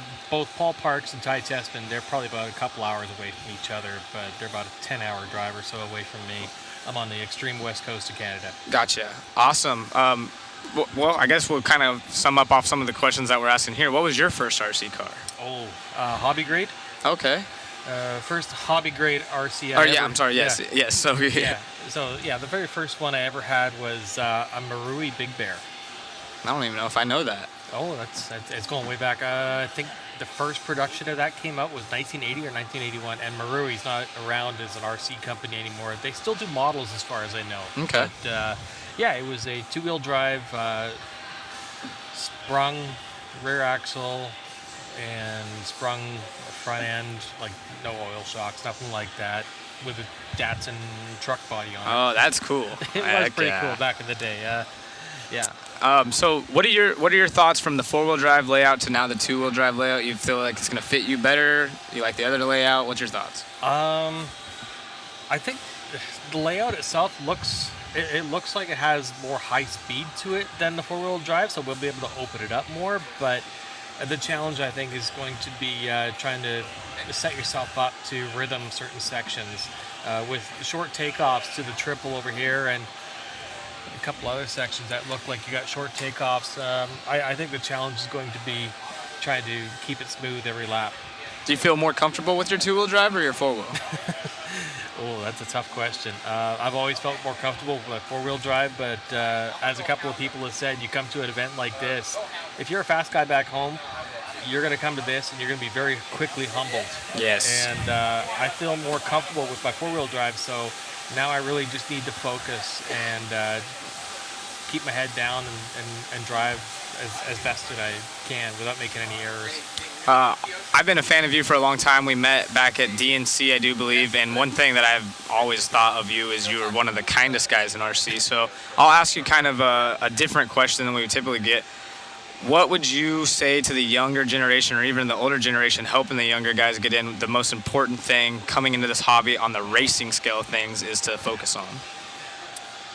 Kind of a loaded question, I know. Yeah, for the new kids that are just getting into it, or you don't even need to be a kid to get into this. I would say the biggest thing is ask questions. There's no such thing as a stupid question when you're at the racetrack, because if you don't know and you don't ask, well, then it's kind of dumb that you didn't ask. But don't be afraid to approach the guys that are pros that have been around for a long time and ask the questions, because I've been doing this 30 plus years now, and I've answered everything from what kind of shock springs, or do you go by a color that looks better on a car? I mean, honestly, people don't understand some of those things. Like when I first got into it, I had no idea that the colors of a spring actually meant different rates. Right. So yeah, ask the questions. Always ask questions. That's a good answer right there, because you're right. At the time, I remember at the time there was different color springs, and you really just don't know until someone explains to you everything. So, Yeah. And maybe it's a little bit different now. Thankfully, we live in an era where you can get online and answer a lot of questions, but obviously the human connection is more important. And like I said, you've always been super helpful. Always one of the nicest guys in the pits, and it's just awesome having you out here representing Canada. Thanks, I appreciate that. I was getting some love earlier. I will show you the picture I'm getting some love on. Now, you guys took a picture of my body, but that one particular thing. Okay. Go ahead. If you know, you know. If you know, you know. That's all I can say is if you know, you know. That's some good stuff. We'll keep that in the inside. That's on the download. That's on the download. That's Yeah. funny. While we have you, you have fans on here. Like I said, your name's been up in the chat. See, you already got Big Rob, everyone in hey. here. Anyone you want to say hi to? Use this time. It's your platform. Well, definitely want to say, thank you and I love you to my girlfriend back home. My mom, I know she's been checking this out here and there, and she's like all excited for me being at a World Championship event. She doesn't quite understand how it works, but I just love that I've got a lot of friends back home. They're putting it up on a big screen at one of my buddies' places, and they're watching the races. They're following along. Of course, huge shout out to my sponsors, X-Ray, RC America, Macklin, J Concepts, Expert RC. I mean, those guys, they've helped my program a lot. It's unfortunate that we don't have a battery that was submitted in time for IFMAR. I heard there was some real tight time constraints for that. Right. So, other than that, I mean, just a lot of friends, family that are watching back home. I appreciate all the support they give me online. I was about to say, you can already see it coming in. You got some fans right here. Yeah. So, like I said, I'm not just saying this because you're sitting in the booth. Every single time you've hit the track, the chat just, Infernal Rob, and I'm like, that's my boy right there. So right on, man, right on. Appreciate you having you here, and we'll keep an eye on you on two-wheel drive. Thanks, Matt. Appreciate the time. Yes, sir. All right. We're gonna bring in another actual first time we've had a Kyosho representative in the booth. There's only a couple of you here. I know. It's good to see them. The Big Red. You can go ahead and put the headset on. Oh, we got mosquitoes. Make sure you don't get bit right there. And I have only talked to you maybe one time. English is decent? Or English good? No English? No. Okay, so I will let you give maybe a minute or two. You could speak Japanese to your fans. And maybe, I know you know a little bit of English. New parts on Kyosho car. Yeah. Maybe, I know it's hard to explain. The back D block. New?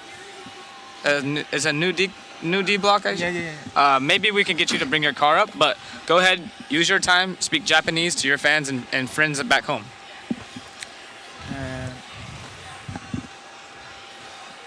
Just Japanese. You can speak Japanese.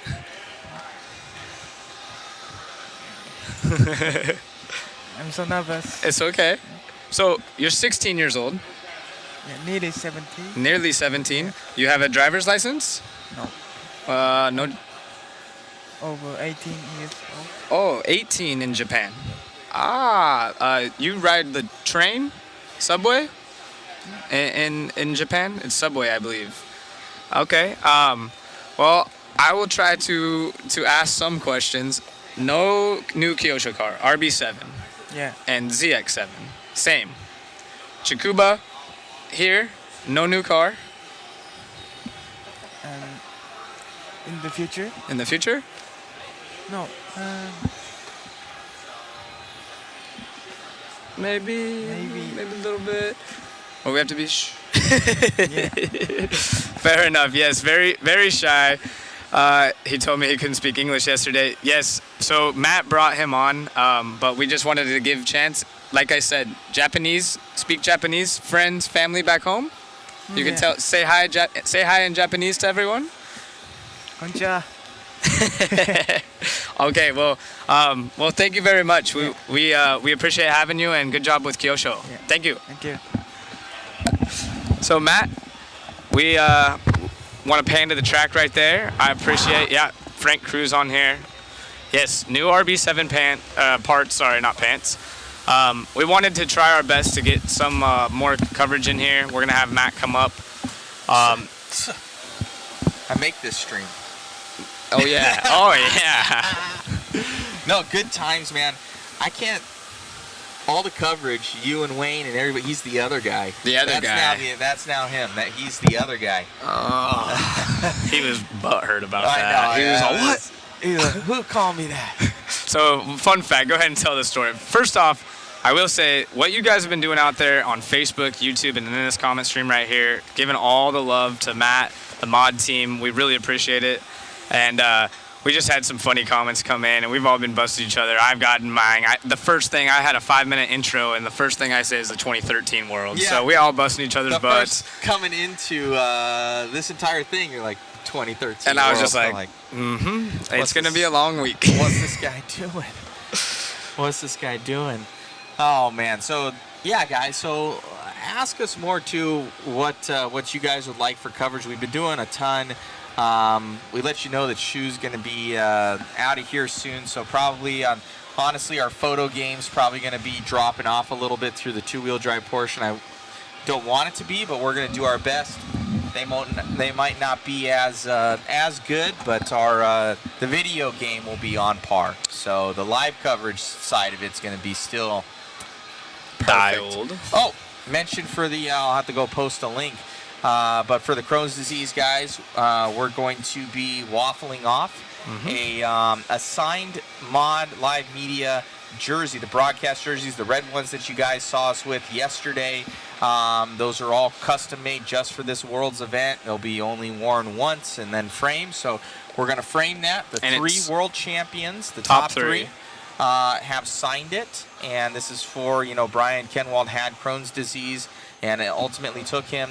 And we usually, I do waffles for other stuff. It's usually to help the mod stream to, for at least us to cover our fees. We're able to do that this weekend with Larry's help. So I'd say it's bad taste to do it during obviously a World Championships, but for something like this, I think it's within good taste, something for a good cause. Especially with the BK Classic coming up at this BK venue. Classic coming up very soon, Very actually. soon. So, October 20th, I believe, that weekend of the 20th. yeah. So we'll get that going. We'll have it framed and sent out to you guys. We'll draw it live here. We have a live spinning wheel that we'll put it on. I'll post up the link here for you guys. I'll jump out of here. I'll go over to my computer and put that in so you guys can get those. $20 a ticket. And we'll put it on a big spinning wheel live for everybody to see who the winner is going to be. And let's raise some money for a good cause. Yeah, I think that's going to be awesome. Well, Matt does that. I'm taking notes of the guys you want. Greg Drasher. A lot of these guys have actually left the building. I believe we have to be out of here in maybe half. One guy already left, that Schumacher guy. Yeah, exactly. We've had a few. Yeah, Bradley's already left. We've had a few guys that you guys have requested. They are not at the track. So today is a dark day, and that means the track is closed. No cars will be hitting the track. Let me scoot in here a little bit for you guys. So no cars will be hitting the track. They put the two-wheel drive layout. Maybe we can pan to camera 4 or 1. Matt, maybe we could pan to camera 4 or 1. Maybe camera 1 as he hits it. There we go. You guys can get an idea of the layout here. Slight changes. You can kind of see the blue groove left over from the last layout as we drop the waffle. As we drop the waffle link right there. Yeah, we actually interviewed Alex yesterday a little bit about his channel on YouTube, Alex from Hobbyplex, as we get a panner in right here, Matt on the joystick. How many cars have been entered in a two-wheel? It should be right around the same as four-wheel, probably around 140, 150. As you can see, there's our mod booth. There's one of the camera areas by Tech. But for the most part, we pretty much covered a lot of the things we wanted to get done today. Again, a lot of these drivers on their way out as hobby action is going to be closing. Racing action is going to start, well, let me rephrase that. Practice action will start again tomorrow at 9 a.m. So we do have 4 rounds of free practice followed by 2 rounds of controlled practice. And so all these drivers are pretty much opting to run the AKA tire front and rear. It seems like even though it is open on the rear end, they want to keep it the same. And then Friday, we'll start at 9 o'clock again. There will be one controlled practice round followed by 4 qualifying rounds.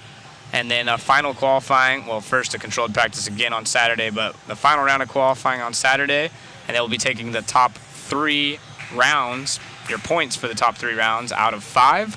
And that'll position you for your main events. Of course, we have our A main practices, and then we'll go straight into our lower mains. First, I think there's 5 lower mains before they start A1, and then another block of 4 or 5 mains, A2, and down the list right there. I'm not exactly sure of the amount of people per block allowed. I believe it's the percentage off your nationals. I think it's like 30% qualify in, so I don't know what the cap is myself. But being that it is America, Of course, there's going to be, I believe most world championships have the most amount of American drivers, typically anyways, in 10 scale at least. And definitely at this event, Team Associated made a huge picture too. Just not that this is only American drivers, but Team Associated has like half of this event, almost nearly 40% or maybe just over.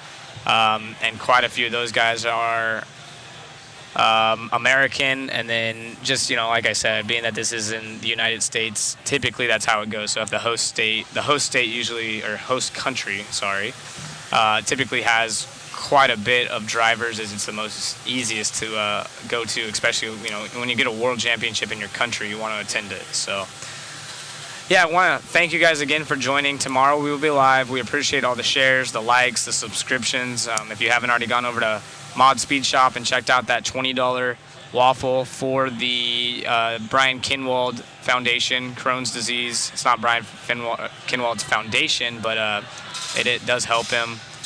And yeah, just kind of give you guys an idea of what's going on here. Not too much to talk about. How many stick radios sold at A-Main today? Yeah, that's an interesting one, huh? As they are watering the track. Matt, anything you want to do? Want to jump on here and kind of close out, or? Jake Thayer, we did interview Jake earlier, or I'm sorry, yesterday before the track build was complete. He's been a busy dude. He's been a busy guy. Yeah, he's pretty much running this place. He's a busy guy. Him and obviously kind of right-hand man at OCRC back in the day, and he ran the whole hobby shop there and did a very good job, and basically came on as manager here, and kind of fit right in. New name. Basically the same craft, so he does an awesome job for tire hobby action, and it shows proofs in the pudding with this place, and it looks absolutely immaculate. So guys, I qualifying starts on Friday, so tomorrow will all be practice, and then there'll be one round of practice on Friday, but 11:15 is the tentative schedule for qualifying local time. So it is currently 4:16, so if you want to kind of make a note of your time versus when we'll start. But you guys can check out liverc.com, go under the IFMAR tab, and it should have the schedule. Go to Mod's Facebook. I'm thinking maybe we can post this up tonight, or at least a start time, so everyone knows. Shouldn't be a problem. Hey, we'll be going live probably half an hour or so before they start tomorrow, and we'll just continue to give you guys the best coverage we possibly can. All those interviews that you saw, we have Cam Colin here. And hopefully we can have those snipped and kind of sectioned off, so you guys could go if you want to subscribe to, is it Mod Media? Yeah, Mod Media on YouTube, guys. And for those guys, there's a lot of, when do we start today? No, we got a lot of YouTube comments, not much Facebook, but hopefully we're still live on the Facebooks there. Yeah, it looks like we are. Checking that out. Yeah, we still have our Facebooks there. Definitely much lower than before. People are sick and tired of hearing us. So, yeah, guys, appreciate everything. One thing is for some reason when we stream to all these different places, Facebook is sometimes not so nice to us, so sometimes we can't get it up and going. So if you want to be up to date on when I think we go live at, 9 tomorrow? Yeah. So we'll be live at 9 Mountain Standard Time tomorrow, and that will be two-wheel drive. Is it two-wheel drive just practice tomorrow? Yep, just practice. There's going to be 4 rounds of controlled, followed by 4 rounds of open, followed by 2 of controlled. Perfect. So should be firing on all cylinders, guys. Tomorrow, team is great. So thank you again. To these guys, there's. We got Cam over here, Jason Bollinger, obviously Zach, Wayne, Chris, David, Ari, it's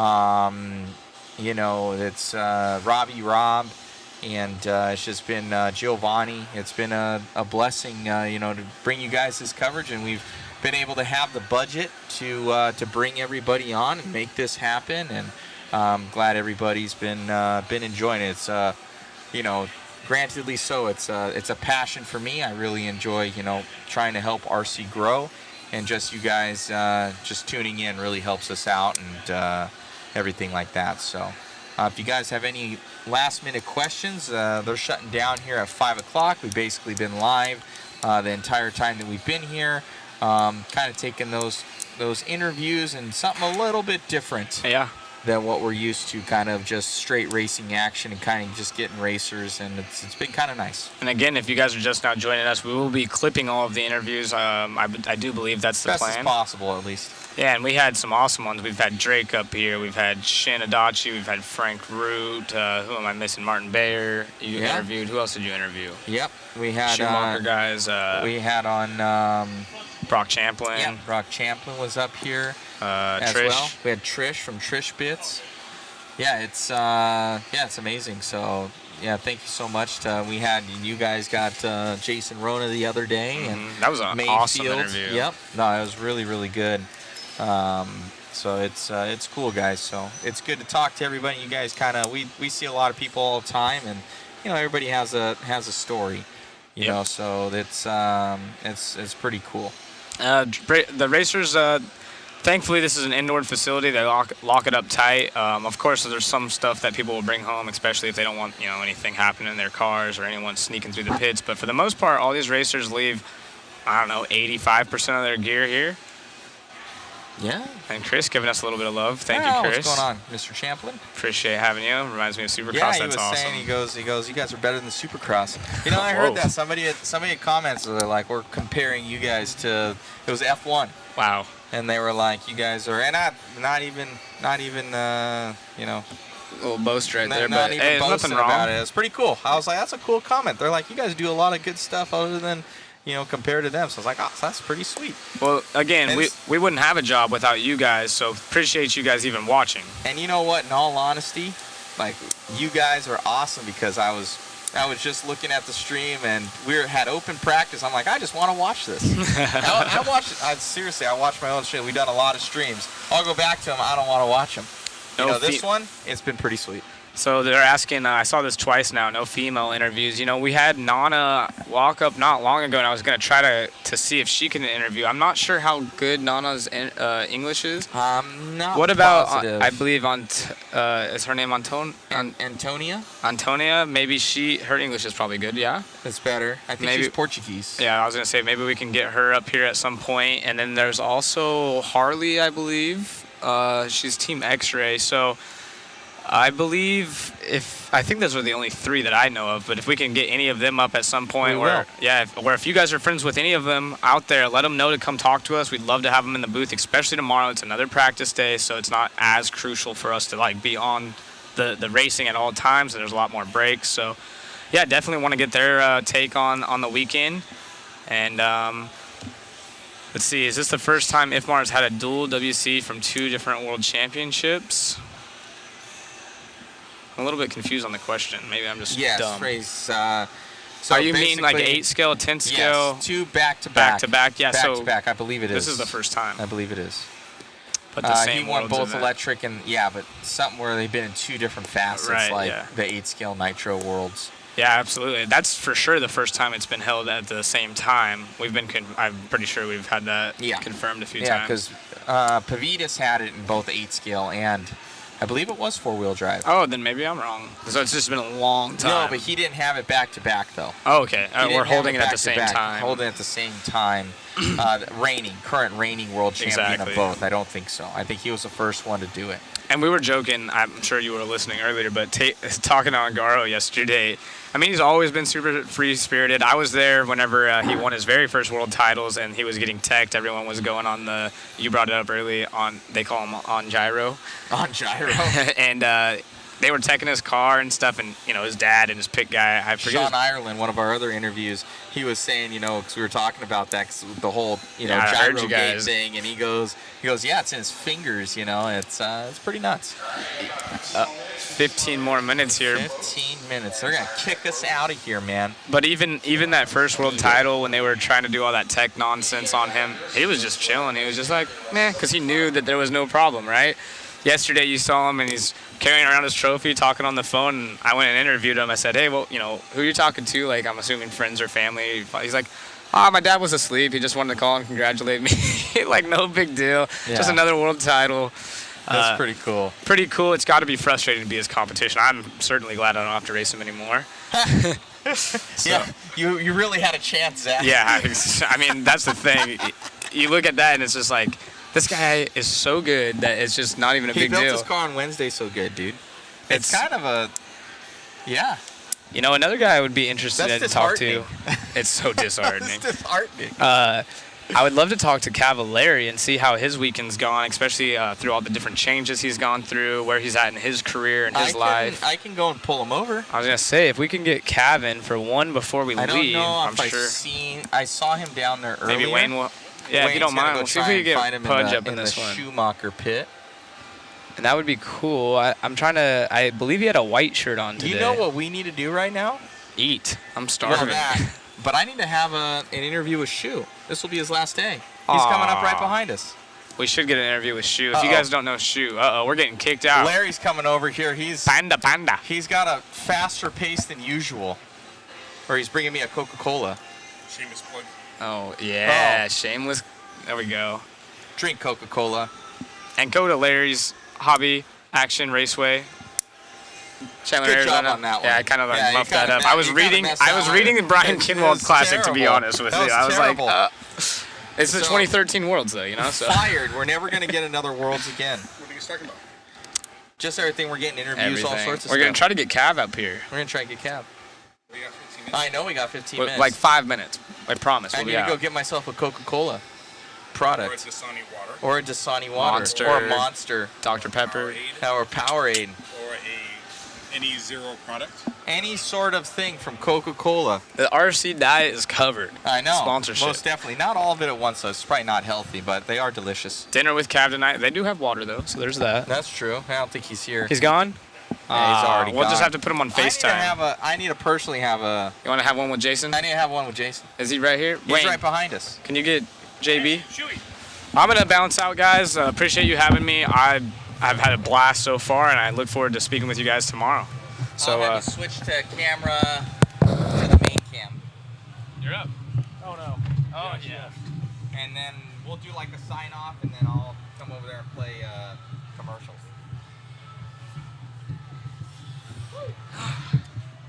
It's your last day. It is. All right, guys. Well, take off your badge. You don't need that. It's just getting in the way. All right, guys. Well, we're here with none other than, I call him Shu, but Jason Bollinger here from, you know it better than I, from JB Photography. Jay Bollinger Photography. He's got the longest email in the world, I swear to God. Anyways, this guy kills it on the camera. All those awesome shots that you guys are seeing, that's from this guy right here. Lead us through, Jason, kind of your background story and how you're now part of the World Championships. Well, I have been in the RC hobby / industry for 20-ish years. I started racing in 2004 or 5. I was the main photographer for the Jimmy Babcock Racing League for a couple of years around that time. From 2007 to 2011, I worked for Extreme RC Cars magazine before we went under, unfortunately. That's actually one of the experiences with Matt. That's how we Olson met. here. After that, I kind of bounced around as a contributor with RC Car Action, RC Driver, and even though I haven't generally been as involved in the industry recently, I've been in and out of it. I'll pick it up and race for a little bit and then kind of drop off and start again. And I'm not as fast as I used to be, but I still have a lot of fun with it. And I'm very happy to be here at the Worlds. It's been great seeing this high caliber of racing and also getting to see people that I haven't seen in 10 years. So it's been a lot of fun to be here and to bring you guys all the photos we've been taking. Awesome, and it's shout out to what you normally do and where people can find you and or get in contact with you for future stuff. Well, thank you. My website is jasonbollinger.com. Where did my lanyard go? Yeah, definitely. His name's terrible at the end. It's a tongue twister. My website is just my name, jasonbollinger.com. I do mostly commercial photography, a little wedding photography, a little bit of everything. So. Thank you. We got Cody Roth here. Shout out to Jason. Remember him killing the photos at JBRL 10 plus years ago. It's been a long time. Yeah, Red Light Theory. Thank you, Jason, for your service. Yeah, this guy kills it. He makes us look good, guys. All the awesome photos that you see on Mod Live Media on Facebook. He's taken all of them, and all the sweet little captions he does, that's him too, so you can't blame me for anything. I'm it sorry. may be, but they're quippy. I like them. The tater puns yesterday.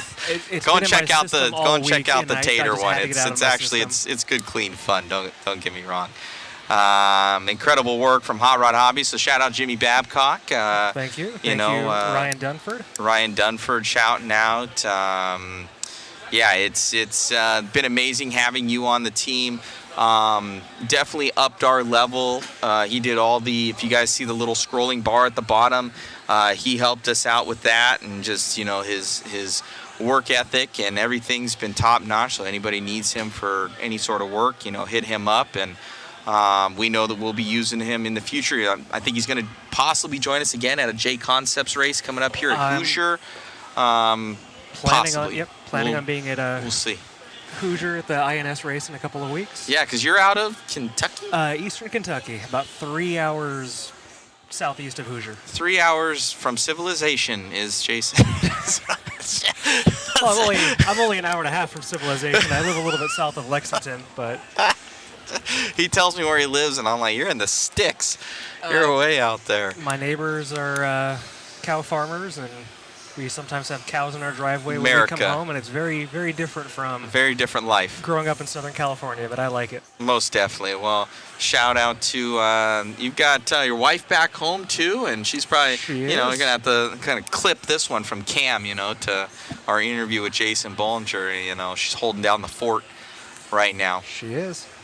So Jason, amazing work. I know that I've let people know that our photo game, I'm totally passing off the buck to you because you're leaving us. I don't want it, guys, but he's leaving us. He's got a wedding to shoot. And that was pre-planned before we got the World Championships. And in my best efforts for him not to be friends with this person anymore for their wedding, I tried for all of us out there. He's choosing his friend. Still a little worried that I'm going to show up at the airport tomorrow and find out that he has somehow gotten me on the no-fly list, but we'll see. No comment? Not no yet, at comment. least. No comment to that. I did book his ticket. I do know all his information, and I did pay for it. So maybe we'll see. I am kind of at Matt's mercy. So we'll see gonna if I make it home. It's gonna happen. Well, no comment. I can't say anything. Plead the fifth. So he's been doing an amazing job, guys. Thank you so much for tuning in, all the likes and everything. So like I said, if our photo game goes down, it's actually his fault. It's not my fault. So I'm not as good at that as he is. So it is what it is. So we bring the best people on the crew for the World Championships. I couldn't think of anybody better suited than Jason here to handle the world's coverage for us, and hope that for the tens of dollars that we're paying him, that he will come out again to shoot more RC coverage with us again. All the very kind compliments I'm getting here only cost me $20. I'll pay you later, Matt. Yeah, he actually has to pay me to work at the Worlds. That's just how it is. That's RC Car Media for you. So thank you, Jason, so much again for all your hard work. Everybody's saying that it's just Jason's the best.